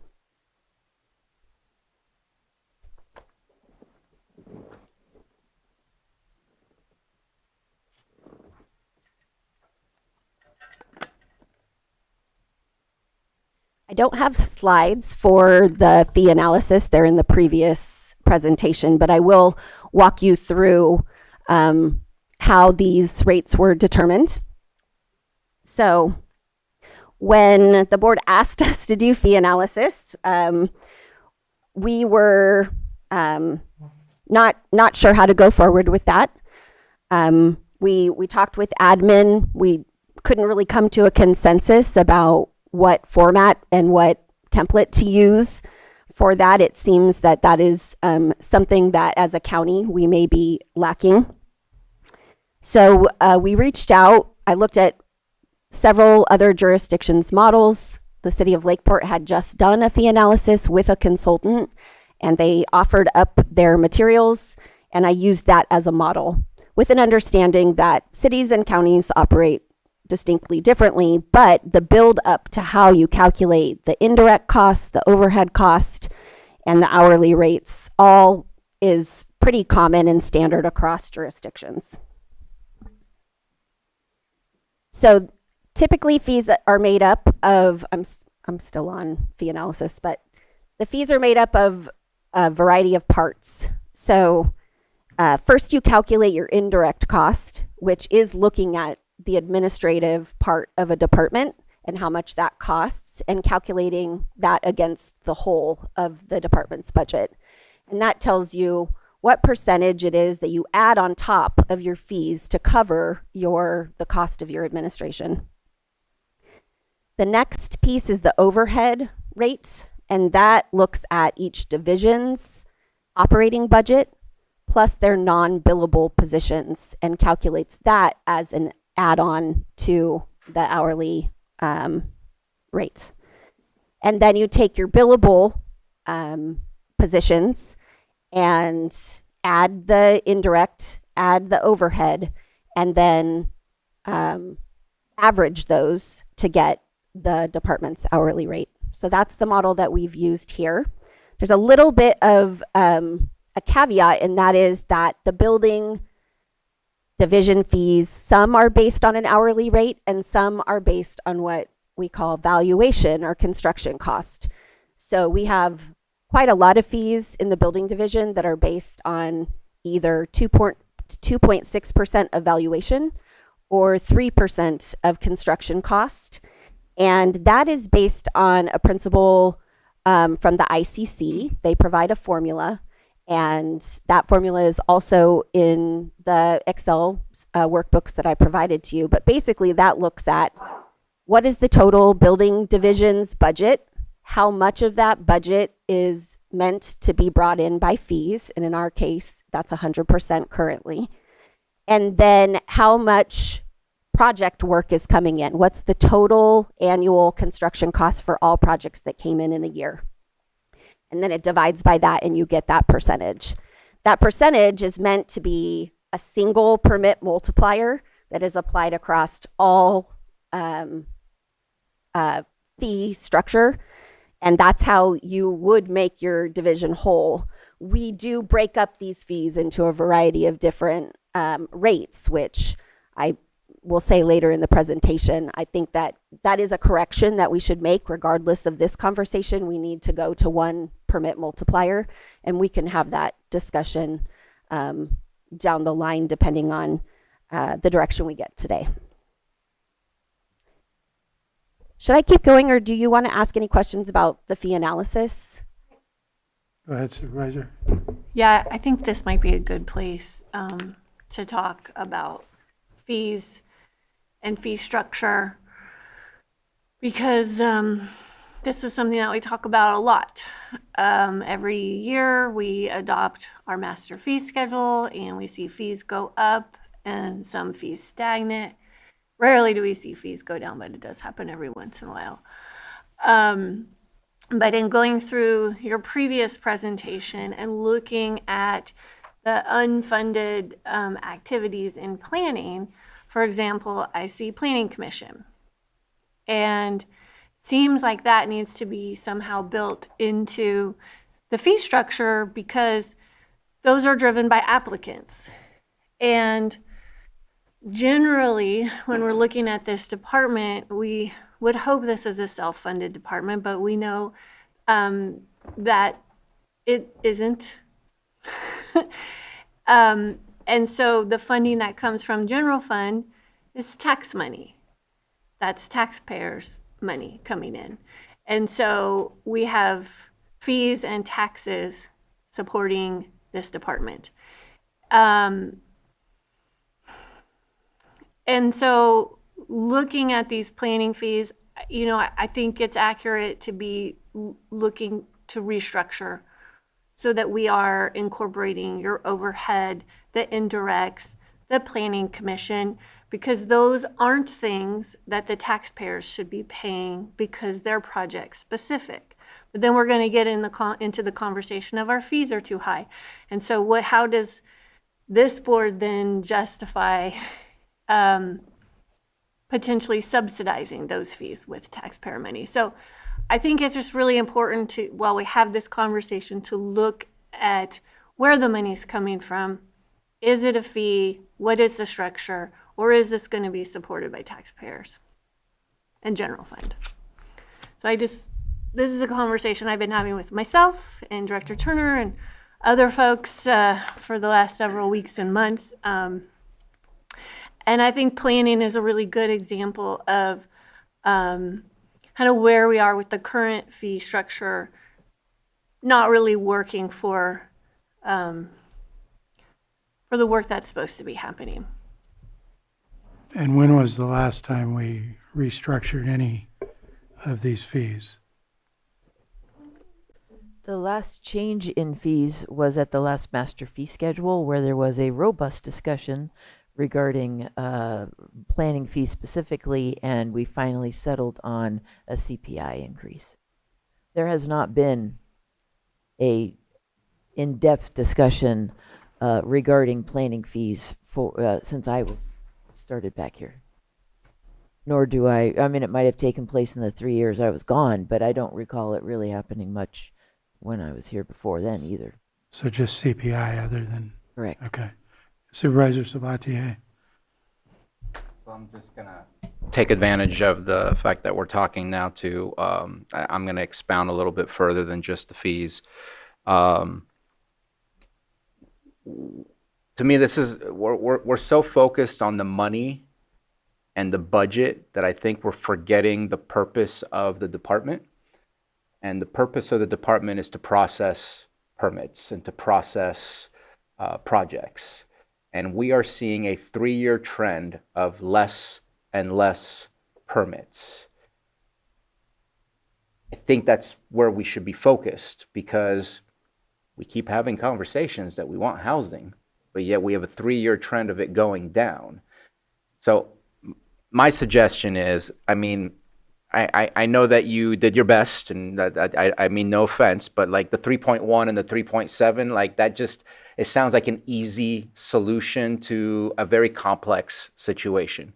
And I would like to, it sounds ridiculous, I even hate myself for saying it, I think we need a consultant that does a study for us to figure out what the fees are. What do we want to happen at this department? What kind of incentives can we add into our fee structure to get what we want out of that department? But our job is to get more permits to go through this department, because our communities are going to die if it keeps going on this trend. I think we have a much bigger picture issue than that. Right now, we just passed a mid-year budget. Whether we like it or not, your departments, your divisions are stable until June 30th at this moment in time. You've been given the cash flow to be able to continue. I think we get a consultant on board right away, and by next year's budget, we figure out exactly what our plan is and how we're going to make the changes that we need. And that could potentially be that there will be the need for layoffs. That could potentially be that we increase our fees. But I don't think it's as simple as how do we keep everybody, or how do we increase our fee or not increase our fees. I think it's a much more complicated situation than that. And I feel that you're giving us three options. Option 1 sucks. Option 3 sucks. So obviously we're supposed to go with option 2, which I'm not even sure that that solves our problem. So I want something more in-depth, something better than that. And I don't think we're going to get that today, but I want to give us till June 30th of this year to get some really expert understanding of what is it that we want out of this department and what do we need to change to really get that moving again? Because that trend is what worries me more than anything else. And I just want to follow up because that's what I'm talking about too, is the way that we're operating right now isn't working. We're having fewer projects come in, we're approving fewer, we're looking at potentially cutting back on the service that would bring us more permits and more projects. But we have to understand what the true cost is before we can move forward at all. And so when I'm talking about fees and general fund and taxpayer money, we may come to a point where we're being very intentional by figuring out how we subsidize so that we can attract more development. And that's really where we need to end up right now. We are kind of bleeding into this unintentionally, without intention, to keep this department afloat and to keep economic development afloat. But it's not, we're doing this, we're not being intentional about it. And really that's where we need to be, is be strategic about how we want to invite development and how we want to provide these services.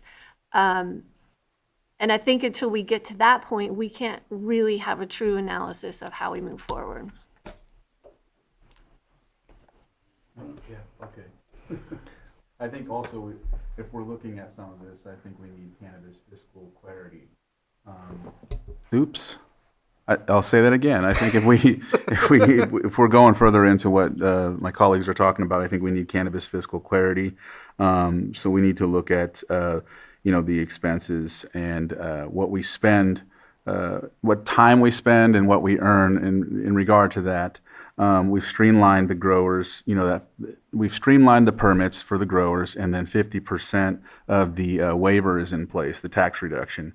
So let's look at let's look at how it looks without the 50% and charging them full, or enhancing their fees, or collecting the fines on these bad players or something in that nature. I'm just throwing things out there for if we're looking further into it. Well, I mean, I think the fines is a really important piece of the conversation too, because you're going out and making these inspections and finding violations, but the fines have not been levied, right? There's been warnings given, and so we really need to, if fines is part of our strategy, then we need to be implementing that too, because that is another way to pay back into the system. Go ahead. Thank you. I completely agree. This is a big picture moment, not a let's look at planning only, right? Like this is all of the above.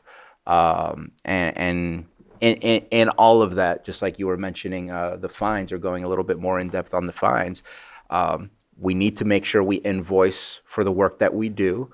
But I also think that there is a place for our taxpayers' general fund to be there, because economic development is a bonus for everybody, not just the business that's being created. And so, I mean, jobs being created is a bonus for the community. So there's a balance.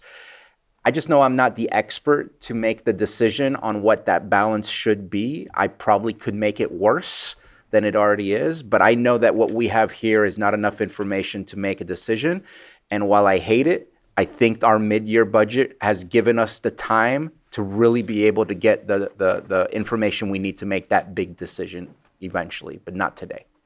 In that same time period, we could also develop a policy regarding the fines, because sometimes when we're out on cannabis annual compliance monitoring, we see teeny tiny things that need correction. It would be good for the board to understand the process that we use, the discernment that we use, whether we're levying fines, whether we're taking a case to recommend revocation, things like that, and we can work that out. Additionally, Special Districts is already working with a consultant on their user fees. Perhaps that would be a start where we could just we could jump in and piggyback with them. Yeah, further. I don't disagree because I don't know enough, but I know that to me, it's with an emphasis on development and housing, which might be different than what Special Districts is hiring. So I don't disagree because I don't know who exactly they're working with, if it's the same ones that they've worked with in the past, but I just know to me it has to be with an idea of how do we incentivize development and not anything else. I also just wanted to add for further clarification that the purpose of planning division is not just to process permits. It's also to roll out long-range planning implementation tasks, things like that are not revenue generating. So there is a prime purpose of planning that is not revenue generating. And my concern with what I was struggling with is, and thank you for bringing that up, because I don't want to make a decision that would potentially limit access to the public to be able to get their permits, because we do have very little going on in the big picture right now. So if we're making decisions that are now limiting the public, we don't have enough staff, or limiting the public to come do that business, then we're losing that revenue also. So I do like the idea of some kind of an expert giving us some more information on really looking at the whole picture, because I'm certainly not an expert. You know, I have to rely on the information that I'm given and try to make a good decision. But if I don't know what I'm doing, I don't have the right information, that I don't want to put us in a worse position for moving down the road. So that's kind of where we welcome what I was concerned about today. Yeah, we welcome an outside entity coming in and doing their calculations through their experience to see how to give you as complete a picture as possible. And the fines are part of it, but we also got to remember that sometimes it takes years to recover that, so it's hard to rely on all that information. But go ahead, Supervisor. I think that these exercises have been really useful. I know I've learned a lot. I think we all have looked through a whole lot of data over the last several months. And I think the next step is to bring in a professional that can help us. Because we need to, like you said, we can't crimp off our pipeline. We can't make our pipeline any smaller, because that will have detrimental long-term effects. But we need to be really strategic about how we move forward, and also how you collaborate with other departments too. Yes. I know you do a lot of work on cannabis that supports another department, the tax collector's department, and he's probably going to be very mad that I'm saying this right now. But that is a benefit that helps with generating revenue that is not recoverable for your department. And I think that we need to have a very clear understanding of all of this entire web. CAO, do you have a comment? Yes, I do. Thank you, Chair. I think what I'm hearing is that you're looking for not just fines and fees, but also an overall strategic approach to develop rural housing and economic development by looking at the whole picture, with the scope including those various caveats and review of our current plans. I mean, we do have some new plans, but that's what I'm hearing. I just want to clarify for the board, that's what you are meaning. That's what Yes, I mean. I think that's what Yes. we're saying, a whole look at how we need to adjust that department to keep us moving forward. Thank you for the clarification. It also seems to me that you're looking to move towards what we've seen, like the city of Lakeport that already does, is they see, when they're making a decision on the budget, they see the cost of running the department, and then they think about what they want to subsidize to maintain that department at that current status, in order to encourage economic development. And so they look at it in that sort of a framework. This is the cost. This would be the fee to run this department, or our hourly fees. Where do we want to come alongside with our discretionary funding to make sure that this department is operating at its optimal level, but maybe not charging the fee that it would be required to do so.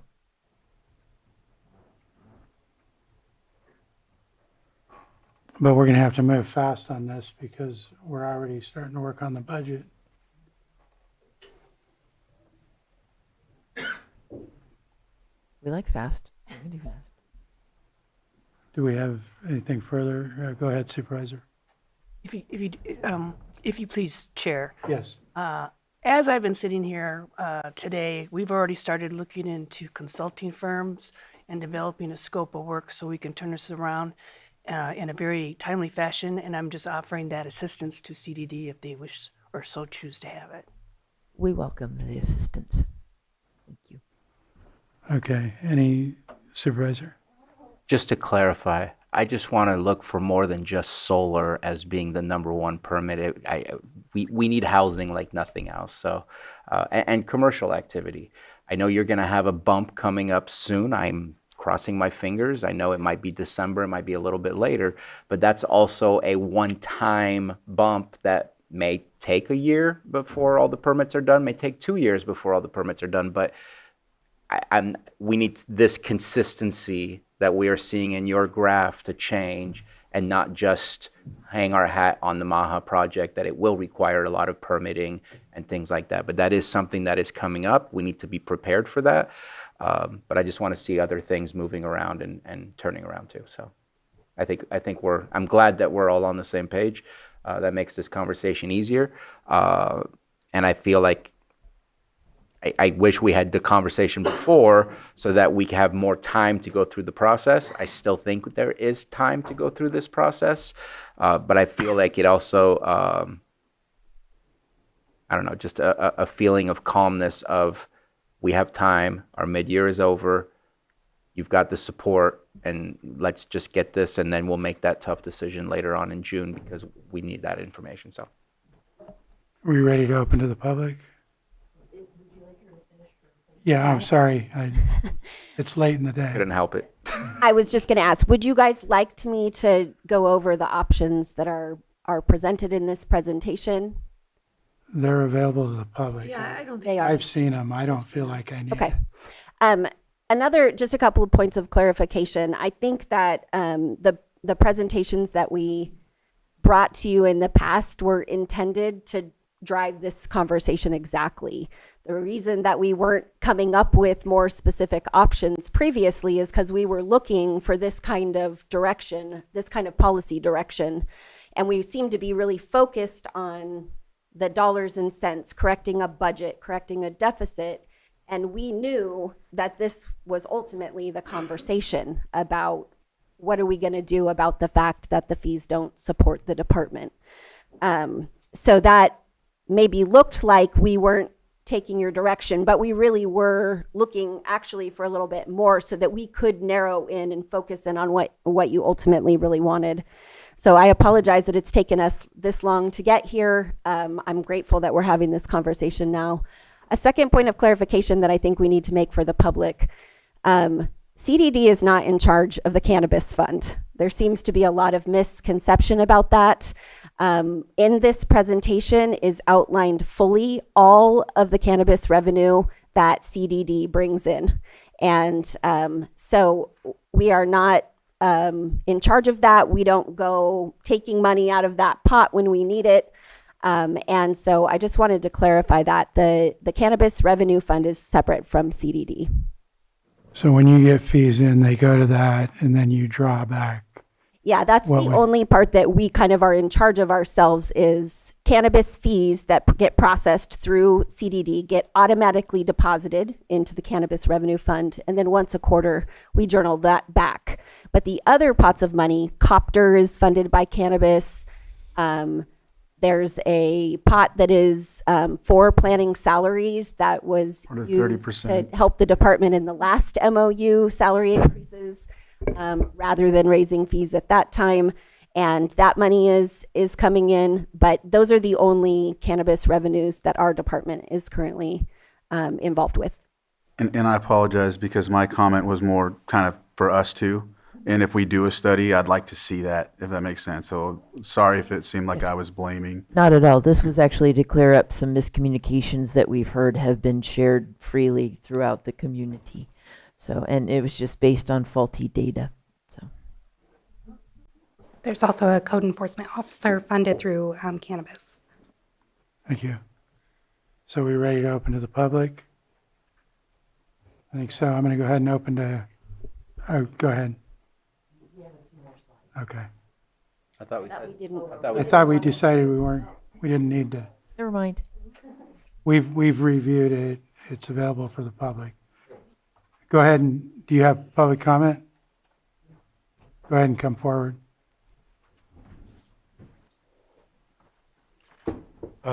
Good afternoon, Chair, members of the board. Just wanted to, well, we got to start the clock. I'm not going to start until the clock starts. That's okay.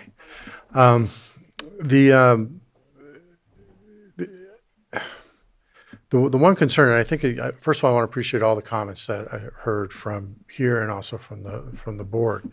I do believe that you do need to have someone outside to look at the fee schedule, but I also think someone needs to take a look from the outside at the structure of CDD. There seems to be an assumption that it's currently operating at peak efficiency and that not one person could possibly be spared. And I'm not sure that's the case. For example, in building and safety, with 8 people, they used to be able to go through over 2,200 permits in a year. And that math works out to about 280 per person per year. And now it's only 90 per person. So if you have done the forecast and you say, for better or for worse, you're only going to have 1,000 permits coming in, then you need to plan for that level of staffing. You just can't assume that we're going to, staff for the peak, especially when you have departments that are very sensitive to market forces that run in a cycle. Building and safety, depending on which research you do, is anywhere from a 9 to 15-year cycle. And if you're staffed for the peak, that means the other remaining years you're overstaffed. So you do need to have someone take a look at the fee schedule, because that's part of the equation, but also how the department's organized. And I think there is room for reducing it and to say, well, this is how much we work on, so this is how much we cover with fees and other aspects, and the rest we're going to use for taxes. We still need to take a hard look at to make sure we're doing that efficiently, because right now that doesn't seem to be the case. There is opportunity. The characterization of option 1 being something that's draconian that will cause the world to implode in on itself. I think there's still room within that in order to make improvements, because right now there's a lot of money that's floating around and it wasn't managed. And the last thing I'd like to see is better fiscal discipline. What are we going to do to prevent this from happening again? You should not wait to the last minute to find out that somebody's out of money and that you need to make a loan. All of that needs all those checks and balances that should have been there that weren't done, that in the previous hearing, they are just a couple hours ago, they acknowledged that they don't really do anything. That's all got to change. So get the consultant, but also take a look at the entire picture, not just rates. Thank you. Thank you. Do we have anyone else in the room?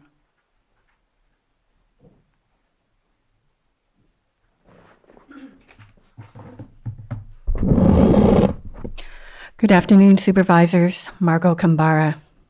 Despite the options provided by Community Development Department, CDD, to your board, an important element is missing from today's presentation.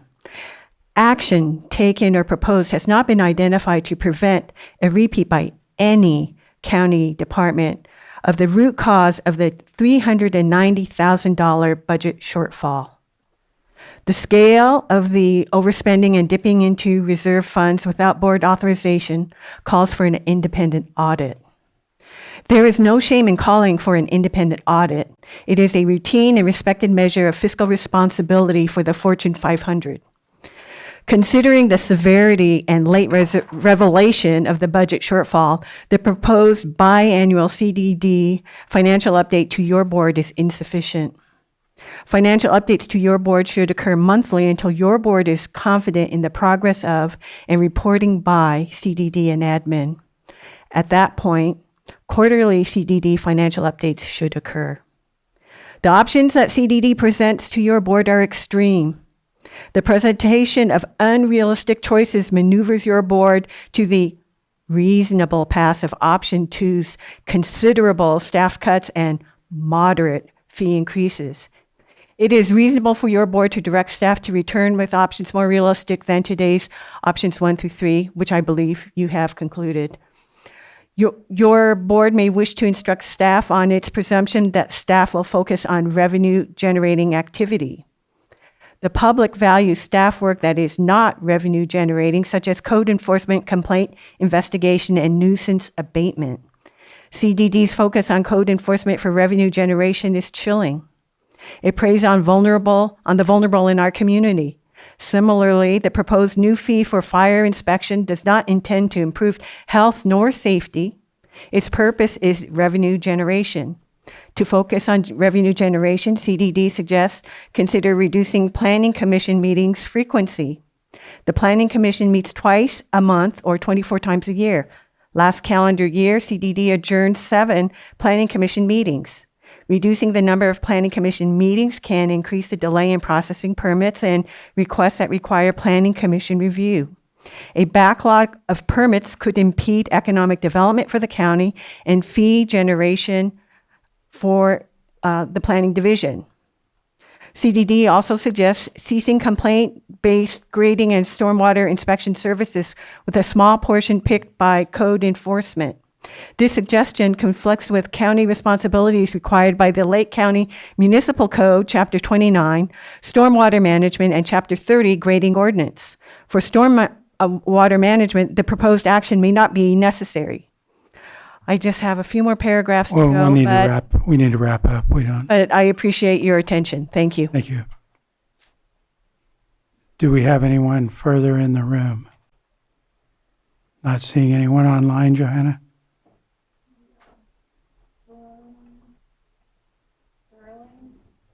Sterling, we'll unmute you. Please state your name for the record. You'll have 3 minutes. Yes, my name is Sterling. After watching the Board of Supervisors meeting today and all these directors coming up here that are in charge of all these budgets, and we have nothing but major deficits, they're stating that we're down 300 permits for this year. The gentleman before that just spoke, we had less staffing and more permits being pushed through. I think raising the fees for permits is going to downplay people wanting to get permits because it's already literally impossible to get permits in Lake County to build pretty much anything to get approved. All the loopholes you have to go through, the money that you have to spend to even improve anything is kind of just defeats the purpose of even trying to get a permit and even building here.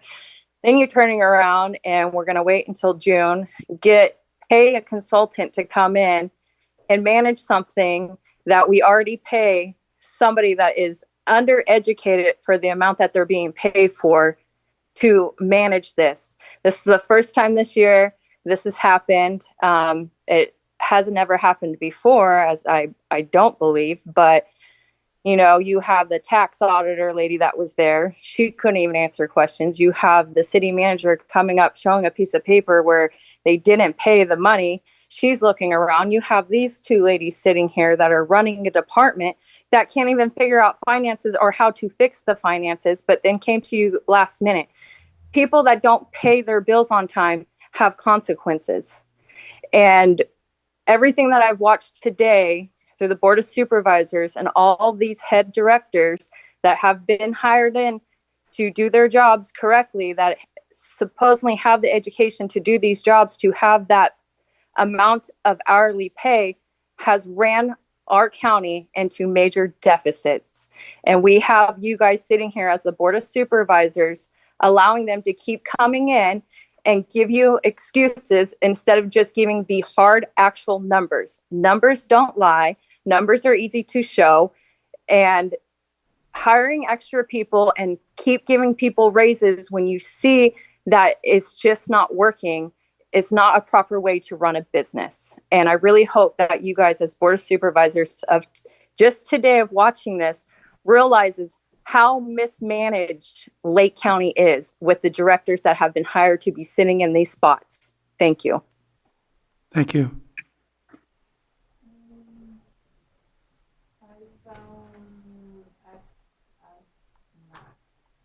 iPhone X Max, if you could identify yourself for the record, you'll have 3 minutes. Sky Lewa, Pillsbury Family Farms. On a normal day, this board would not say it hired Director Turner for her fiscal expertise. Yet, on a normal day, this board approved a mid-year budget that does two things at the same time: reduces staff and grants Director Turner a raise of $11,695, and that decision deserves public scrutiny. This board approved reductions after overspending occurred, then rewarded the same leadership responsible for the conditions that required those reductions. At the same time this raise was approved, option 2 on Director Turner's memo proposed the elimination of 6 positions, including 1 for the public records request position. And that matters because the public is already experiencing delayed responses, limited communication, and reduced access, and the conditioning has already begun. Limiting access to public records limits the public's ability to ask questions, receive interpretations, and participate meaningful in governance decisions. And it is not efficiency. It's creating a bottleneck. It disproportionately impacts small residences, operators, and those without legal teams on retainer. With Director Turner's leadership, fiscal stewardship of the Community Development Director Department, this board has made it clear that it finds the current direction acceptable. And that position conflicts directly with the goals that you have publicly stated already. You say you want a housing boom, yet you're reducing planning staff while simultaneously accepting grants that require administrative capacity. You say you want economic growth, yet the cannabis industry sees selective enforcement, shifting rules, and delayed responses. And most cannabis operators already don't want to come to Lake County under these conditions. And it's already overregulated, inspected, and penalized, and without consistency or predictability. And transparency is not a talking point. It is staffing, access, response time, and accountability. And again, if reductions must happen, I urge this board to make them from the top, not at the public-facing level where harm is already occurring. If the fiscal stewardship is truly a priority, as you say, I urge you to consider appointing a senior planner as interim director rather than continuing to reward the current leadership while cutting the very positions that serve this public. Because on a normal day, accountability would come before raises. On a normal day, access would not be reduced while compensation increases. On a normal day, transparency would not be optional. Muleham. Thank you. You had Guest 1, if you could identify yourself for the record, you'll have 3 minutes. Thank you, Mr. Chair. Angela Amaral. First, I'd like to point out that this agenda item was pushed to March to allow for full board attendance. I'm a little disappointed to see that there was no discussion or consideration to continue this item to next week, since it was a desire of the board to have the entire board present. There are significant changes proposed in Supervisor Owen's district, as well as Chair Rasmussen's district, with the cessation of general code enforcement activities in those areas. South County deserves to have representation present before these drastic changes are considered and potentially implemented. As to Director Turner stating that they are observing teeny tiny violations on commercial cannabis projects is a bold-faced lie. As someone that has been advocating for transparency in the commercial cannabis industry to ensure it is being done as intended, it is frankly insulting for CDD to continue ignoring the bad actors. You all have heard from the gentleman numerous times who has had to take it upon himself to sue a neighboring commercial grower for loss of water when his well went dry. The grower operated for well over 2 years using hauled water. Only recently did code enforcement become involved. I don't know if any citations have been issued for the violations, but there should have been severe penalties already applied due to the length of time. Right now, we have one department in CDD, talking about fee increases, and another department, economic development, talking about a fee waiver to encourage development. These appear to contradict each other. Hopefully, this board takes this as a hard learning experience on the importance of strong oversight. Any fee analysis should be done by an outside department or entity, and I agree with Supervisor Sabatier on considering the use of a consultant. Please don't punish the general public for department mismanagement. Thank you for your consideration. Thank you. No more hands. I'm going to close public comment and bring it back to the board. And it sounded like we already had consensus on this. Is there anything further from the board? Supervisor Sabatier. I do need to clarify. Number one, in mid-year budget, we did not approve raises. Just didn't happen. That was from back in May that we approved the previous year when we did our new MOUs with all of the unions, which included also the non-represented folks, which is our directors. So that was from almost a full year ago, 9 months ago. So that's not the case. It was just highlighting the additional costs. Number two, we did not postpone this because of a lack of attendance. I think we had a full board. We just didn't have all the materials prepared for the discussion, if I remember correctly, that there was a need for further information or further time to continue. I don't think it was because of a lack of a board. So I just wanted to clarify that there are statements being made, and I felt clarifying was necessary rather than just leaving them as is. Yes, and lastly, I'll say, I think, in some of the comments I heard, we are looking to get a consultant to take a whole look at all of these issues because we want to figure out the best way to still serve the public, be accessible to them, and not slow down development. Go ahead. And I'm also okay looking at the structure of the department as well. I'm okay to look at just everything right now because money is important for us to use wisely. Efficiency is important for us to get things done timely, and so I'm wide open to all of those things, not just the fees and things like that. Correct. That's where I am. Yeah. So I think we can close the item at this point. Go ahead, Supervisor.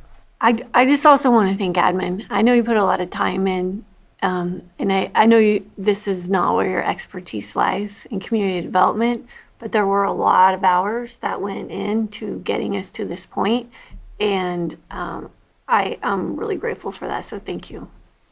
Thank you for that. Don't think we have anything further. No further action needed.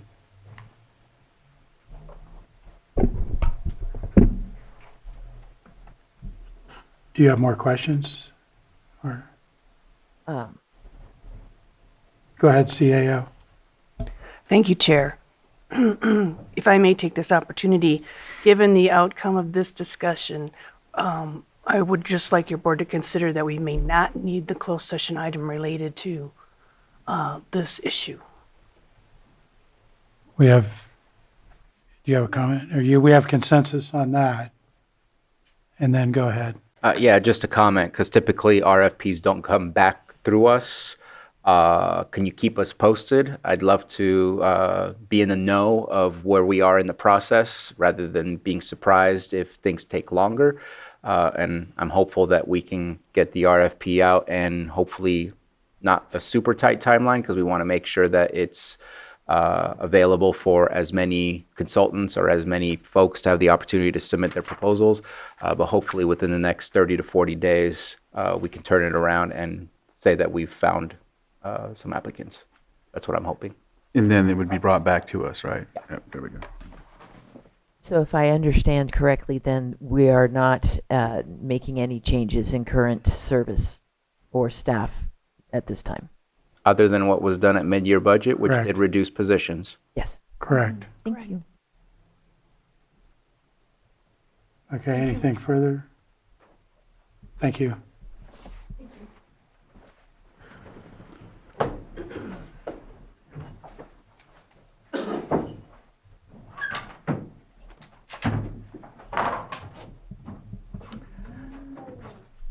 Catherine coming? I'm going to call our 6.10, our 2 PM item, which is consideration or presentation of the 2026 Weights and Measures Report. And I understand we have a request to continue that to March. It'll continue to March 17th, please. Okay, so that's the request in front of the board. I'm going to go ahead and open that up to the public, just on whether or not we should continue that item. Not seeing any in the room. Anyone online? No hands. Okay, bring it back to the board, and it looks like we have consensus to move that.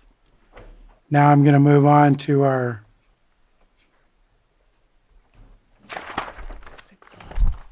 .11, which is our 215 item.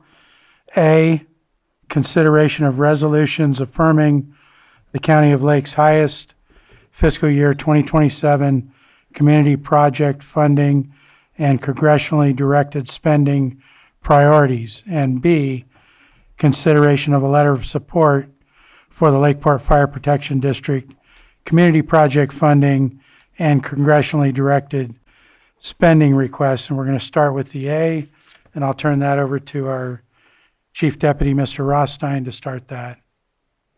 Good afternoon, Supervisors. Good afternoon, Supervisors. Matthew Rothstein, Chief Deputy County Administrative Officer. As your board is aware, on Friday, February 20, 2026, Congressman Thompson issued a letter inviting 2027 community project funding requests. Senators Padilla and Schiff likewise issued guidance, and each representative is asking that project priorities be submitted by the end of day this Friday, March 6. You will recall projects submitted in fiscal year 2025 were ultimately not funded, and as a result, Congressman Thompson submitted the first phase of the South Main Street Soda Bay Road widening and resurfacing project for fiscal year 2026 consideration, resulting in an $850,000 allocation. Successful submittals have generally been well-established, community-supported projects. Each member of Congress is permitted to submit 20 projects for consideration this year, and the process is generally very competitive. Projects submitted in FY26 were received favorably by our legislative delegation, and this, to be clear, is the projects that were submitted last year. Senator Schiff put forth the South Lakeport Regional Water Resiliency and Fire Protection Project, which is a $7+ million request, and Senator Padilla was supportive of the Heart Hub project. Probation's justice-involved housing project, reentry housing and workforce development for those returning from incarceration in Lake County, California, is likewise a robust and community-supported submittal. Therefore, staff is recommending resubmitting those 3 projects since they've previously all been vetted and deemed competitive. Additionally, staff sought input from department heads and others regarding projects that could be granted priority. Special districts and Public Works each submitted proposals. Public Works' project is phase 2 of their previously funded project in the South Main area. Special District's proposal, their proposed submittal would reduce burden on existing southeast wastewater collection system infrastructure, reducing the probability of future sewage release events. All projects that were submitted to administration in a timely manner are reflected on your agenda. During a February 26 briefing, staff to Congressman Thompson advised submitting any viable potential projects concepts with significant public benefit at this stage, and submitting all projects proposed for funding through both the House and the Senate's processes. Therefore, adoption of each of the resolutions attached to your board's agenda today is recommended. Staff welcomes your board's discussion of priority, and we're also likewise cognizant that final priority ranking should be informed by what projects are ultimately viewed by our representatives as most competitive, and getting one or more quality project funded is the goal, certainly. Staff from Paragon Government Relations, Hassan Sarsour, you can see in Zoom, is here, and then also the proponents for each of the projects are here as well, most in the chambers. Should your board have any questions? And that concludes my presentation for Part A. Thank you, Mr. Rothstein. You want to start with Supervisor Sabatier? So I appreciate this, and let's hope that it doesn't happen like last year and that we can get some of these things through. But if we don't try, we won't get. I want to talk first about item number 5. I think it's important. The lift stations, those are to help with some congestion that's happening, I believe, over in the avenues, which would go down to the Vallejo area, and then the Highland one, that's kind of a long standing project dealing with Canocti Gardens, where that's where we want to make sure that the capacity is going to be able to handle the increase from that low-income housing that was just built. So those two things are fine. I don't want to touch what's already there. What I do want to do is add. I feel like we have come to terms with some of the problems of Southeast. We are having conversations, at least at the state level, to see if there's some potential funding. And I just don't want to put all my eggs in one basket. I'd rather see if we can throw some of that towards the federal government as well, just to see if this gets canceled, then maybe that's possible at the federal level. If the federal level cancels it, well, at least maybe we could still get it at the state level. I'd rather try all avenues. And so I know the Headworks is a big project where I may be misquoting Director Bore, who said it's like a 10-lane highway going into a 1-lane highway. And so to me, that has been highlighted as an important hiccup in our system. Maybe that's the wrong word, but I would like to see if we can add that. I don't know how ready it is versus the other projects that have been worked on for quite some time, because I know that these types of projects have to reach a certain level of design or a certain level of readiness. But I at least want to attempt to add that in item number 5, because I think it's important enough to just add it. And again, if we don't get it, at least we asked and at least we tried. I know that I see Director Bore kind of moving around, wondering if she wanted to speak to that or if I can move on into other portions of this. Yes, we'll go ahead and let her address that question. Okay, That's thank okay. you. So the Headworks project, yes, it is a conglomerate of 3 different pipes going into one area. It is in our CIP for design funding already. So as soon as Adam comes up for air from the project that he's finishing up now, his priority is to get out a new RFP for a new engineer to get that designed. Should be a relatively easy design, I would think, so that it could be ready soon. So Matthew and I have been talking about the language for putting that in there. So you believe you have what you need to add that in by Friday? Okay, go ahead. And then just I guess I'll make one comment and I'll wait to see if someone else makes the comment that I also want to make. I'll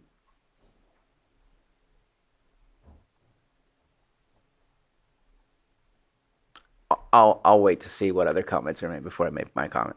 Okay. Any further from supervisors? My comments on, what's that? I said, I think I know what he's going to say. Go ahead. Okay. Well, I mean, I like that we're submitting whatever we can. I think the situation is, and Mr. Rothstein or Paragon could correct me, but it's really going to be in the hands of the federal government to look at these and then figure out what might have a path to funding. like some may be, in their eyes, stronger than others.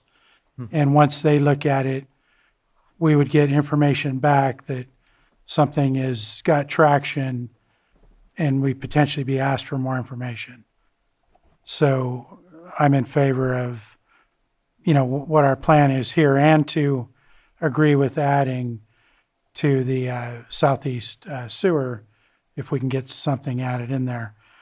I did want to make one statement about regarding the South Main project. So I think the way I'm looking at that, this is the South Main Water, Soda Bay Road, is that the city of Lakeport's going to do what it's going to do as far as a possible move down towards the theater. Our funding that we have secured right now is going to push us to be able to fix the road down to about the movie theater. But we are still working hard to seek more funding from multiple different sources to finish what I would call phase 2, which is the Soda Bay Road portion down to Manning Creek that we don't yet have funding for. So I see that request as something that if it gets traction, we can apply to that section down there, because we certainly want to, because I feel confident we're going to find a funding source at some point. I want to be able to also be able to put the infrastructure there for water if that comes up. And I see Mr. Ewing, I don't know if he's going to correct me or offer. Lars Ewing, Interim Public Works Director. If your board would entertain just a comment, just to Yes, add please. on to that. Everything you said there is spot on. What I would add to it is the shovel readiness of the project is critical. The whole corridor, South Main, Soda Bay Road, has been environmentally studied. We have CEQA clearance and NEPA clearance, the federal equivalent. We have permits secured. We have right-of-way secured for the entire corridor. We did secure funding through a variety of different sources, the bulk of which was through the State Transportation Improvement Program for the road project from the city limits heading south toward essentially to the movie theater. And so the second project the second phase would continue that, and looking at it as one whole project, we have, we're bringing a lot to the table. We, the county, through a variety of different sources, and it includes federal funding. And I apologize, I walked in after Matthew had already made his opening comments, but the last round of funding provided, I believe, $850,000 of federal demo funds. There's already the federal path there for funding for that road project. It's clear. So, just with my experience with capital projects, the shovel readiness to be competitive and eligible, well, not just eligible, but the competitiveness is critical. So I think that's one thing that really stands out on this. Another piece is the water line. It's important to, I think, note that.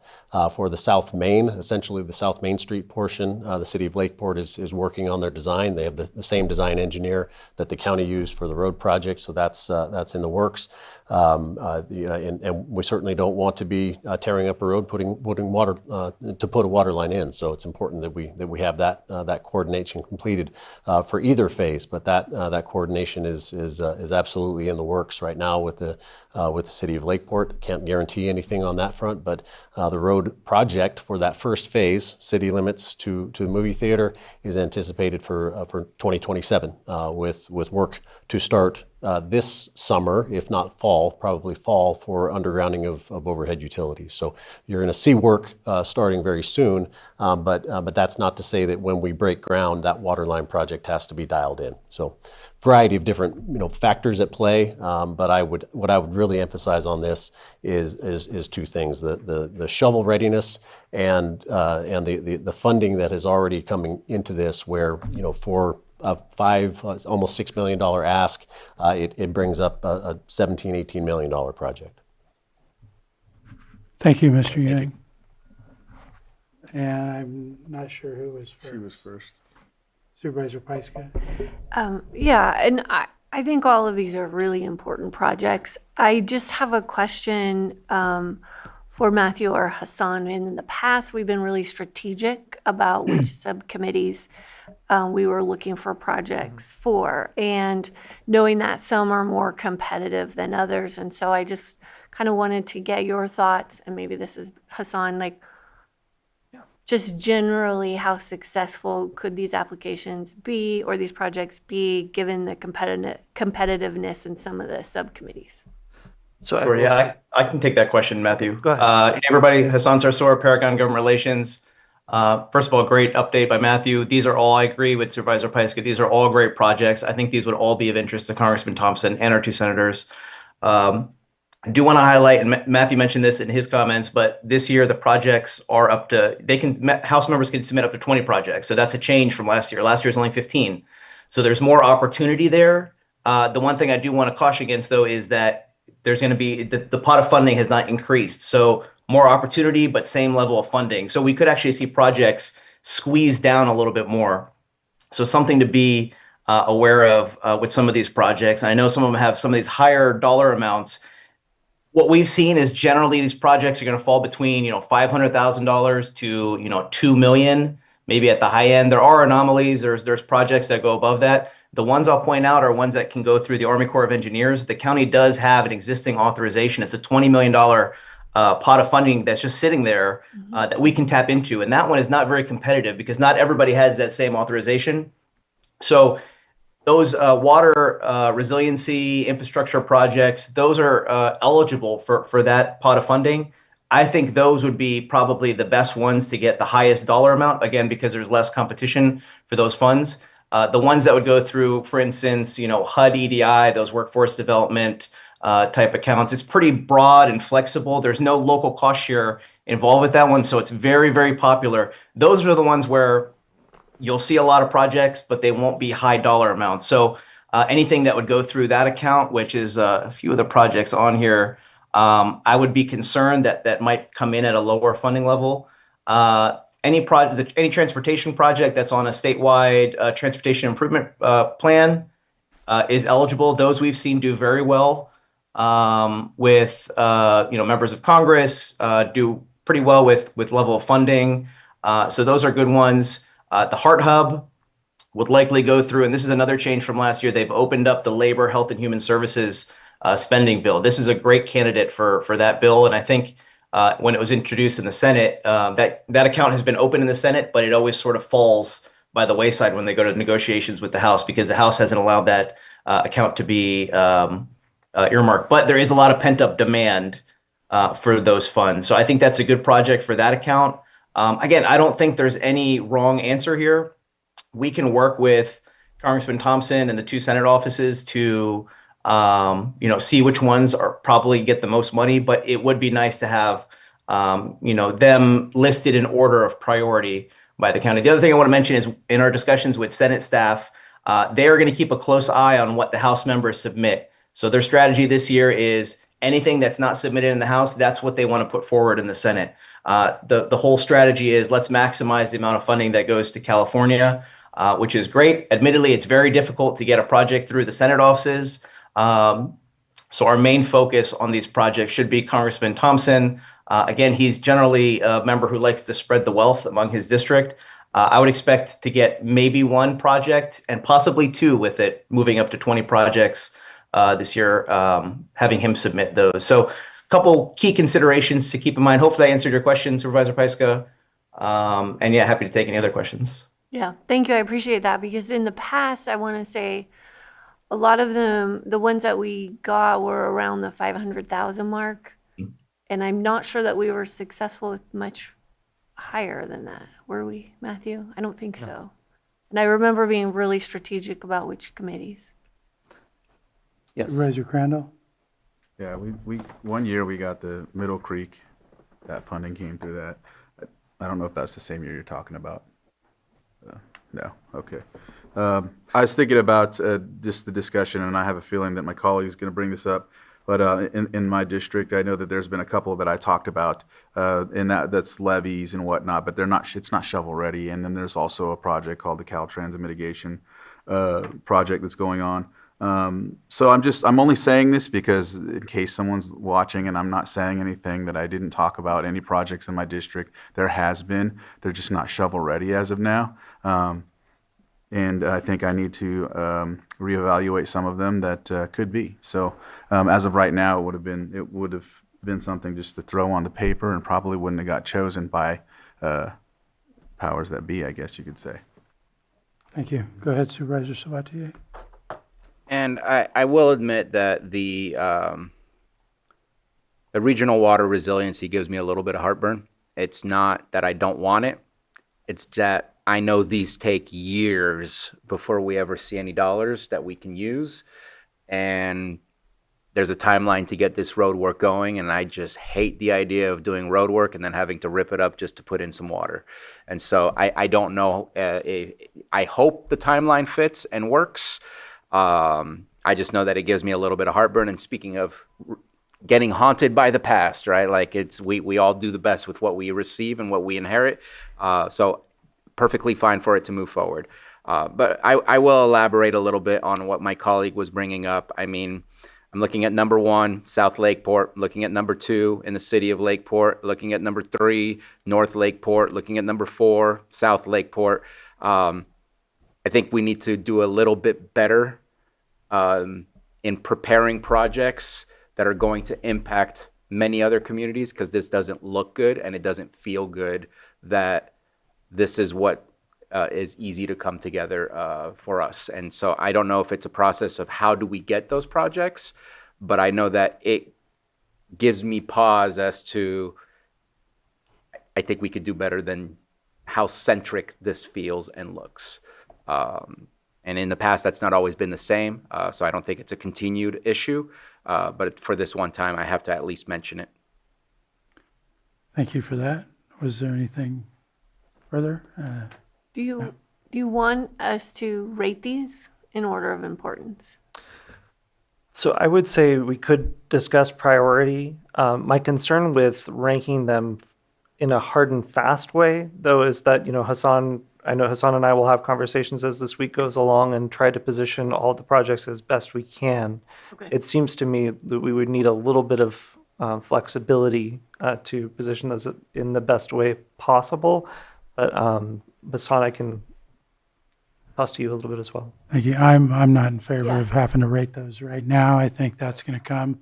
Go ahead, Supervisor. Well, I just want to follow, because in the past we have, and so I'm fine not ranking them if you want to figure out the best way forward. So I want to speak just very briefly to process in the past. We've had a discussion where we had project concepts, and that preceded the time that we were needing to adopt resolutions so that we could begin the process to submit projects. This year, because the timeline was so abbreviated, we didn't have an additional meeting to work with. So that is one distinction, and why this year's process doesn't entirely mirror last year's. And why, for example, I mean, we put forth for your board each of the projects that were submitted that appeared to be ready to enter into this process. And those happened to fall in the geographic locations that they did.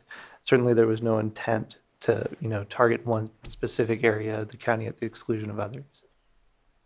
Thank you for that. I just wanted to tell Hassan that all priorities make it happen.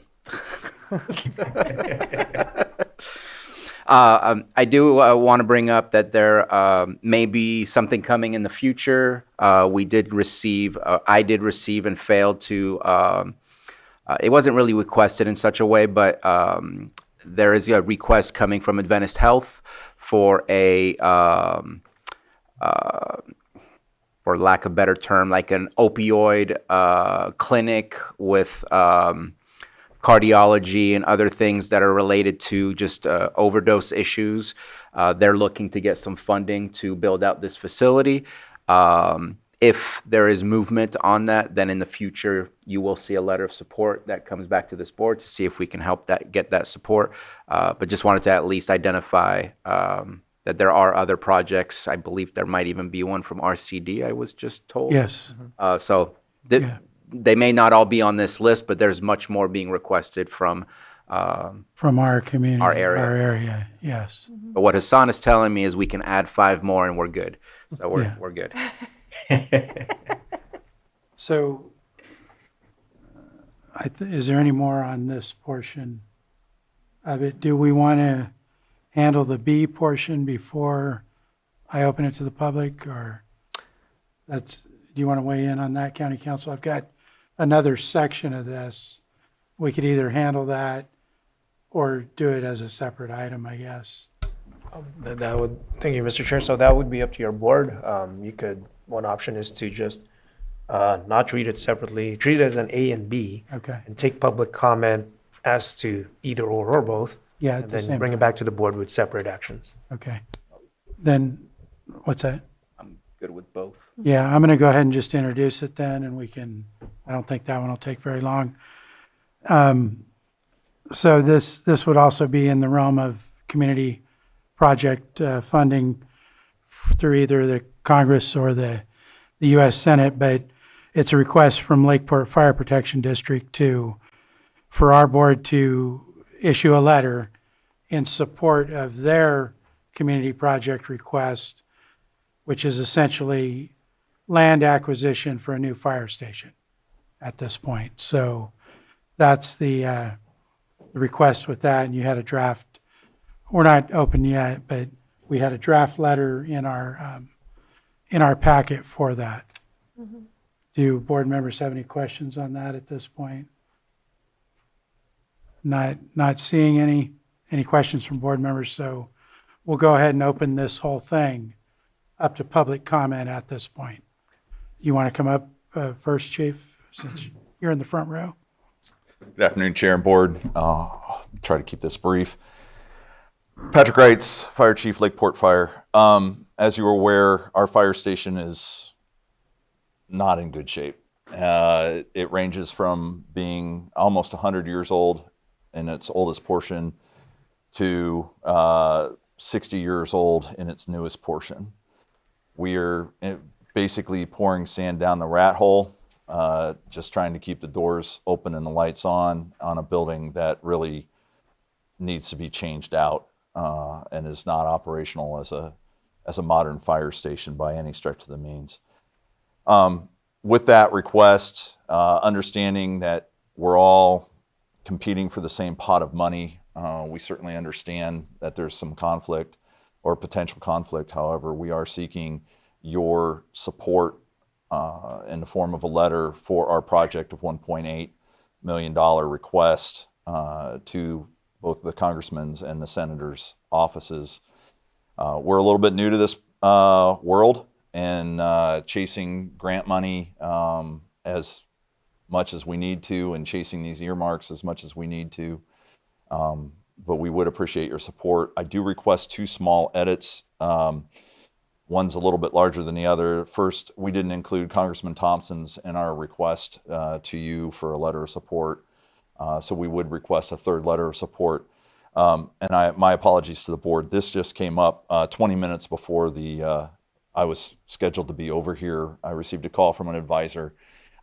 There is some question, and we're hoping to get clarification over the next few days on property acquisition. We have been told 2 separate answers. One is that they will not support property acquisition request regardless of the need.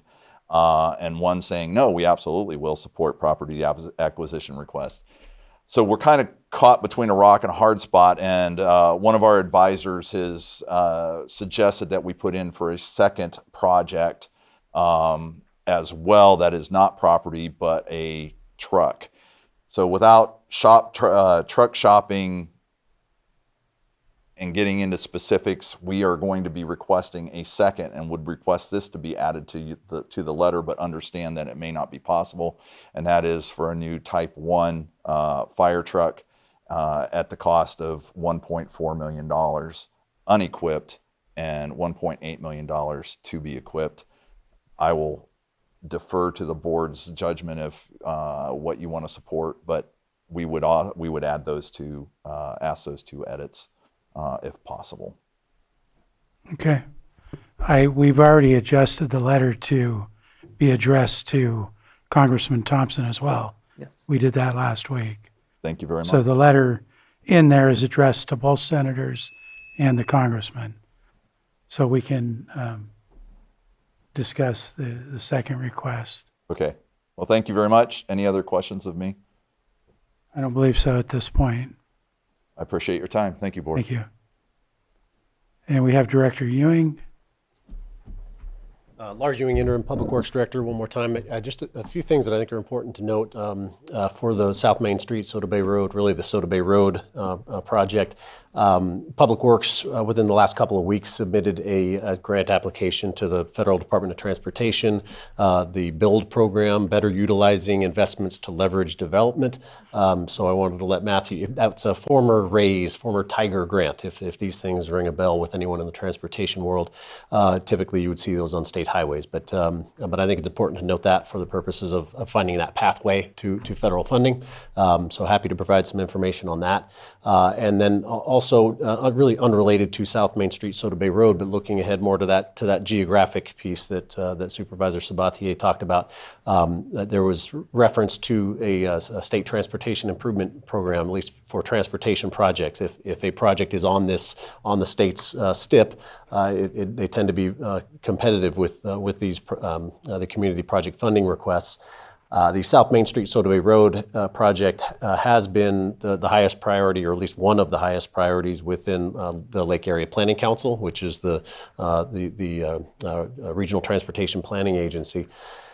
After South Main Street Soda Bay Road, or I should say also on the priority is, as Supervisor Sabatier knows, is the Dam Road roundabout. And so that's very much, it's really the only other project other than South Main Street Soda Bay Road that any local jurisdictions have, at least going off of memory. So provide some, at least on the transportation side of things, maybe the future could be bright there with respect to another district with outside of District 4. Thank you. Do we have anyone else in the public wishes to comment? Not seeing any in the room. Anybody online? No hands. Bring it back to the board. I guess to address Chief Wright's request, I personally don't have a problem adding that into the letter. I don't know if any board members have an issue with that or. I don't, but I have a question for Hassan. Go ahead. Is the property purchase allowable? Yeah, it's a great question. So I just pulled up the guidance. Depending on the account they go through, I would recommend the HUD EDI. Property acquisition is eligible. Okay, there you go. Okay, so would adding the truck to the same letter be acceptable, making edits to that? So I think, Matthew, do you kind of have an idea of what we'd be adding based on what was said? I just would look to Lloyd as to whether we need specific language. Not too specific, if I may, Mr. Chair. Yes, please. So I believe your board can approve the letter as amended with those amendments to staff, incorporating those, I think by my count, two main items, one related to a truck, the other related to property acquisition. Right. And gives staff the direction to come up with the language for that as part of your board's approval. But I would also add more specifically on, since I do see that Honorable Mike Thompson is included on as the identified recipient there, that on the header or on the Dear Senators Padilla and Schiff, that there would be a Congressman Thompson be added there as a reference as well, and that can be made as part of the amendment for approval as amended. Okay. Do you have further comment, Chief? Just one, for clarification, we were advised, and not challenging your legal advice, but we were advised just to CC at the bottom of both senators, the other senator's office and the Thompson and Congressman Thompson's office, and vice versa on Congressman Thompson's office. So instead of including two addresses at the top of it, just doing it as a CC. Your preference either way. Thank you. Okay. All right, so. And we certainly have submitted letters both ways in the past. Okay. All right, so I think we have all our discussion on this. We're ready for action, which we have numerous items of action. somebody wants to take a. So, and Robin made reference to need of some language changes to the resolution surrounding the Southeast Correct. project. So the language that I'm recommending in the seventh whereas statement of that relevant resolution would be replaced with the following. Whereas the Southeast Wastewater Collection System Improvements Project, the project confers considerable public benefit, installing 2 lift stations and headworks and wastewater plant infrastructure improvements that will collectively capture a significant amount of wastewater flow, reducing burden on existing infrastructure and significantly reducing the probability of future sewage release events. And then additionally on page 2, the not to exceed amount of the request would be adjusted to $3 million as opposed to the $2 million that was there before. So we just ask that when you offer the resolution for that one particularly, that it's as amended. Okay, got it. Thank you. Mr. Chair, I offer resolution authorizing submittal of the South Lakeport Regional Water Resiliency and Fire Protection Project for consideration as a community project funding proposal. That resolution's been offered. Supervisor Sabatier? Aye. Supervisor Crandall? Yes. Supervisor Pyska? Yes. And Supervisor Rasmussen? Aye. I offer the resolution authorizing submittal of the Reentry Housing and Workforce Development for those returning from incarceration in Lake County, California project for the consideration of a community project funding proposal. That resolution's been offered. Supervisor Sabatier? Aye. Supervisor Crandall? Yes. Supervisor Pyska? Yes. And Supervisor Rasmussen? Aye. I offer the resolution authorizing submittal of the Lake County Healthcare Education and Regional Training Heart Hub for consideration as a community project funding proposal. That resolution's been offered. Supervisor Sabatier? Aye. Supervisor Crandall? Yes. Supervisor Pyska? Yes. And Supervisor Rasmussen? Aye. I offer the resolution authorizing submittal of the Soda Bay Road widening and resurfacing project for consideration as a community project funding proposal. That resolution's been offered. Supervisor Sabatier? Supervisor Crandall? Yes. Supervisor Pyska? And Yes. Supervisor Rasmussen? Aye. I offer the amended resolution, right? Or as amended. The resolution as amended authorizing submittal of the Southeast Wastewater Collection System Improvements Project for consideration as a community project funding proposal. Amended resolution's been offered. Supervisor Sabatier? Aye. Supervisor Crandall? Yes. Supervisor Pyska? Yes. And Supervisor Rasmussen? Aye. And Mr. Chair, I move that we approve the letter of support and from the Lakeport Fire Protection District as amended and authorize the chair to sign. Second. Okay, we have a motion and a second. All in favor? Aye. Aye. Opposed? Hearing none, that motion carries. And we're going to close 6:11. This is awesome.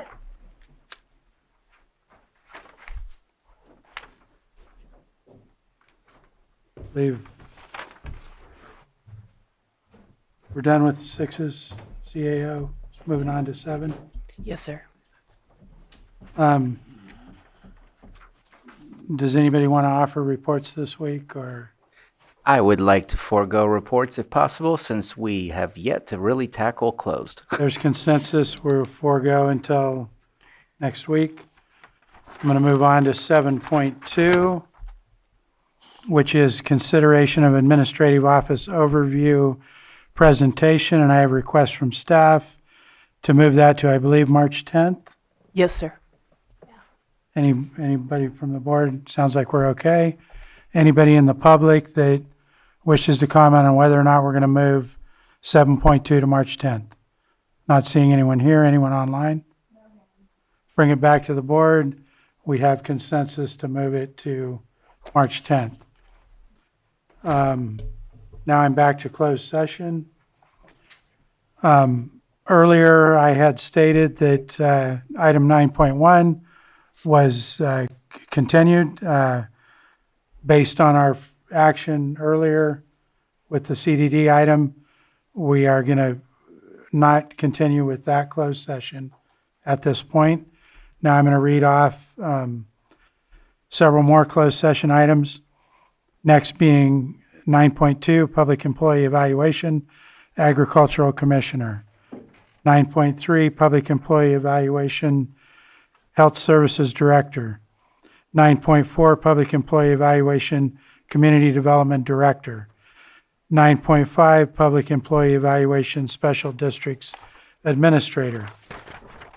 9.6, Conference with Legal Negotiator, Conference with Labor Negotiator A, Chief Negotiator Susan Parker, County Negotiators Jay Sloan, Stephen Carter, Casey Moreno, Pam Samick, Diana Rico, and B, Employee Organization, Deputy County Council Association. And finally, 9.7, Conference with Legal Counsel, Significant Exposure to Litigation pursuant to Government Code Section 54956.9 D2 and E1 3 potential cases. County Council? Thank you, Mr. Chair. So by way of clarification, items 9.2, 9.3, 9.4, and 9.5, staff is requesting that those items be pulled from closed session at this time for today. Okay. So we're going to pull those items at this time from consideration before we go into closed session. Is there any member of the public that wishes to make any comment before we adjourn? Not seeing any, we're going to go ahead and close the public portion of the meeting. And we'll be in a short resource as we close down.